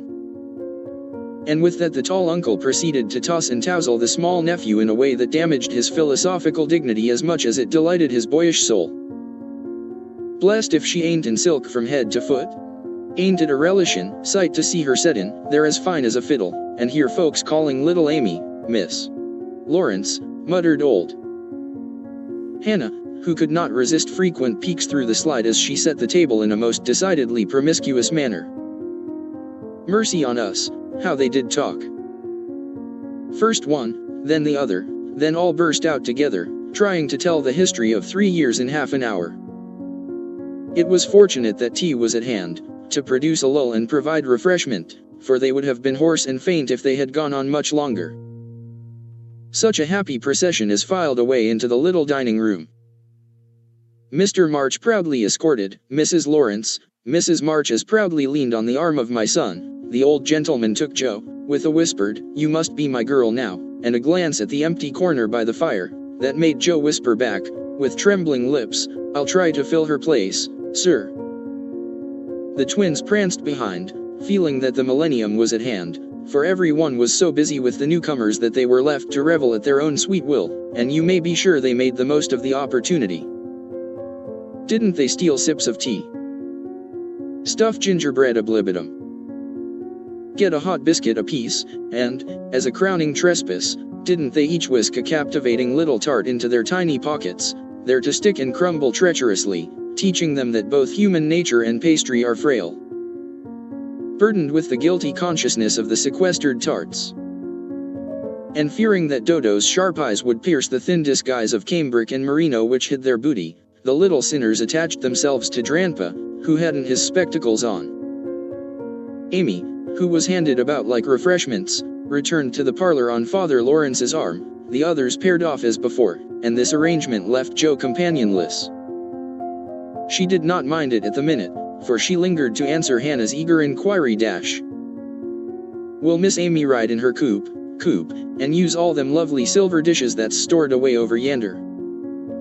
Shouldn't wonder if she drove 6 white horses, 8 off gold plate, and wore diamonds and point lace every day. Teddy thinks nothing too good for her," returned Jo with infinite satisfaction. "No more there is. Will you have hash or fish balls for breakfast?" asked Hannah, who wisely mingled poetry and prose. "I don't care," and Jo shut the door, feeling that food was an ungenial topic just then. She stood a minute looking at the party vanishing above. And, as Demi's short plaid legs toiled up the last stair, a sudden sense of loneliness came over her so strongly that she looked about her with dim eyes, as if to find something to lean upon, for even Teddy had deserted her. If she had known what birthday gift was coming every minute nearer and nearer, she would not have said to herself, "I'll weep a little weep when I go to bed, it won't do to be dismal now." Then she drew her hand over her eyes. For one of her boyish habits was never to know where her handkerchief was, and had just managed to call up a smile when there came a knock at the porch door. She opened it with hospitable haste, and started as if another ghost had come to surprise her, for there stood a tall, bearded gentleman, beaming on her from the darkness like a midnight sun. "Oh, Mr. Bear, I am so glad to see you," cried Jo, with a clutch, as if she feared the night would swallow him up before she could get him in. "And I to see Miss Marsh but no, you have a party," and the professor paused as the sound of voices and the tap of dancing feet came down to them. "No, we haven't, only the family. My sister and friends have just come home, and we are all very happy. Come in, and make one of us." Though a very social man, I think Mr. Bear would have gone decorously away, and come again another day, but how could he, when Jo shut the door behind him, and bereft him of his hat? Perhaps her face had something to do with it, for she forgot to hide her joy at seeing him, and showed it with a frankness that proved irresistible to the solitary man, whose welcome far exceeded his boldest hopes. "If I shall not be Monsieur de Trop, I will so gladly see them all. You have been ill, my friend?" He put the question abruptly, for, as Jo hung up his coat, the light fell on her face, and he saw a change in it. "Not ill, but tired, and sorrowful. We have had trouble since I saw you last." "Ah, yes, I know. My heart was sore for you when I heard that," and he shook hands again, with such a sympathetic face that Jo felt as if no comfort could equal the look of the kind eyes, the grasp of the big, warm hand. "Father, Mother, this is my friend, Professor Bear," she said, with a face and tone of such irrepressible pride and pleasure that she might as well have blown a trumpet and opened the door with a flourish. If the stranger had had any doubts about his reception, they were set at rest in a minute by the cordial welcome he received. Everyone greeted him kindly, for Jo's sake at first, but very soon they liked him for his own. They could not help it, for he carried the talisman that opens all hearts, and these simple people warmed to him at once, feeling even the more friendly because he was poor. For poverty enriches those who live above it, and is a sure passport to truly hospitable spirits. Mr. Bear sat looking about him with the air of a traveler who knocks at a strange door, and, when it opens, finds himself at home. The children went to him like bees to a honey pot, and, establishing themselves on each knee, proceeded to captivate him by rifling his pockets, pulling his beard, and investigating his watch, with juvenile audacity. The women telegraphed their approval to one another, and Mr. March, feeling that he had got a kindred spirit, opened his choicest stores for his guests' benefit, while Silent John listened and enjoyed the talk, but said not a word, and Mr. Lawrence found it impossible to go to sleep. If Jo had not been otherwise engaged, Laurie's behavior would have amused her, for a faint twinge, not of jealousy, but something like suspicion, caused that gentleman to stand aloof at first, and observe the newcomer with brotherly circumspection. But it did not last long. He got interested in spite of himself, and, before he knew it, was drawn into the circle, for Mr. Bear talked well in this genial atmosphere, and did himself justice. He seldom spoke to Laurie, but he looked at him often, and a shadow would pass across his face, as if regretting his own lost youth, as he watched the young man in his prime.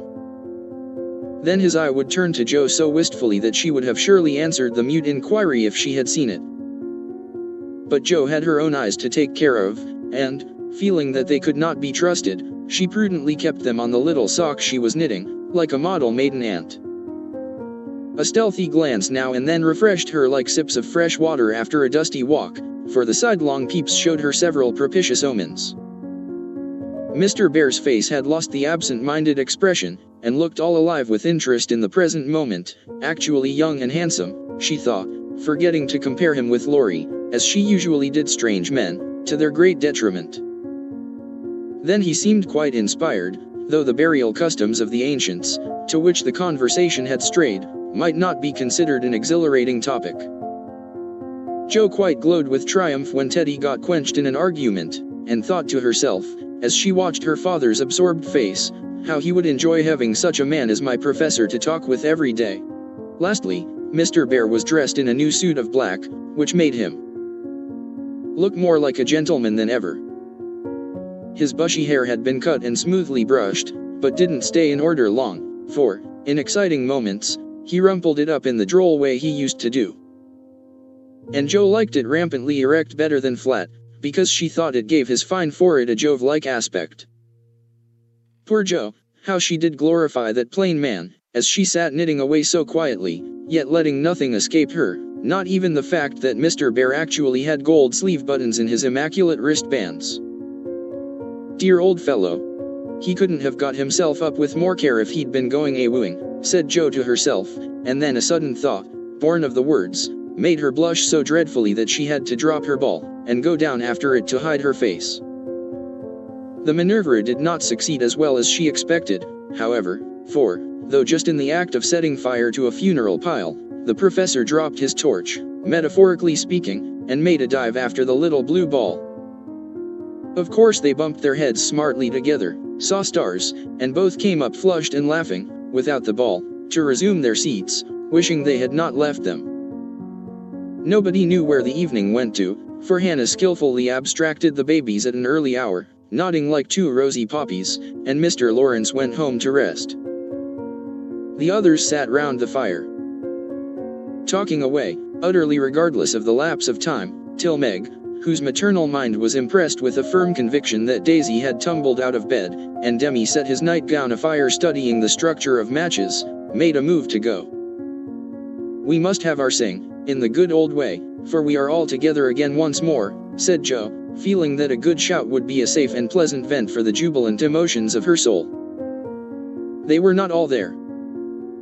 But no one found the words thoughtless or untrue, for Beth still seemed among them, a peaceful presence, invisible, but dearer than ever, since death could not break the household league that love made indissoluble. The little chair stood in its old place. The tidy basket, with the bit of work she left unfinished when the needle grew so heavy, was still on its accustomed shelf. The beloved instrument, seldom touched now, had not been moved, and above it Beth's face, serene and smiling, as in the early days, looked down upon them, seeming to say, "Be happy. I am here. Play something, Amy. Let them hear how much you have improved," said Laurie, with pardonable pride in his promising pupil. But Amy whispered, with full eyes, as she twirled the faded stool dash. "Not tonight, dear. I can't show off tonight."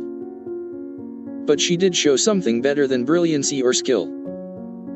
For she sung Beth's songs with a tender music in her voice which the best master could not have taught, and touched the listeners' hearts with a sweeter power than any other inspiration could have given her.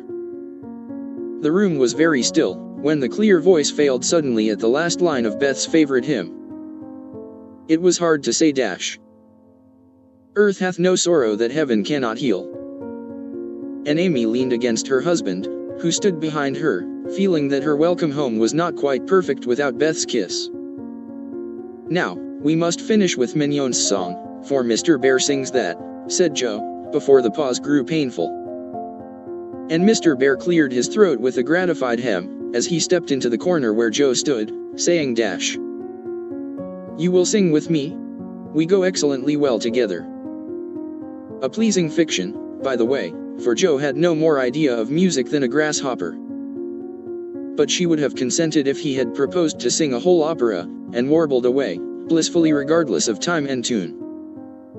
It didn't much matter, for Mr. Bear sang like a true German, heartily and well, and Jo soon subsided into a subdued hum, that she might listen to the mellow voice that seemed to sing for her alone. "Knowest thou the land where the citron blooms?" Used to be the professor's favorite line, for Das Land meant Germany to him, but now he seemed to dwell, with peculiar warmth and melody, upon the words dash. "There, oh there, might I with thee, oh my beloved, go." And one listener was so thrilled by the tender invitation that she longed to say she did know the land, and would joyfully depart thither whenever he liked. The song was considered a great success, and the singer retired covered with laurels.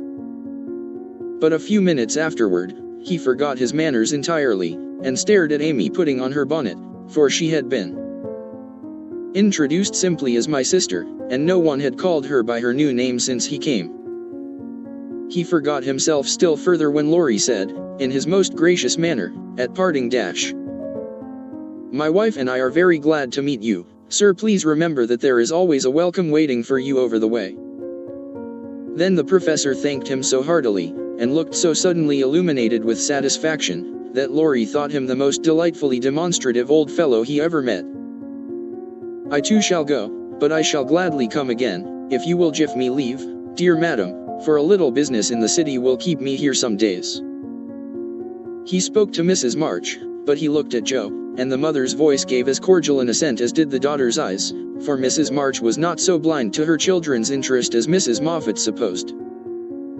"I suspect that is a wise man," remarked Mr. March, with placid satisfaction, from the hearthrug, after the last guest had gone. "I know he is a good one," added Mrs. March, with decided approval, as she wound up the clock. "I thought you'd like him," was all Joe said, as she slipped away to her bed.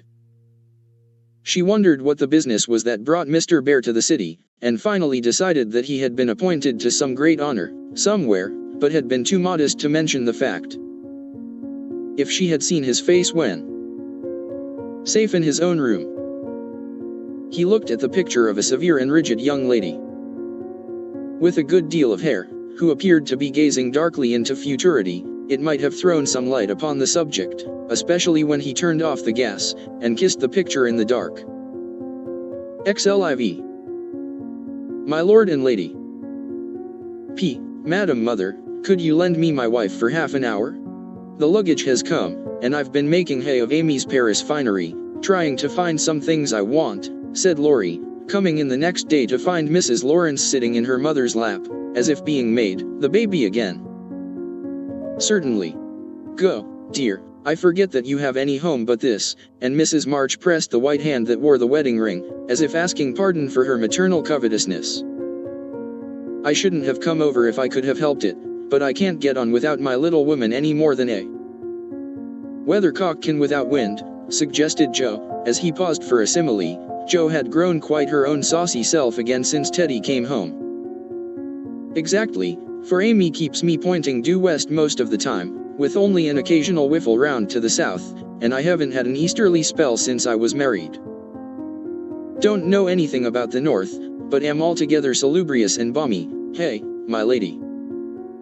Lovely weather so far. I don't know how long it will last, but I'm not afraid of storms, for I'm learning how to sail my ship. Come home, dear, and I'll find your bootjack. I suppose that's what you are rummaging after among my things. Men are so helpless, mother, said Amy, with a matronly air, which delighted her husband. What are you going to do with yourselves after you get settled? Asked Joe, buttoning Amy's cloak as she used to button her pinafores. We have our plans. We don't mean to say much about them yet, because we are such very new brooms, but we don't intend to be idle. I'm going into business with a devotion that shall delight grandfather, and prove to him that I'm not spoilt. I need something of the sort to keep me steady. I'm tired of dawdling, and mean to work like a man. And Amy, what is she going to do? Asked Mrs. March, well pleased at Laurie's decision, and the energy with which he spoke. After doing the civil all round, and airing our best bonnet, we shall astonish you by the elegant hospitalities of our mansion, the brilliant society we shall draw about us, and the beneficial influence we shall exert over the world at large. That's about it, isn't it, Madame Recamier? Asked Laurie, with a quizzical look at Amy. Time will show.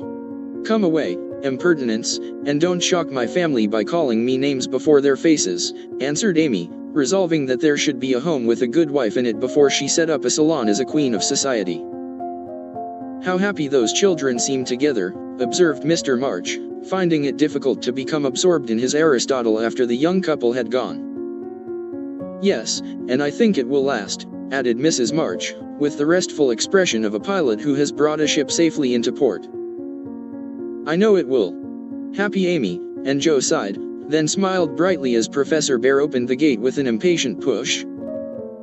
Later in the evening, when his mind had been set at rest about the bootjack, Laurie said suddenly to his wife, who was flitting about, arranging her new art treasures dash.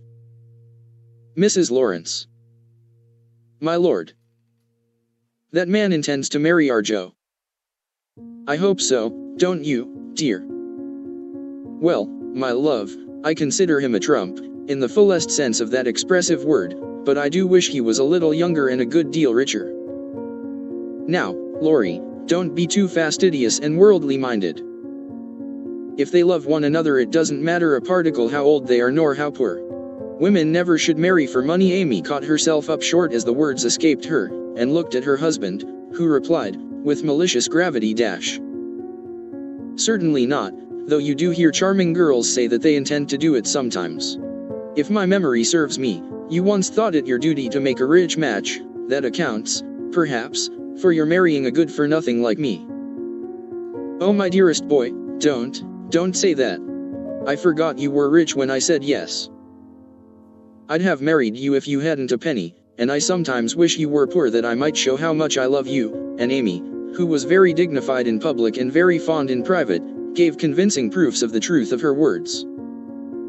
You don't really think I am such a mercenary creature as I tried to be once, do you?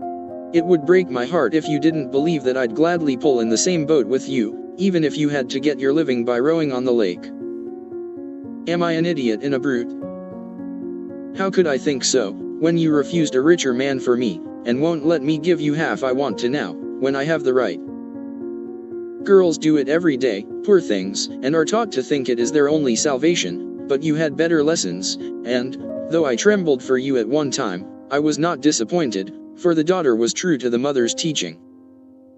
I told Mama so yesterday, and she looked as glad and grateful as if I'd given her a check for $1 million, to be spent in charity. You are not listening to my moral remarks, Mrs. Lawrence, and Laurie paused, for Amy's eyes had an absent look, though fixed upon his face. Yes, I am, and admiring the dimple in your chin at the same time.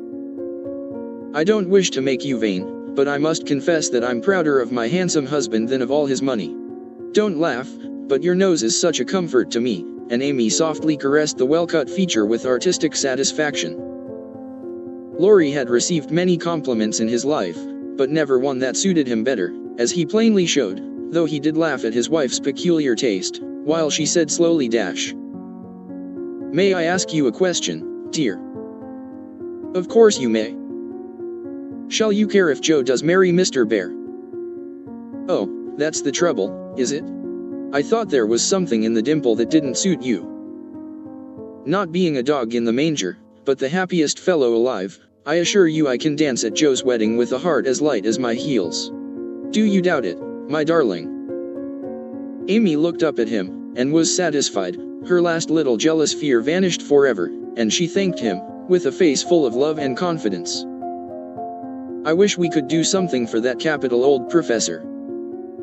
Couldn't we invent a rich relation, who shall obligingly die out there in Germany, and leave him a tidy little fortune? Said Laurie, when they began to pace up and down the long drawing room, arm in arm, as they were fond of doing, in memory of the chateau garden. Joe would find us out, and spoil it all. She is very proud of him, just as he is, and said yesterday that she thought poverty was a beautiful thing. Bless her dear heart. She won't think so when she has a literary husband, and a dozen little professors and professorins to support. We won't interfere now, but watch our chance, and do them a good turn in spite of themselves. I owe Joe for a part of my education, and she believes in people's paying their honest debts, so I'll get round her in that way. How delightful it is to be able to help others, isn't it? That was always one of my dreams, to have the power of giving freely, and, thanks to you, the dream has come true. Ah. We'll do quantities of good, won't we? There's one sort of poverty that I particularly like to help. Out-and-out beggars get taken care of, but poor gentle folks fare badly, because they won't ask, and people don't dare to offer charity, yet there are 1,000 ways of helping them, if one only knows how to do it so delicately that it does not offend. I must say, I like to serve a decayed gentleman better than a blarneying beggar. I suppose it's wrong, but I do, though it is harder. Because it takes a gentleman to do it, added the other member of the Domestic Admiration Society. Thank you, I'm afraid I don't deserve that pretty compliment.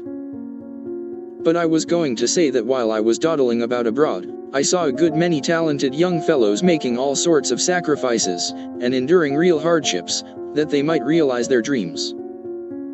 Splendid fellows, some of them, working like heroes, poor and friendless, but so full of courage, patience, and ambition, that I was ashamed of myself, and longed to give them a right good lift. Those are people whom it's a satisfaction to help, for if they've got genius, it's an honor to be allowed to serve them, and not let it be lost or delayed for want of fuel to keep the pot boiling. If they haven't, it's a pleasure to comfort the poor souls, and keep them from despair when they find it out. Yes, indeed, and there's another class who can't ask, and who suffer in silence. I know something of it, for I belonged to it before you made a princess of me, as the king does the beggar maid in the old story. Ambitious girls have a hard time, Laurie, and often have to see youth, health, and precious opportunities go by, just for want of a little help at the right minute. People have been very kind to me, and whenever I see girls struggling along, as we used to do, I want to put out my hand and help them, as I was helped. And so you shall, like an angel as you are, cried Laurie, resolving, with a glow of philanthropic zeal, to found and endow an institution for the express benefit of young women with artistic tendencies. Rich people have no right to sit down and enjoy themselves, or let their money accumulate for others to waste. It's not half so sensible to leave legacies when one dies as it is to use the money wisely while alive, and enjoy making one's fellow creatures happy with it. We'll have a good time ourselves, and add an extra relish to our own pleasure by giving other people a generous taste. Will you be a little Dorcas, going about emptying a big basket of comforts, and filling it up with good deeds? With all my heart, if you will be a brave Saint Martin, stopping, as you ride gallantly through the world, to share your cloak with the beggar. It's a bargain, and we shall get the best of it. So the young pair shook hands upon it, and then paced happily on again, feeling that their pleasant home was more home-like because they hoped to brighten other homes, believing that their own feet would walk more uprightly along the flowery path before them, if they smoothed rough ways for other feet, and feeling that their hearts were more closely knit together by a love which could tenderly remember those less blessed than they. XLV. Daisy and Demi. I feel that I have done my duty as humble historian of the March family, without devoting at least one chapter to the two most precious and important members of it. Daisy and Demi had now arrived at years of discretion, for in this fast age babies of 3 or 4 assert their rights, and get them, too, which is more than many of their elders do. If there ever were a pair of twins in danger of being utterly spoilt by adoration, it was these prattling brooks. Of course they were the most remarkable children ever born, as will be shown when I mention that they walked at 8 months, talked fluently at 12 months, and at 2 years they took their places at table, and behaved with a propriety which charmed all beholders. At 3, Daisy demanded a needler, and actually made a bag with 4 stitches in it.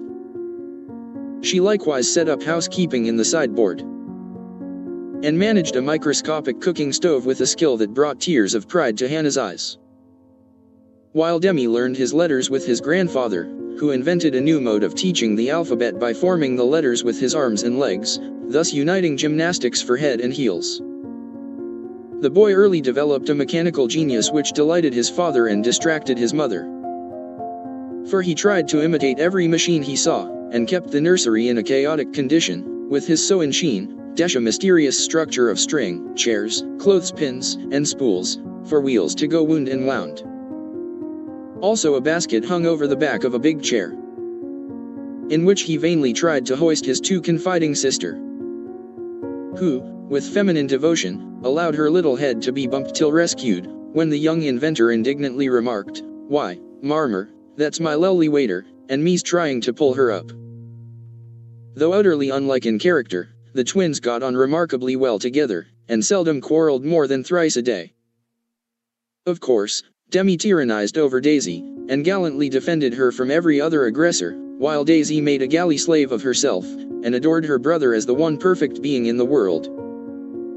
A rosy, chubby, sunshiny little soul was Daisy, who found her way to everybody's heart, and nestled there. One of the captivating children, who seem made to be kissed and cuddled, adorned, and adored like little goddesses, and produced for general approval on all festive occasions.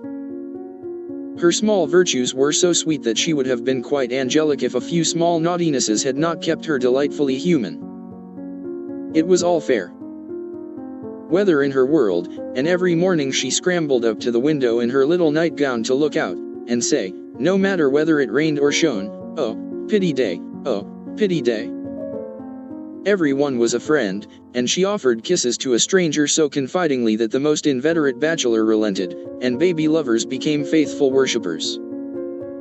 "Me loves everybody," she once said, opening her arms, with her spoon in one hand, and her mug in the other, as if eager to embrace and nourish the whole world. As she grew, her mother began to feel that the dovecote would be blessed by the presence of an inmate as serene and loving as that which had helped to make the old house home, and to pray that she might be spared a loss like that which had lately taught them how long they had entertained an angel unawares.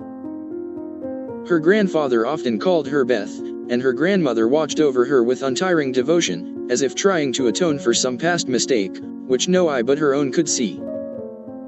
Demi, like a true Yankee, was of an inquiring turn, wanting to know everything, and often getting much disturbed because he could not get satisfactory answers to his perpetual what for.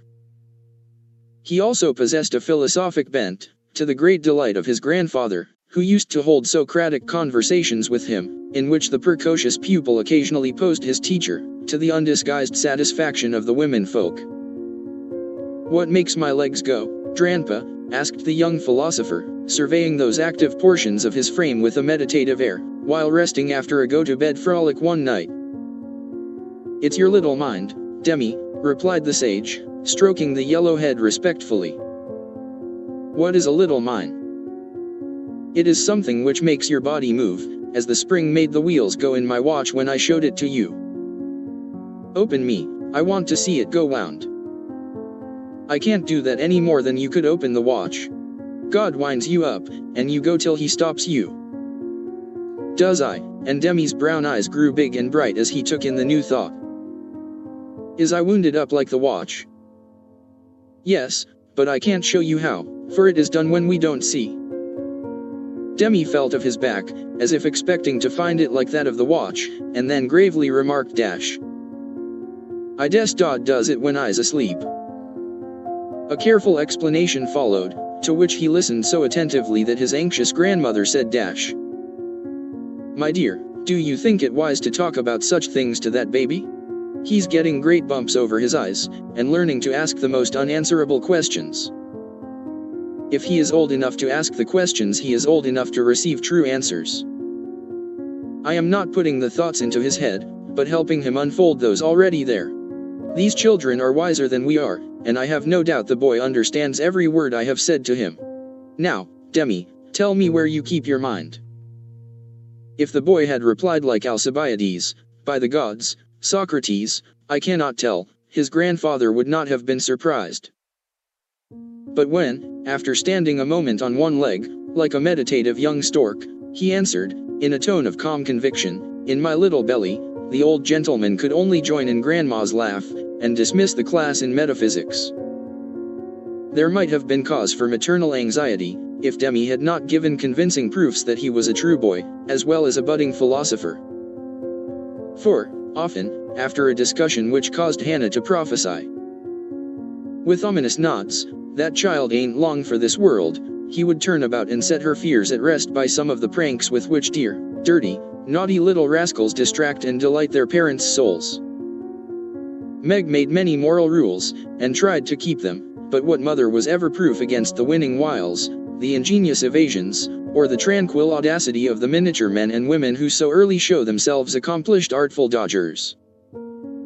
"No more raisins, Demi, they'll make you sick," says Mama to the young person who offers his services in the kitchen with unfailing regularity on plum pudding day. "Me likes to be sick. I don't want to have you, so run away and help Daisy make patty cakes." He reluctantly departs, but his wrongs weigh upon his spirit, and, by and by, when an opportunity comes to redress them, he outwits Mama by a shrewd bargain. "Now you have been good children, and I'll play anything you like," says Meg, as she leads her assistant cooks upstairs, when the pudding is safely bouncing in the pot. Truly, Marmor? Asks Demi, with a brilliant idea in his well-powdered head. Yes, truly, anything you say, replies the short-sighted parent, preparing herself to sing The Three Little Kittens half a dozen times over, or to take her family to buy a penny bun, regardless of wind or limb. But Demi corners her by the cool reply dash. Then we'll go and eat up all the raisins. Aunt Dodo was chief playmate and confidant of both children, and the trio turned the little house topsy-turvy. Aunt Amy was as yet only a name to them, Aunt Beth soon faded into a pleasantly vague memory, but Aunt Dodo was a living reality, and they made the most of her, for which compliment she was deeply grateful. But when Mr. Bear came, Jo neglected her playfellows, and dismay and desolation fell upon their little souls. Daisy, who was fond of going about peddling kisses, lost her best customer and became bankrupt. Demi, with infantile penetration, soon discovered that Dodo liked to play with the bear man better than she did with him, but, though hurt, he concealed his anguish. For he hadn't the heart to insult a rival who kept a mine of chocolate drops in his waistcoat pocket, and a watch that could be taken out of its case and freely shaken by ardent admirers. Some persons might have considered these pleasing liberties as bribes. But Demi didn't see it in that light, and continued to patronize the bear man with pensive affability, while Daisy bestowed her small affections upon him at the third call, and considered his shoulder her throne, his arm her refuge, his gifts treasures of surpassing worth. Gentlemen are sometimes seized with sudden fits of admiration for the young relatives of ladies whom they honor with their regard, but this counterfeit philoprogenitiveness sits uneasily upon them, and does not deceive anybody a particle. Mr. Bear's devotion was sincere, however likewise effective. For honesty is the best policy in love as in law. He was one of the men who are at home with children, and looked particularly well when little faces made a pleasant contrast with his manly one. His business, whatever it was, detained him from day to day, but evening seldom failed to bring him out to see well. He always asked for Mr. March, so I suppose he was the attraction. The excellent Papa labored under the delusion that he was, and revelled in long discussions with the kindred spirit, till a chance remark of his more observing grandson suddenly enlightened him. Mr. Bear came in one evening to pause on the threshold of the study, astonished by the spectacle that met his eye. Prone upon the floor lay Mr. March, with his respectable legs in the air, and beside him, likewise prone, was Demi, trying to imitate the attitude with his own short, scarlet-stockinged legs, both grovelers so seriously absorbed that they were unconscious of spectators, till Mr. Bear laughed his sonorous laugh, and Jo cried out, with a scandalized face dash, "Father, father, here's the professor." Down went the black legs and up came the gray head, as the preceptor said, with undisturbed dignity dash, "Good evening, Mr. Bear. Excuse me for a moment, we are just finishing our lesson. Now, Demi, make the letter and tell its name."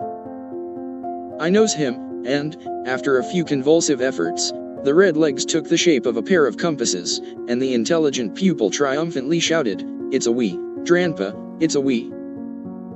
"He's a born weller," laughed Jo, as her parent gathered himself up, and her nephew tried to stand on his head, as the only mode of expressing his satisfaction that school was over.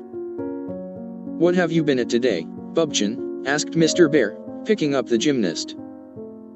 "Me went to see little Mary." "And what did you there?" "I kissed her," began Demi, with artless frankness. "Prut! Thou beginnest early. What did the little Mary say to that?" asked Mr. Bear, continuing to confess the young sinner, who stood upon his knee, exploring the waistcoat pocket. "Oh, she liked it, and she kissed me, and I liked it. Don't little boys like little girls?" added Demi, with his mouth full, and an air of bland satisfaction. "You precocious chick. Who put that into your head?" said Jo, enjoying the innocent revelations as much as the professor.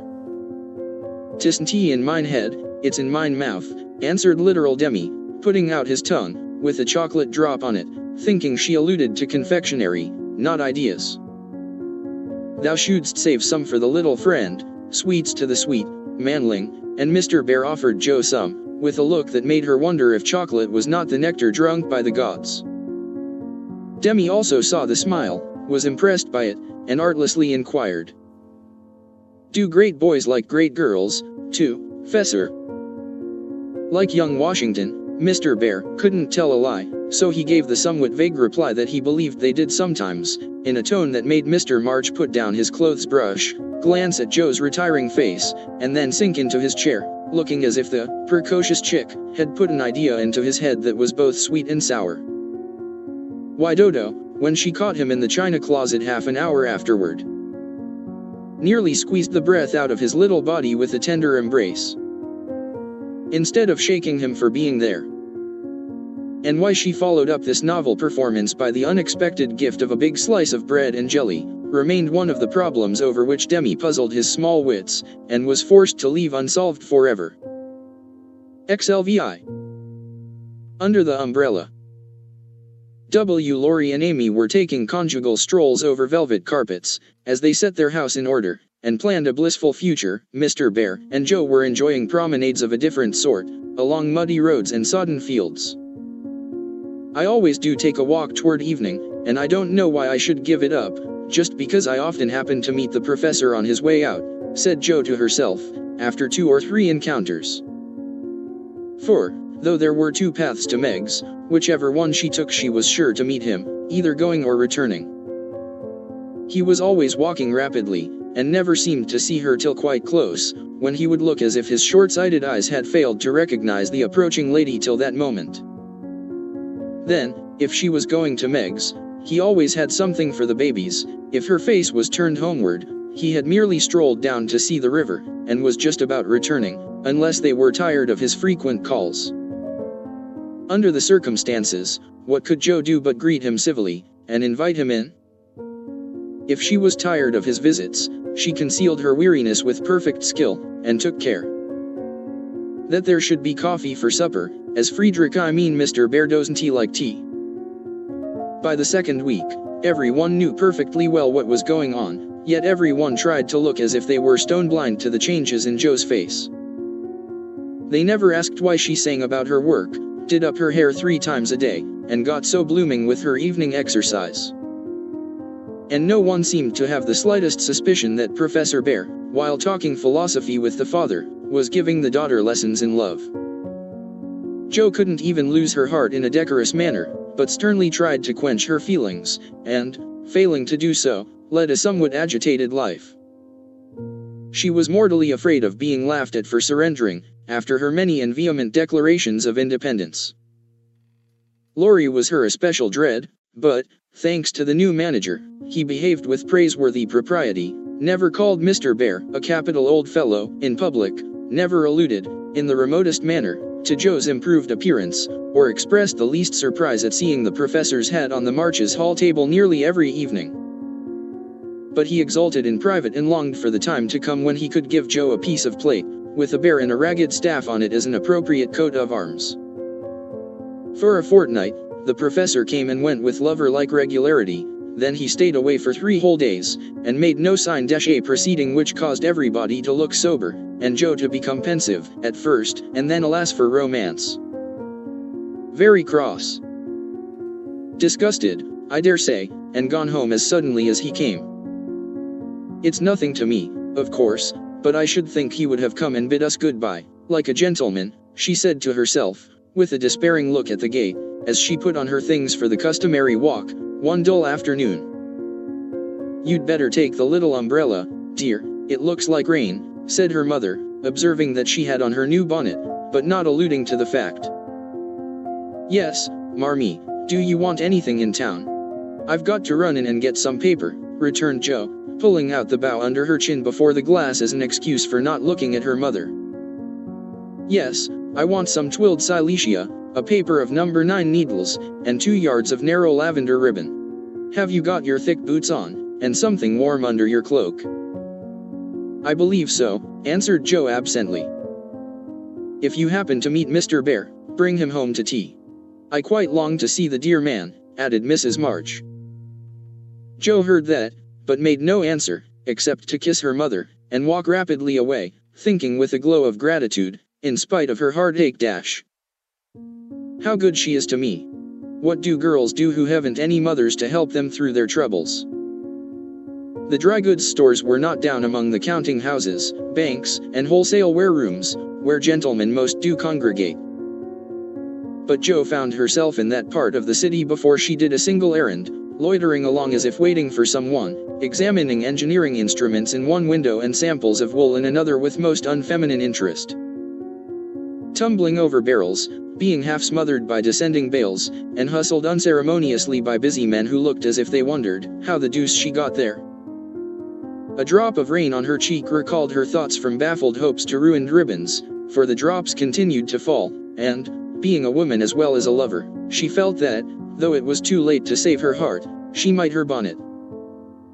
Now she remembered the little umbrella, which she had forgotten to take in her hurry to be off, but regret was unavailing, and nothing could be done but borrow one or submit to a drenching. She looked up at the lowering sky, down at the crimson bow already flecked with black, forward along the muddy street, then one long, lingering look behind, at a certain grimy warehouse, with Hoffman, Swartz, and Co. over the door, and said to herself, with a sternly reproachful air, "It serves me right. What business had I to put on all my best things and come philandering down here, hoping to see the professor? Jo, I'm ashamed of you. No, you shall not go there to borrow an umbrella, or find out where he is, from his friends. You shall trudge away, and do your errands in the rain, and if you catch your death and ruin your bonnet, it's no more than you deserve. Now then." With that she rushed across the street so impetuously that she narrowly escaped annihilation from a passing truck, and precipitated herself into the arms of a stately old gentleman, who said, "I beg pardon, ma'am," and looked mortally offended. Somewhat daunted, Jo righted herself, spread her handkerchief over the devoted ribbons, and, putting temptation behind her, hurried on, with increasing dampness about the ankles, and much clashing of umbrellas overhead. The fact that a somewhat dilapidated blue one remained stationary above the unprotected bonnet, attracted her attention, and, looking up, she saw Mr. Bear looking down. "I feel to know the strong-minded lady who goes so bravely under many horse noses, and so fast through much mud. What do you down here, my friend?" "I'm shopping." Mr. Bear smiled, as he glanced from the pickle factory on one side, to the wholesale hide and leather concern on the other, but he only said politely, "You have no umbrella. May I go also, and take for you the bundles?" "Yes, thank you." Jo's cheeks were as red as her ribbon, and she wondered what he thought of her. But she didn't care. For in a minute she found herself walking away arm in arm with her professor. Feeling as if the sun had suddenly burst out with uncommon brilliancy, that the world was all right again, and that one thoroughly happy woman was paddling through the wet that day. "We thought you had gone," said Jo hastily, for she knew he was looking at her. Her bonnet wasn't big enough to hide her face, and she feared he might think the joy it betrayed unmaidenly. "Did you believe that I should go with no farewell to those who have been so heavenly kind to me?" he asked so reproachfully that she felt as if she had insulted him by the suggestion, and answered heartily, "No, I didn't. I knew you were busy about your own affairs, but we rather missed you, father and mother especially." "And you?" "I'm always glad to see you, sir." In her anxiety to keep her voice quite calm, Jo made it rather cool, and the frosty little monosyllable at the end seemed to chill the professor, for his smile vanished, as he said gravely, "I thank you, and come one time more before I go." "You are going, then?" "I have no longer any business here, it is done." "Successfully, I hope," said Jo, for the bitterness of disappointment was in that short reply of his. "I ought to think so, for I have a way opened to me by which I can make my bread and give my junglings much help." "Tell me, please. I like to know all about the boys," said Jo eagerly. "That is so kind, I gladly tell you. My friends find for me a place in a college, where I teach as at home, and earn enough to make the way smooth for Ferns and Emil. For this I should be grateful, should I not?"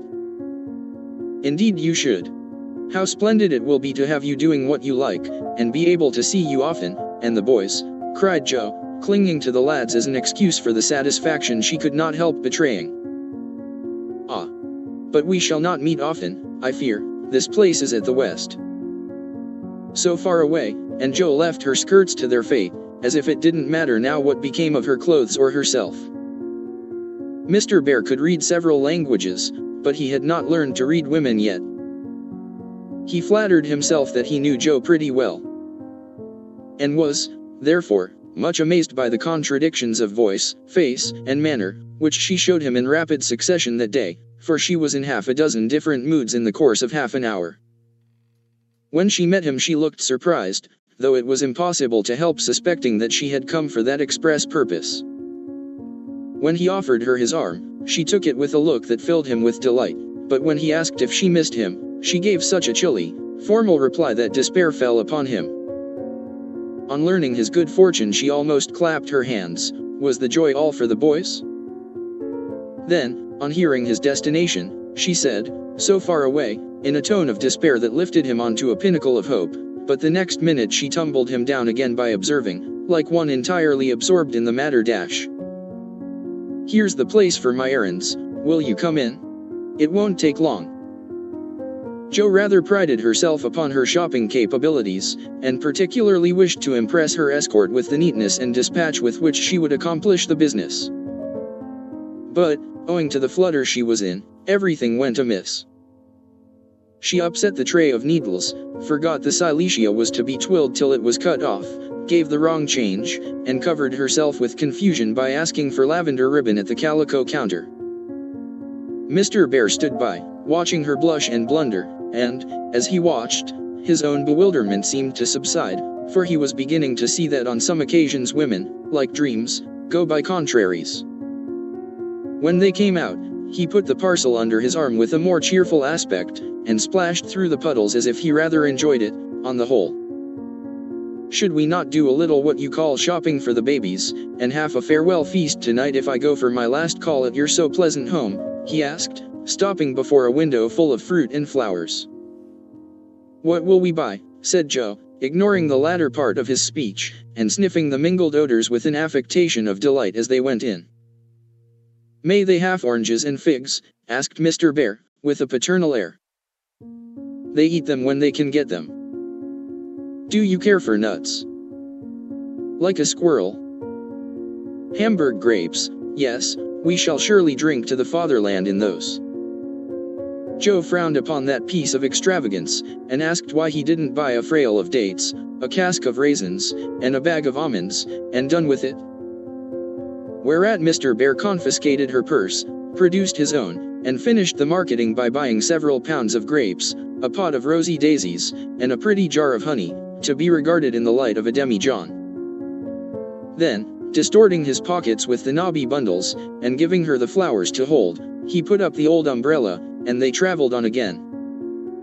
"Miss Marsh, I have a great favor to ask of you," began the professor, after a moist promenade of half a block.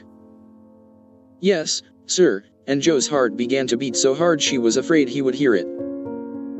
"I am bold to say it in spite of the rain, because so short a time remains to me." "Yes, sir," and Jo nearly crushed the small flower pot with the sudden squeeze she gave it. "I wish to get a little dress for my Tina, and I am too stupid to go alone. Will you kindly give me a word of taste and help?" "Yes, sir," and Jo felt as calm and cool, all of a sudden, as if she had stepped into a refrigerator. "Perhaps also a shawl for Tina's mother, she is so poor and sick, and the husband is such a care." Yes, a thick, warm shawl would be a friendly thing to take the little mother." "I'll do it with pleasure, Mr. Bear. I'm going very fast and he's getting dearer every minute," added Jo to herself. Then, with a mental shake, she entered into the business with an energy which was pleasant to behold. Mr. Bear left it all to her, so she chose a pretty gown for Tina, and then ordered out the shawls. The clerk, being a married man, condescended to take an interest in the couple, who appeared to be shopping for their family. "Your lady may prefer this, it's a superior article, a most desirable color, quite chaste and genteel," he said, shaking out a comfortable gray shawl, and throwing it over Jo's shoulders. "Does this suit you, Mr. Bear?" she asked, turning her back to him, and feeling deeply grateful for the chance of hiding her face. "Excellently well, we will have it," answered the professor, smiling to himself as he paid for it, while Joe continued to rummage the counters like a confirmed bargain hunter. "Now shall we go home?" he asked, as if the words were very pleasant to him. "Yes, it's late, and I'm so tired." Joe's voice was more pathetic than she knew. For now the sun seemed to have gone in as suddenly as it came out. The world grew muddy and miserable again, and for the first time she discovered that her feet were cold, her head ached, and that her heart was colder than the former, fuller of pain than the latter. Mr. Bear was going away. He only cared for her as a friend. It was all a mistake, and the sooner it was over the better. With this idea in her head, she hailed an approaching omnibus with such a hasty gesture that the daisies flew out of the pot and were badly damaged. "This is not our omnibus," said the professor, waving the loaded vehicle away, and stopping to pick up the poor little flowers. "I beg your pardon, I didn't see the name distinctly." "Never mind, I can walk. I'm used to plodding in the mud," returned Joe, winking hard, because she would have died rather than openly wipe her eyes. Mr. Bear saw the drops on her cheeks. Though she turned her head away, the sight seemed to touch him very much, for, suddenly stooping down, he asked in a tone that meant a great deal. "Heart's dearest, why do you cry?" Now, if Joe had not been new to this sort of thing, she would have said she wasn't crying, had a cold in her head, or told any other feminine fib proper to the occasion, instead of which that undignified creature answered, with an irrepressible sob. "Because you are going away." "Ach, main God, that is so good," cried Mr. Bear, managing to clasp his hands in spite of the umbrella and the bundles. "Joe, I have nothing but much love to give you. I came to see if you could care for it, and I waited to be sure that I was something more than a friend. Am I? Can you make a little place in your heart for old Fritz?" he added, all in one breath. "Oh, yes," said Joe, and he was quite satisfied. For she folded both hands over his arm, and looked up at him with an expression that plainly showed how happy she would be to walk through life beside him, even though she had no better shelter than the old umbrella, if he carried it. It was certainly proposing under difficulties, for, even if he had desired to do so, Mr. Bear could not go down upon his knees, on account of the mud. Neither could he offer Joe his hand, except figuratively, for both were full. Much less could he indulge in tender demonstrations in the open street, though he was near it.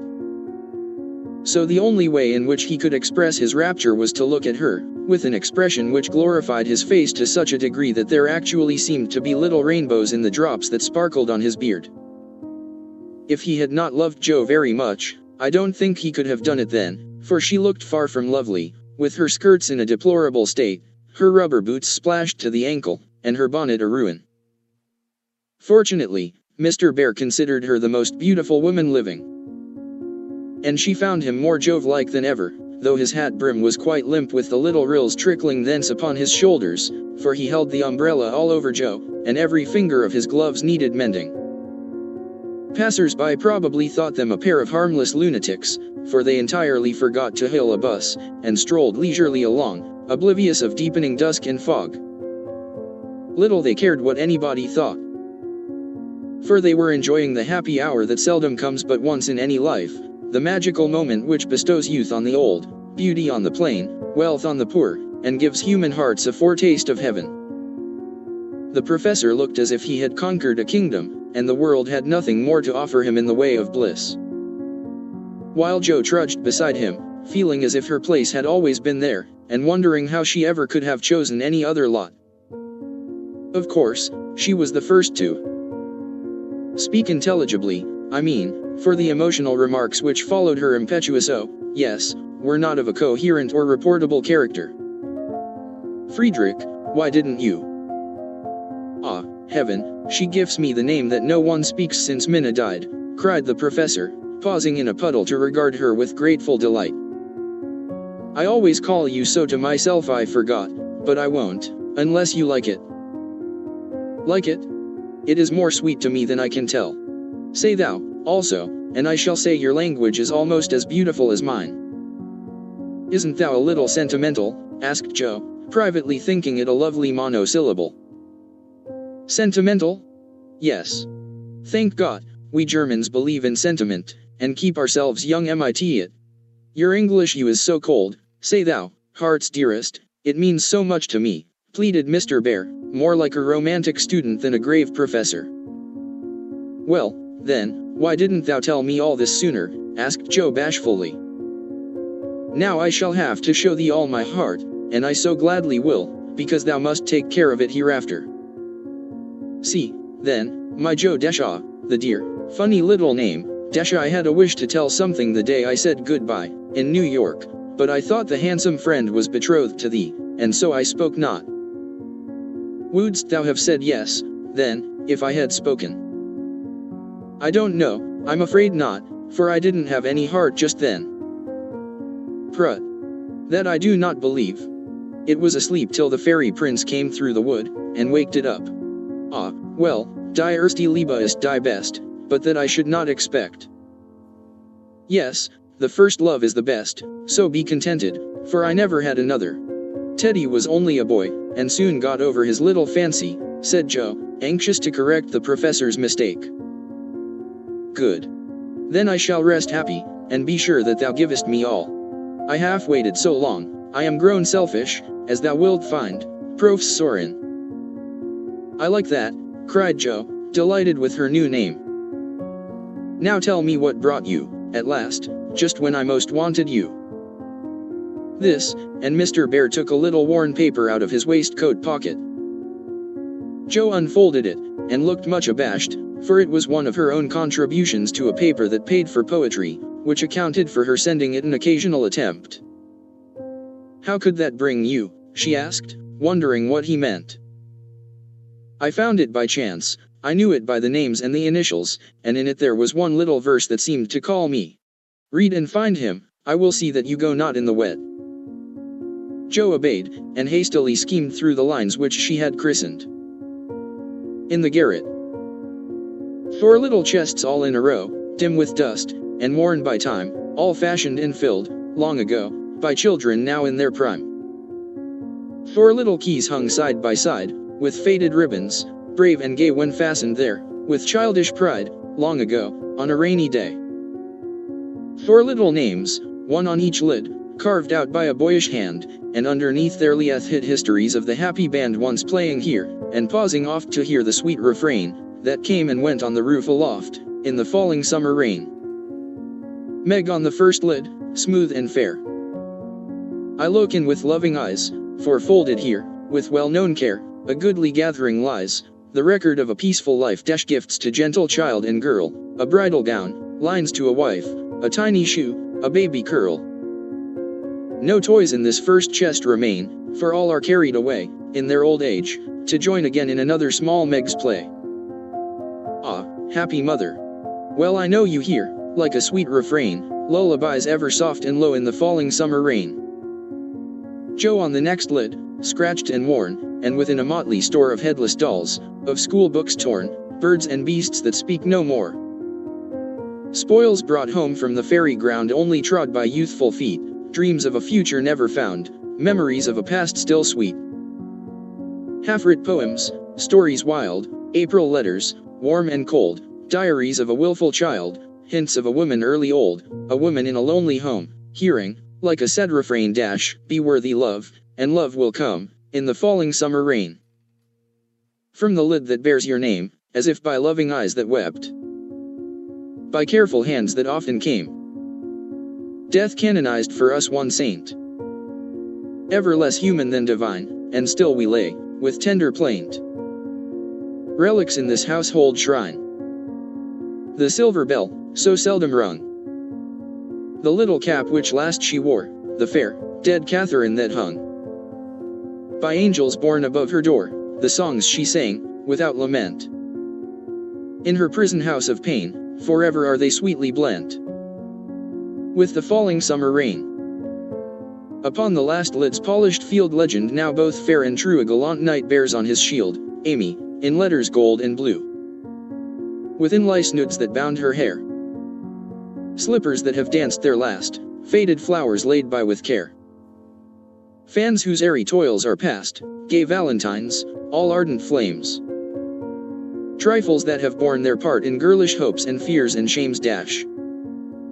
The record of a maiden heart now learning fairer, truer spells. Hearing, like a blithe refrain, the silver sound of bridal bells. In the falling summer rain. 4 little chests all in a row. Dim with dust, and worn by time, 4 women, taught by weal and woe, to love and labor in their prime. 4 sisters, parted for an hour. None lost, one only gone before, made by love's immortal power. Nearest and dearest evermore. Oh, when these hidden stores of ours lie open to the Father's sight, may they be rich in golden hours. Deeds that show fairer for the light, lives whose brave music long shall ring, like a spirit-stirring strain. Souls that shall gladly soar and sing in the long sunshine after rain. It's very bad poetry, but I felt it when I wrote it, one day when I was very lonely, and had a good cry on a rag bag. I never thought it would go where it could tell tales, said Joe, tearing up the verses the professor had treasured so long. Let it go, it has done its duty, and I will have a fresh one when I read all the brown book in which she keeps her little secrets, said Mr. Bear, with a smile, as he watched the fragments fly away on the wind. Yes, he added earnestly, I read that, and I think to myself, she has a sorrow, she is lonely, she would find comfort in true love. I have a heart full for her, shall I not go and say, if this is not too poor a thing to give for what I shall hope to receive, take it in God's name. And so you came to find that it was not too poor, but the one precious thing I needed, whispered Joe. I had no courage to think that at first, heavenly kind as was your welcome to me. But soon I began to hope, and then I said, I will have her if I die for it, and so I will, cried Mr. Bear, with a defiant nod, as if the walls of mist closing round them were barriers which he was to surmount or valiantly knock down. Joe thought that was splendid, and resolved to be worthy of her knight, though he did not come prancing on a charger in gorgeous array. What made you stay away so long? She asked presently, finding it so pleasant to ask confidential questions and get delightful answers that she could not keep silent. It was not easy, but I could not find the heart to take you from that so happy home until I could have a prospect of one to give you, after much time, perhaps, and hard work. How could I ask you to give up so much for a poor old fellow, who has no fortune but a little learning? I'm glad you are poor. I couldn't bear a rich husband, said Joe decidedly, adding, in a softer tone, don't fear poverty, I've known it long enough to lose my dread, and be happy working for those I love, and don't call yourself old. 40 is the prime of life.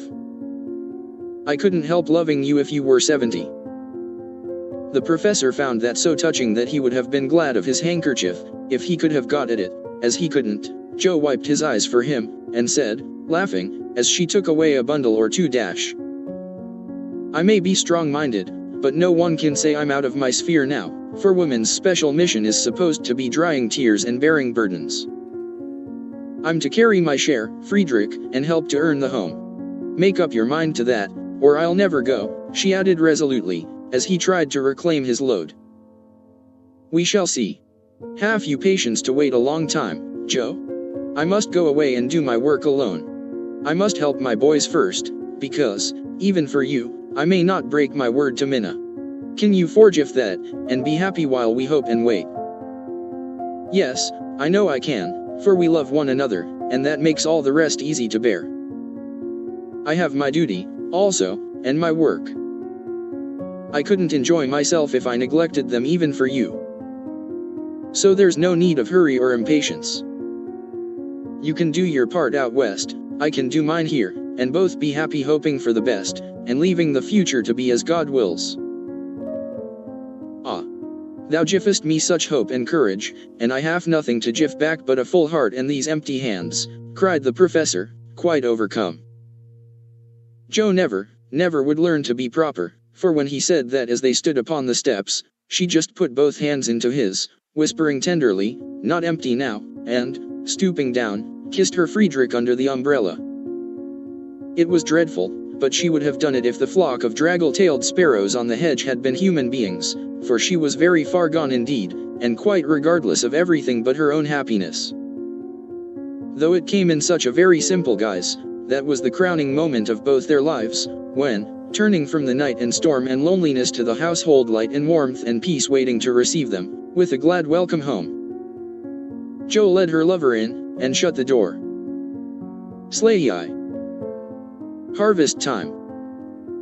A year Jo and her professor worked and waited, hoped, and loved, met occasionally, and wrote such voluminous letters that the rise in the price of paper was accounted for, Laurie said. The second year began rather soberly, for their prospects did not brighten, and Aunt March died suddenly. But when their first sorrow was over, for they loved the old lady in spite of her sharp tongue, they found they had cause for rejoicing, for she had left Plumfield to Jo, which made all sorts of joyful things possible. It's a fine old place, and will bring a handsome sum, for of course you intend to sell it, said Laurie, as they were all talking the matter over, some weeks later. No, I don't, was Jo's decided answer, as she petted the fat poodle, whom she had adopted, out of respect to his former mistress. You don't mean to live there? Yes, I do. But, my dear girl, it's an immense house, and will take a power of money to keep it in order. The garden and orchard alone need 2 or 3 men, and farming isn't in Bear's line, I take it. He'll try his hand at it there, if I propose it. And you expect to live on the produce of the place? Well, that sounds paradisiacal, but you'll find it desperate hard work. The crop we are going to raise is a profitable one, and Jo laughed. Of what is this fine crop to consist, ma'am? Boys. I want to open a school for little lads, a good, happy, home-like school, with me to take care of them, and Fritz to teach them. There's a truly joyeux plan for you. Isn't that just like her? Cried Laurie, appealing to the family, who looked as much surprised as he. I like it, said Mrs. March decidedly. So do I, added her husband, who welcomed the thought of a chance for trying the Socratic method of education on modern youth. It will be an immense care for Jo, said Meg, stroking the head of her one all-absorbing son. Jo can do it, and be happy in it. It's a splendid idea. Tell us all about it, cried Mr. Lawrence, who had been longing to lend the lovers a hand, but knew that they would refuse his help. I knew you'd stand by me, sir. Amy does too, I see it in her eyes, though she prudently waits to turn it over in her mind before she speaks. Now, my dear people, continued Jo earnestly, just understand that this isn't a new idea of mine, but a long-cherished plan. Before my Fritz came, I used to think how, when I'd made my fortune, and no one needed me at home, I'd hire a big house, and pick up some poor, forlorn little lads, who hadn't any mothers, and take care of them, and make life jolly for them before it was too late. I see so many going to ruin, for want of help at the right minute. I love so to do anything for them. I seem to feel their wants, and sympathize with their troubles, and, oh, I should so like to be a mother to them. Mrs. March held out her hand to Jo, who took it, smiling, with tears in her eyes, and went on in the old enthusiastic way, which they had not seen for a long while. I told my plan to Fritz once, and he said it was just what he would like, and agreed to try it when we got rich. Bless his dear heart, he's been doing it all his life, helping poor boys, I mean, not getting rich, that he'll never be. Money doesn't stay in his pocket long enough to lay up any. But now, thanks to my good old aunt, who loved me better than I ever deserved, I'm rich, at least I feel so, and we can live at Plumfield perfectly well, if we have a flourishing school. It's just the place for boys, the house is big, and the furniture strong and plain. There's plenty of room for dozens inside, and splendid grounds outside. They could help in the garden and orchard, such work is healthy, isn't it, sir? Then Fritz can train and teach in his own way, and father will help him. I can feed and nurse and pet and scold them, and mother will be my standby. I've always longed for lots of boys, and never had enough. Now I can fill the house full, and revel in the little dears to my heart's content. Think what luxury, Plumfield my own, and a wilderness of boys to enjoy it with me. As Jo waved her hands, and gave a sigh of rapture, the family went off into a gale of merriment, and Mr. Lawrence laughed till they thought he'd have an apoplectic fit. "I don't see anything funny," she said gravely, when she could be heard. "Nothing could be more natural or proper than for my professor to open a school, and for me to prefer to reside on my own estate." "She is putting on airs already," said Laurie, who regarded the idea in the light of a capital joke. "But may I inquire how you intend to support the establishment? If all the pupils are little ragamuffins, I'm afraid your crop won't be profitable in a worldly sense, Mrs. Bear." "Now don't be a wet blanket, Teddy. Of course I shall have rich pupils, also perhaps begin with such altogether, then, when I've got a start, I can take a ragamuffin or two, just for a relish. Rich people's children often need care and comfort, as well as poor. I've seen unfortunate little creatures left to servants, or backward ones pushed forward, when it's real cruelty. Some are naughty through mismanagement or neglect, and some lose their mothers. Besides, the best have to get through the hobble-de-hoy age, and that's the very time they need most patience and kindness. People laugh at them, and hustle them about, try to keep them out of sight, and expect them to turn, all at once, from pretty children into fine young men. They don't complain much plucky little souls but they feel it. I've been through something of it, and I know all about it. I've a special interest in such young bears, and like to show them that I see the warm, honest, well-meaning boys' hearts, in spite of the clumsy arms and legs and the topsy-turvy heads. I've had experience, too, for haven't I brought up one boy to be a pride and honor to his family?" "I'll testify that you tried to do it," said Laurie, with a grateful look. "And I've succeeded beyond my hopes, for here you are, a steady, sensible businessman, doing heaps of good with your money, and laying up the blessings of the poor, instead of dollars. But you are not merely a businessman, you love good and beautiful things, enjoy them yourself, and let others go halves, as you always did in the old times. I am proud of you, Teddy, for you get better every year, and everyone feels it, though you won't let them say so. Yes, and when I have my flock, I'll just point to you, and say, 'There's your model, my lads.'" Poor Laurie didn't know where to look, for, man though he was, something of the old bashfulness came over him as this burst of praise made all faces turn approvingly upon him. "I say, Jo, that's rather too much," he began, just in his old boyish way. "You have all done more for me than I can ever thank you for, except by doing my best not to disappoint you. You have rather cast me off lately, Jo, but I've had the best of help, nevertheless. So, if I've got on at all, you may thank these two for it," and he laid one hand gently on his grandfather's white head, the other on Amy's golden one, for the three were never far apart. "I do think that families are the most beautiful things in all the world," burst out Jo, who was in an unusually uplifted frame of mind just then. "When I have one of my own, I hope it will be as happy as the three I know and love the best. If John and my Fritz were only here, it would be quite a little heaven on earth," she added more quietly. And that night, when she went to her room, after a blissful evening of family councils, hopes, and plans, her heart was so full of happiness that she could only calm it by kneeling beside the empty bed always near her own, and thinking tender thoughts of Beth. It was a very astonishing year altogether, for things seemed to happen in an unusually rapid and delightful manner. Almost before she knew where she was, Jo found herself married and settled at Plumfield.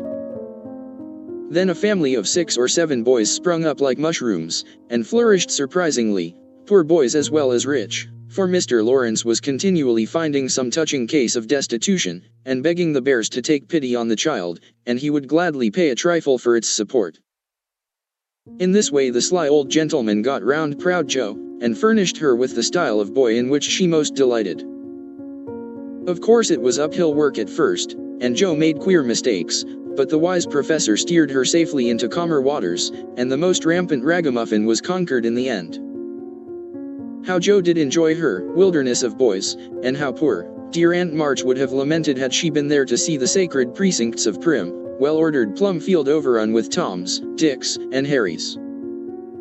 There was a sort of poetic justice about it, after all, for the old lady had been the terror of the boys for miles round. And now the exiles feasted freely on forbidden plums, kicked up the gravel with profane boots unreproved, and played cricket in the big field where the irritable cow with a crumpled horn used to invite rash youths to come and be tossed. It became a sort of boys' paradise, and Laurie suggested that it should be called the Bear Garden, as a compliment to its master and appropriate to its inhabitants. It never was a fashionable school, and the professor did not lay up a fortune, but it was just what Joe intended it to be - a happy, home-like place for boys, who needed teaching, care, and kindness. Every room in the big house was soon full. Every little plot in the garden soon had its owner. A regular menagerie appeared in barn and shed, for pet animals were allowed. And, 3 times a day, Joe smiled at her Fritz from the head of a long table lined on either side with rows of happy young faces, which all turned to her with affectionate eyes, confiding words, and grateful hearts, full of love for Mother Bear. She had boys enough now, and did not tire of them, though they were not angels by any means, and some of them caused both Professor and Prof. Soren much trouble and anxiety. But her faith in the good spot which exists in the heart of the naughtiest, sauciest, most tantalizing little ragamuffin gave her patience, skill, and, in time, success. For no mortal boy could hold out long with Father Bear shining on him as benevolently as the sun, and Mother Bear forgiving him 70 times 7. Very precious to Joe was the friendship of the lads. Their penitent sniffs and whispers after wrongdoing, their droll or touching little confidences, their pleasant enthusiasms, hopes, and plans, even their misfortunes, for they only endeared them to her all the more.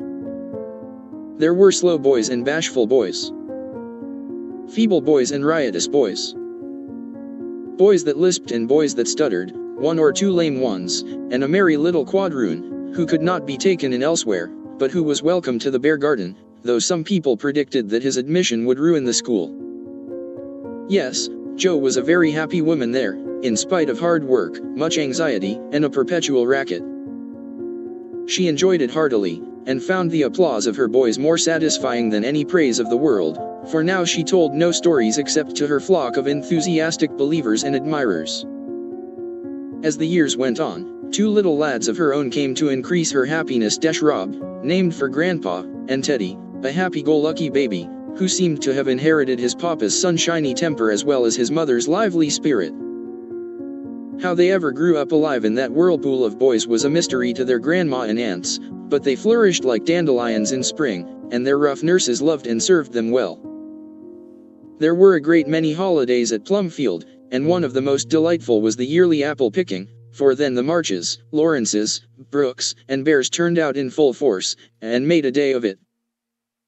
5 years after Joe's wedding, one of these fruitful festivals occurred. A mellow October day, when the air was full of an exhilarating freshness which made the spirits rise, and the blood dance healthily in the veins. The old orchard wore its holiday attire. Goldenrod and asters fringed the mossy walls.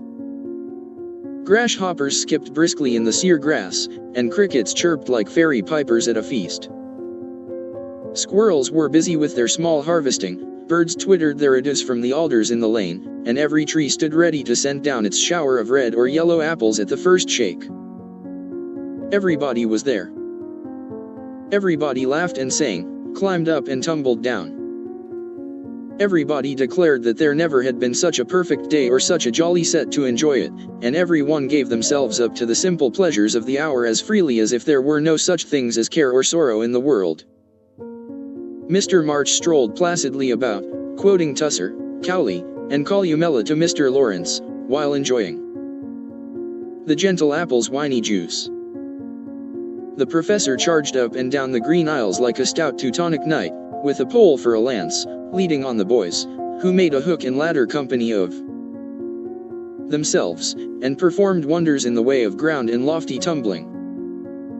Laurie devoted himself to the little ones, rode his small daughter in a bushel basket, took Daisy up among the birds' nests, and kept adventurous Rob from breaking his neck. Mrs. March and Meg sat among the apple piles like a pair of pomonas, sorting the contributions that kept pouring in. While Amy, with a beautiful motherly expression in her face, sketched the various groups, and watched over one pale lad, who sat adoring her with his little crutch beside him. Jo was in her element that day, and rushed about, with her gown pinned up, her hat anywhere but on her head, and her baby tucked under her arm, ready for any lively adventure which might turn up. Little Teddy bore a charmed life, for nothing ever happened to him. And Jo never felt any anxiety when he was whisked up into a tree by one lad, galloped off on the back of another, or supplied with sour russets by his indulgent papa, who labored under the Germanic delusion that babies could digest anything, from pickled cabbage to buttons, nails, and their own small shoes. She knew that little Ted would turn up again in time, safe and rosy, dirty and serene, and she always received him back with a hearty welcome, for Jo loved her babies tenderly. At 4 o'clock a lull took place, and baskets remained empty, while the apple pickers rested, and compared rents and bruises. Then Jo and Meg, with a detachment of the bigger boys, set forth the supper on the grass, for an out-of-door tea was always the crowning joy of the day. The land literally flowed with milk and honey on such occasions, for the lads were not required to sit at table, but allowed to partake of refreshment as they liked, freedom being the sauce best beloved by the boyish soul. They availed themselves of the rare privilege to the fullest extent. For some tried the pleasing experiment of drinking milk while standing on their heads. Others lent a charm to leapfrog by eating pie in the pauses of the game, cookies were sown broadcast over the field, and apple turnovers roosted in the trees like a new style of bird. The little girls had a private tea party, and Ted roved among the edibles at his own sweet will. When no one could eat any more, the professor proposed the first regular toast, which was always drunk. At such times Aunt March, God bless her.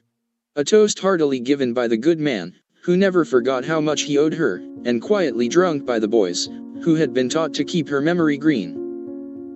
Now, Grandma's 60th birthday. Long life to her, with 3 times 3. That was given with a will, as you may well believe, and the cheering once begun, it was hard to stop it. Everybody's health was proposed, from Mr. Lawrence, who was considered their special patron, to the astonished guinea pig, who had strayed from its proper sphere in search of its young master.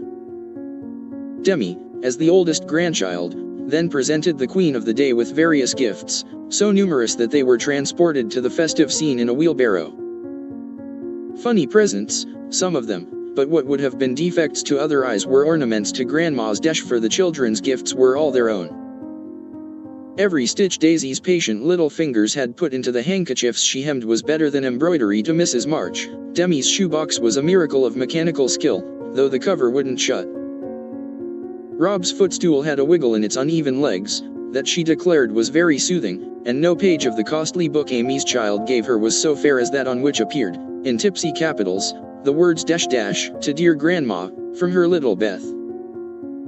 During this ceremony the boys had mysteriously disappeared, and, when Mrs. March had tried to thank her children, and broken down, while Teddy wiped her eyes on his pinafore, the professor suddenly began to sing. Then, from above him, voice after voice took up the words. And from tree to tree echoed the music of the unseen choir, as the boys sung, with all their hearts, the little song Jo had written. Laurie set to music, and the professor trained his lads to give with the best effect. This was something altogether new, and it proved a grand success, for Mrs. March couldn't get over her surprise, and insisted on shaking hands with every one of the featherless birds, from tall ferns and Emile to the little quadroon, who had the sweetest voice of all. After this, the boys dispersed for a final lark, leaving Mrs. March and her daughters under the festival tree. Leaving Mrs. March and her daughters under the festival tree. Page 583. I don't think I ever ought to call myself unlucky Jo again, when my greatest wish has been so beautifully gratified, said Mrs. Bear, taking Teddy's little fist out of the milk pitcher, in which he was rapturously churning. And yet your life is very different from the one you pictured so long ago. Do you remember our castles in the air? Asked Amy, smiling as she watched Laurie and John playing cricket with the boys. Dear fellows. It does my heart good to see them forget business, and frolic for a day, answered Jo, who now spoke in a maternal way of all mankind. Yes, I remember, but the life I wanted then seems selfish, lonely, and cold to me now. I haven't given up the hope that I may write a good book yet, but I can wait, and I'm sure it will be all the better for such experiences and illustrations as these." And Jo pointed from the lively lads in the distance to her father, leaning on the professor's arm, as they walked to and fro in the sunshine, deep in one of the conversations which both enjoyed so much. And then to her mother, sitting enthroned among her daughters, with their children in her lap and at her feet, as if all found help and happiness in the face which never could grow old to them. My castle was the most nearly realized of all. I asked for splendid things, to be sure, but in my heart I knew I should be satisfied, if I had a little home, and John, and some dear children like these. I've got them all, thank God, and am the happiest woman in the world," and Meg laid her hand on her tall boy's head, with a face full of tender and devout content. "My castle is very different from what I planned, but I would not alter it, though, like Jo, I don't relinquish all my artistic hopes, or confine myself to helping others fulfill their dreams of beauty. I've begun to model a figure of baby, and Laurie says it is the best thing I've ever done. I think so myself, and mean to do it in marble, so that, whatever happens, I may at least keep the image of my little angel." As Amy spoke, a great tear dropped on the golden hair of the sleeping child in her arms, for her one well-beloved daughter was a frail little creature and the dread of losing her was the shadow over Amy's sunshine. This cross was doing much for both father and mother, for one love and sorrow bound them closely together. Amy's nature was growing sweeter, deeper, and more tender.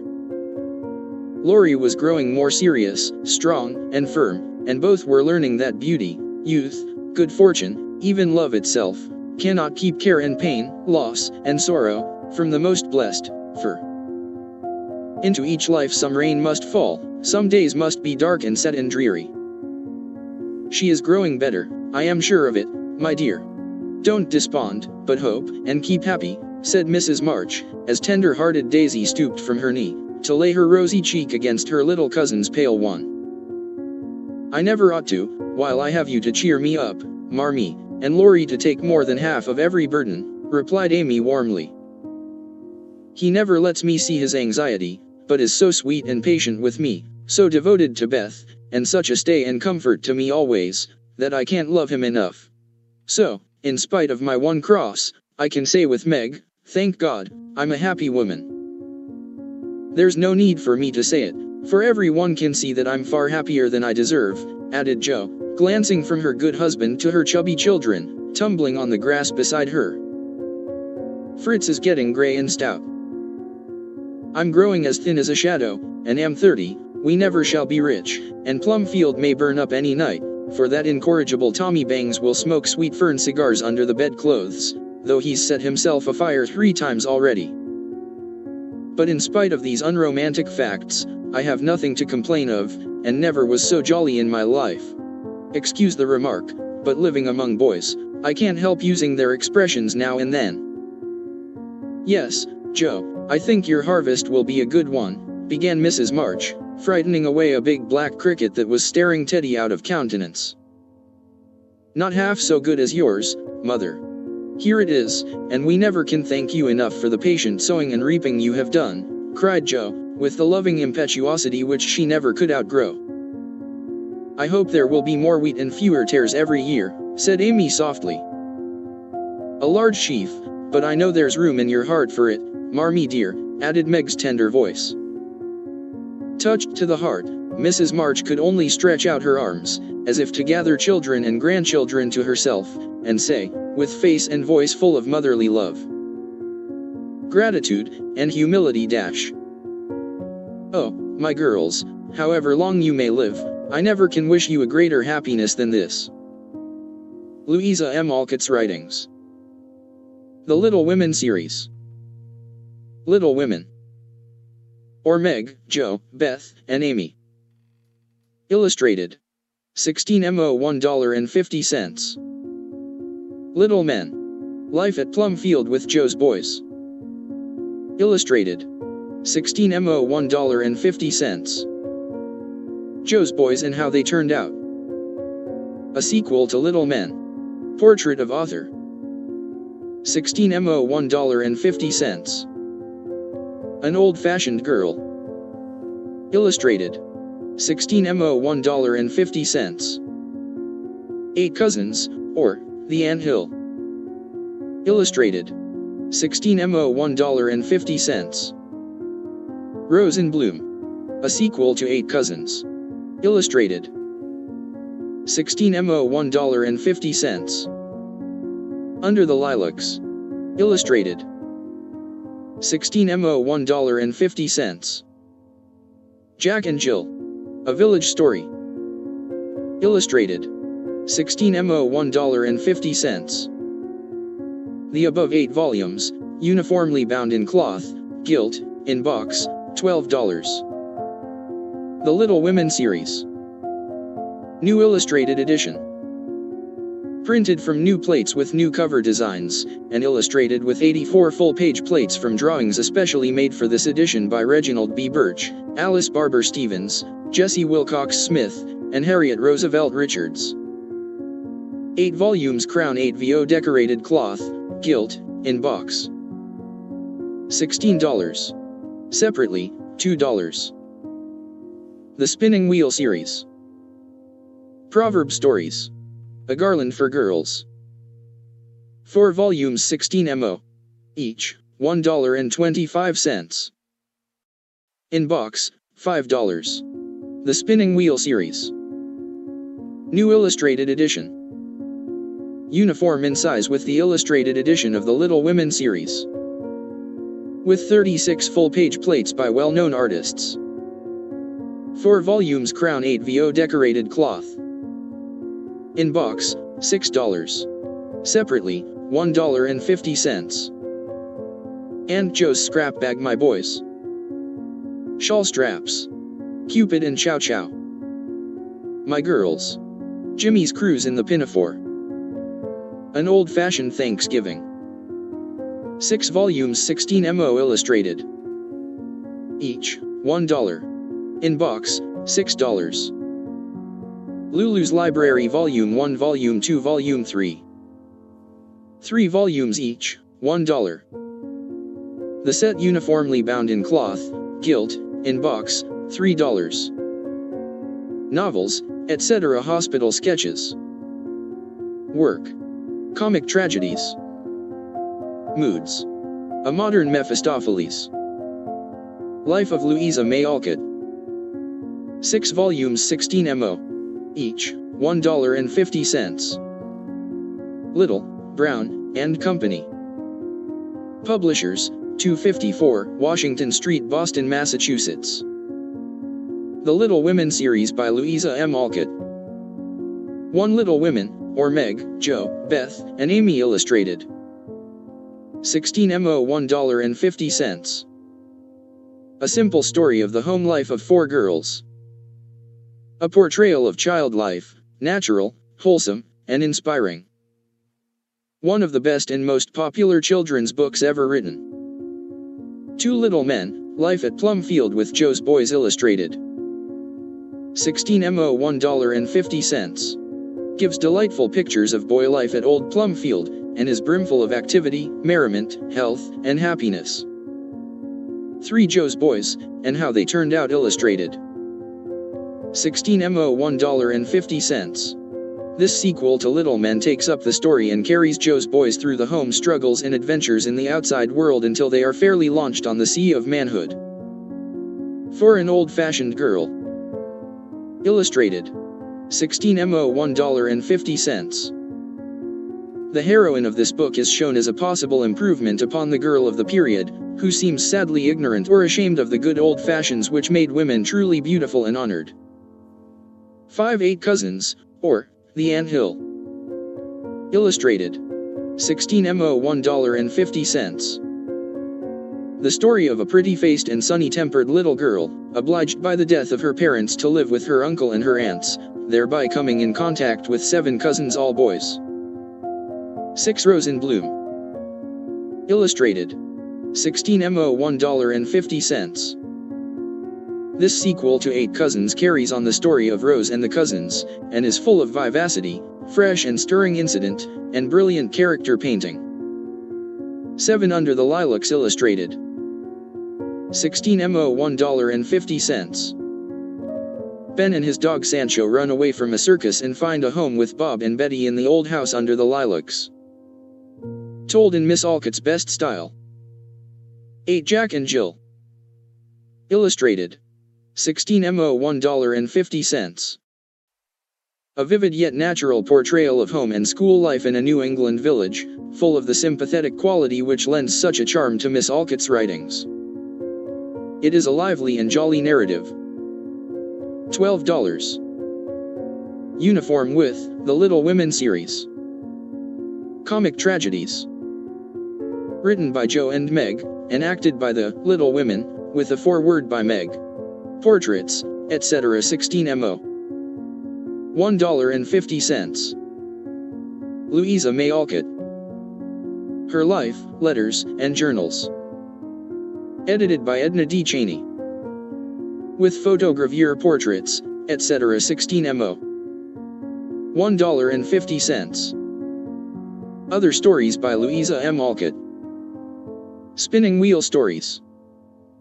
4 volumes of healthy and hearty short stories so told as to fascinate the young people, while inculcating sturdy courage and kindness to the weak in the boys, and in the girls those virtues which fit them for filling a woman's place in the home. 1 Spinning Wheel Stories. With 12 initial illustrations. 16 MO $1.25. 2 Silver Pitchers, and Independence 16 MO $1.25. 3 Proverb Stories 16 MO $1.25. 4 A Garland for Girls with Illustrations. 16 MO $1.25. The above 4 volumes, uniformly bound in cloth, gilt, in box, $5. And Joe's Scrap Bag. 6 books of jolly, readable stories told in Miss Alcott's best style and sure to please young people. 1 My Boys Illustrated. 16 MO $1. 2 Shawl Straps Illustrated. Story of a Voyage Abroad. 16 MO $1. 3 Cupid and Chow Chow Illustrated. 16 MO $1. 4 My Girls Illustrated. 16 MO $1. 5 Jimmy's Cruise in the Pinafore, etc. Illustrated. 16 MO $1. 6 An Old-Fashioned Thanksgiving Illustrated. 16 MO $1. The above 6 volumes, uniformly bound in cloth, gilt, in box, $6. Lulu's Library. Delightful short stories, many of them founded on incidents from Miss Alcott's life. Told so as to attract children, and all showing the spirit of cheerful accomplishment in the face of discouragements. 3 volumes. Each, $1. The set, uniformly bound in cloth, gilt, in box, $3. Miss Alcott's novels Hospital Sketches. And Kempen Fireside Stories. With illustrations. 16 MO $1.50. Work A Story of Experience. Illustrated by Soleading. 16 MO $1.50. Moods A Novel. 16 MO $1.50. A Modern Mephistopheles and a Whisper in the Dark. 16 MO $1.50. Other stories by Louisa M. Alcott. A Hole in the Wall. Illustrated. 12 MO 50 cents. An account of a poor boy's admiration for a beautiful garden to which he is invited by a little girl friend. How they camped out, in same volume. Marjorie's 3 Gifts. Illustrated. 12 MO 50 cents. A fairy tale told Marjorie comes true, and there enter into her life 3 good fairies, industry, cheerfulness, and love. Roses and Forget-Me-Nots, in same volume. The experiences of 6 earnest young girls who try to make the said lives about them happier. Full of sensible hints as to wisest methods of charity. Illustrated. 12 mo 50 cents. A quaint little fable in which the young heroine visits Candyland and is finally contented to return to Breadland. How They Ran Away, in same volume. Little Button Rose. Illustrated. 12 mo 50 cents. A bright, vivacious child visits her maiden aunts. Her influence on the somewhat narrow characters about her is delightfully described. Poppies and Wheat. Illustrated. 12 mo 50 cents. Two girls travel through Europe. The frivolous Ethel learns the advantages of culture and simple dignity from her companion. Mountain Laurel and Maidenhair. Illustrated. 12 mo 50 cents. The story of a New Hampshire farmer's daughter who is fond of writing verses. Pansies and Water Lilies. Pansies is a story of a girl's discussion of books, Water Lilies a romance by the seashore.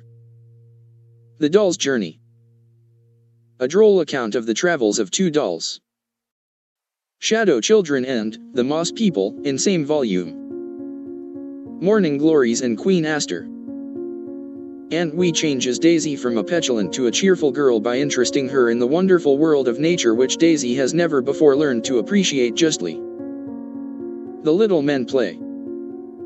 The Little Women Play. Adapted from Miss Alcott's famous stories, Little Men and Little Women, by Elizabeth L. Gould. Illustrated. 12 mo price 50 cents each. Two 45-minute plays of 2 acts each, for 8 or 10 little people.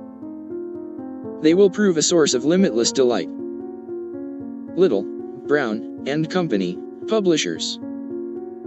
254 Washington Street, Boston, Massachusetts. Transcriber's notes. PG has 2 versions of Little Women by Louisa May Alcott. Original Edition, Illustrated Edition.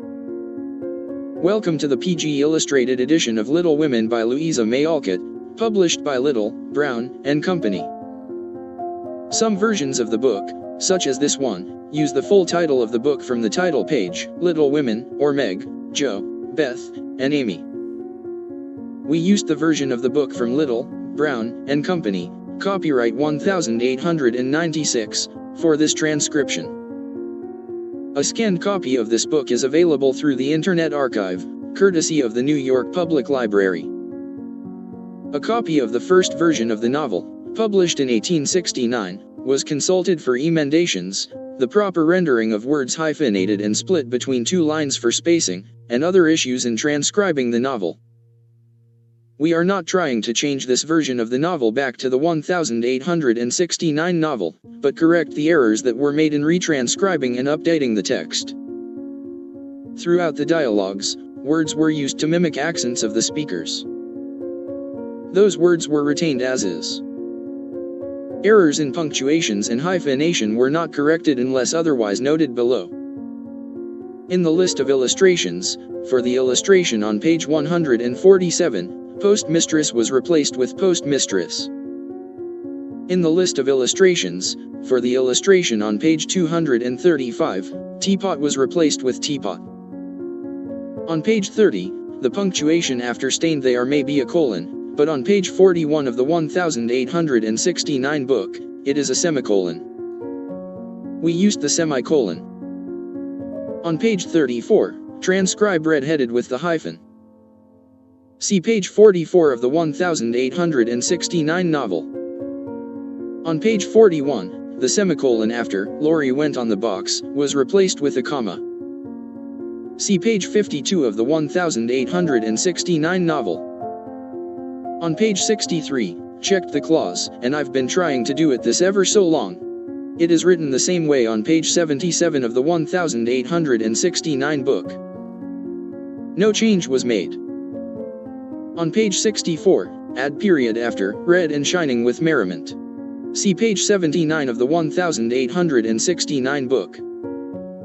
On page 68, changed wheat to sweet in the damp wheat air.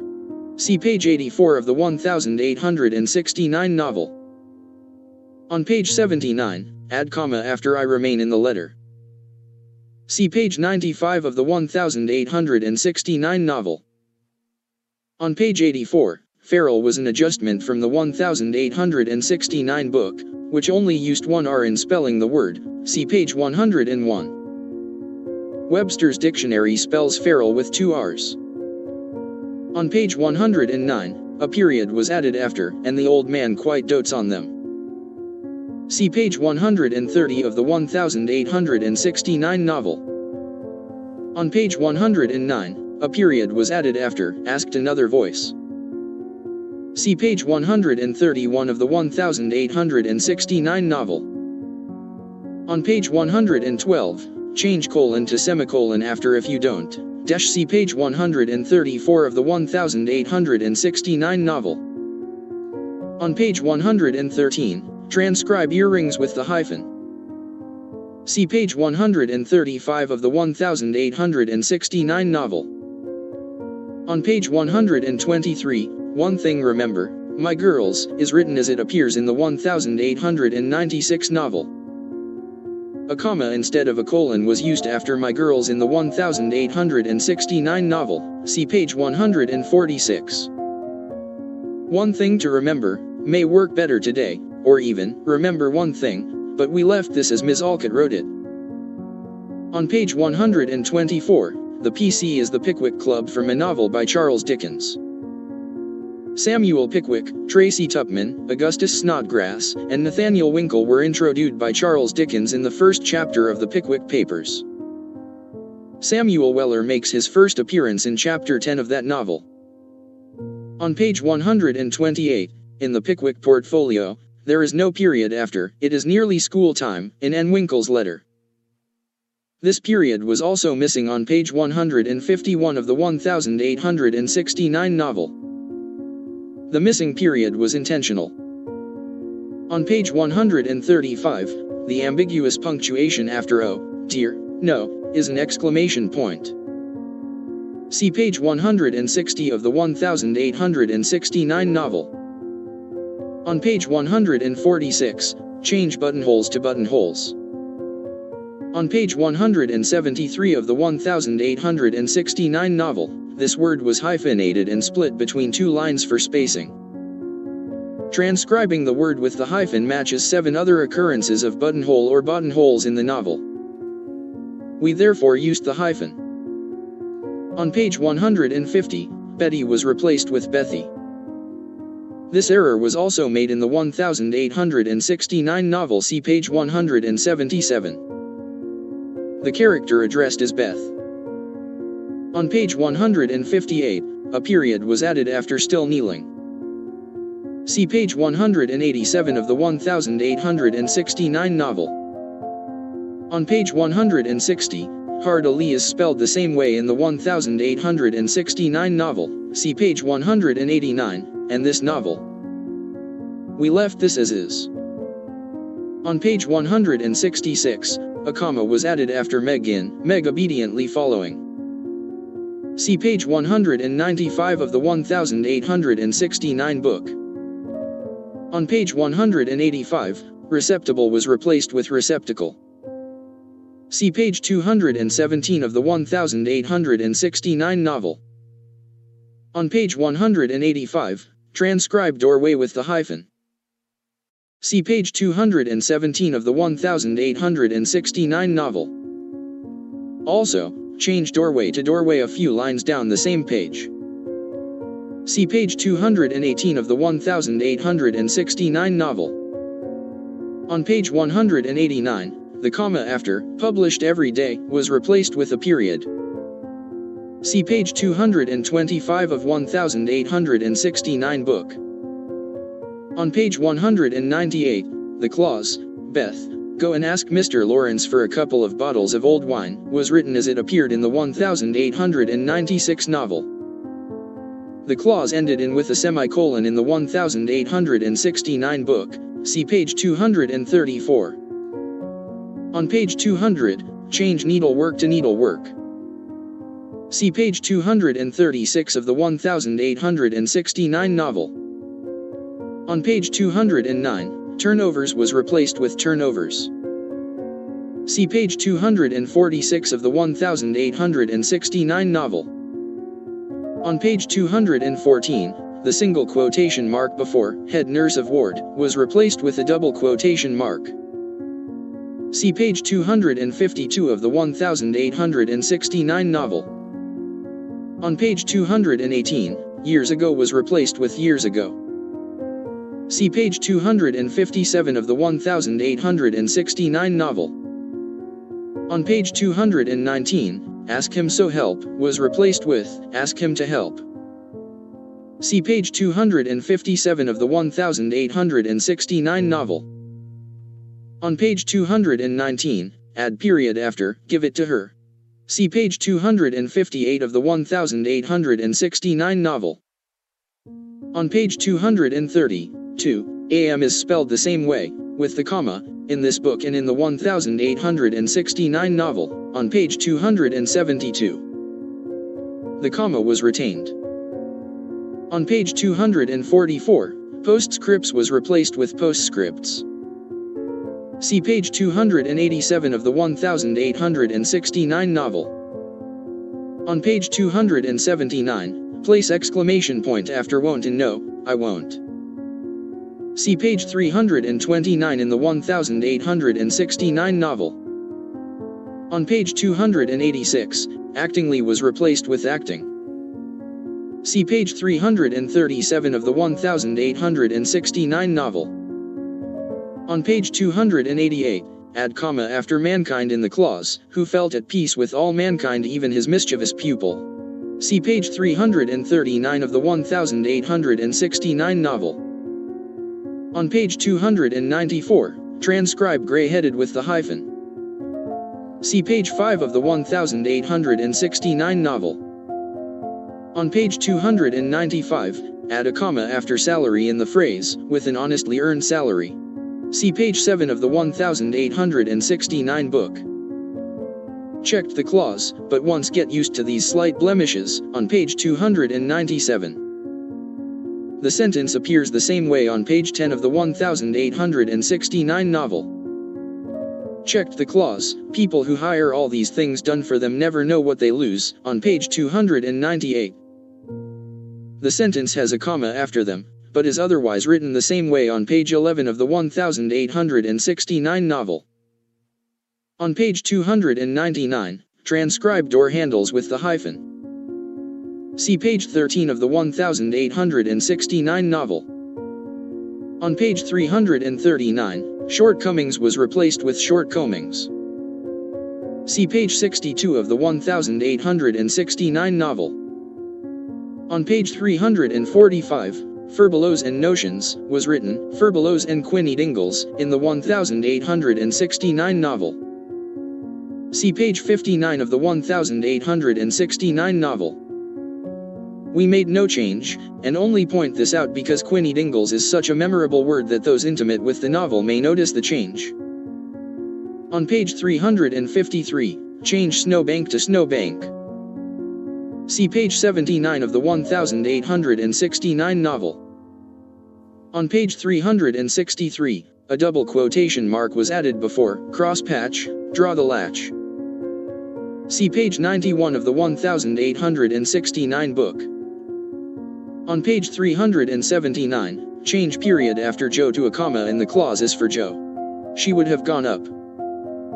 See page 109 of the 1869 book. On page 380, a comma was added after all lying down. See page 111 of the 1869 book. On page 393, the punctuation after but so was everybody's is difficult to read.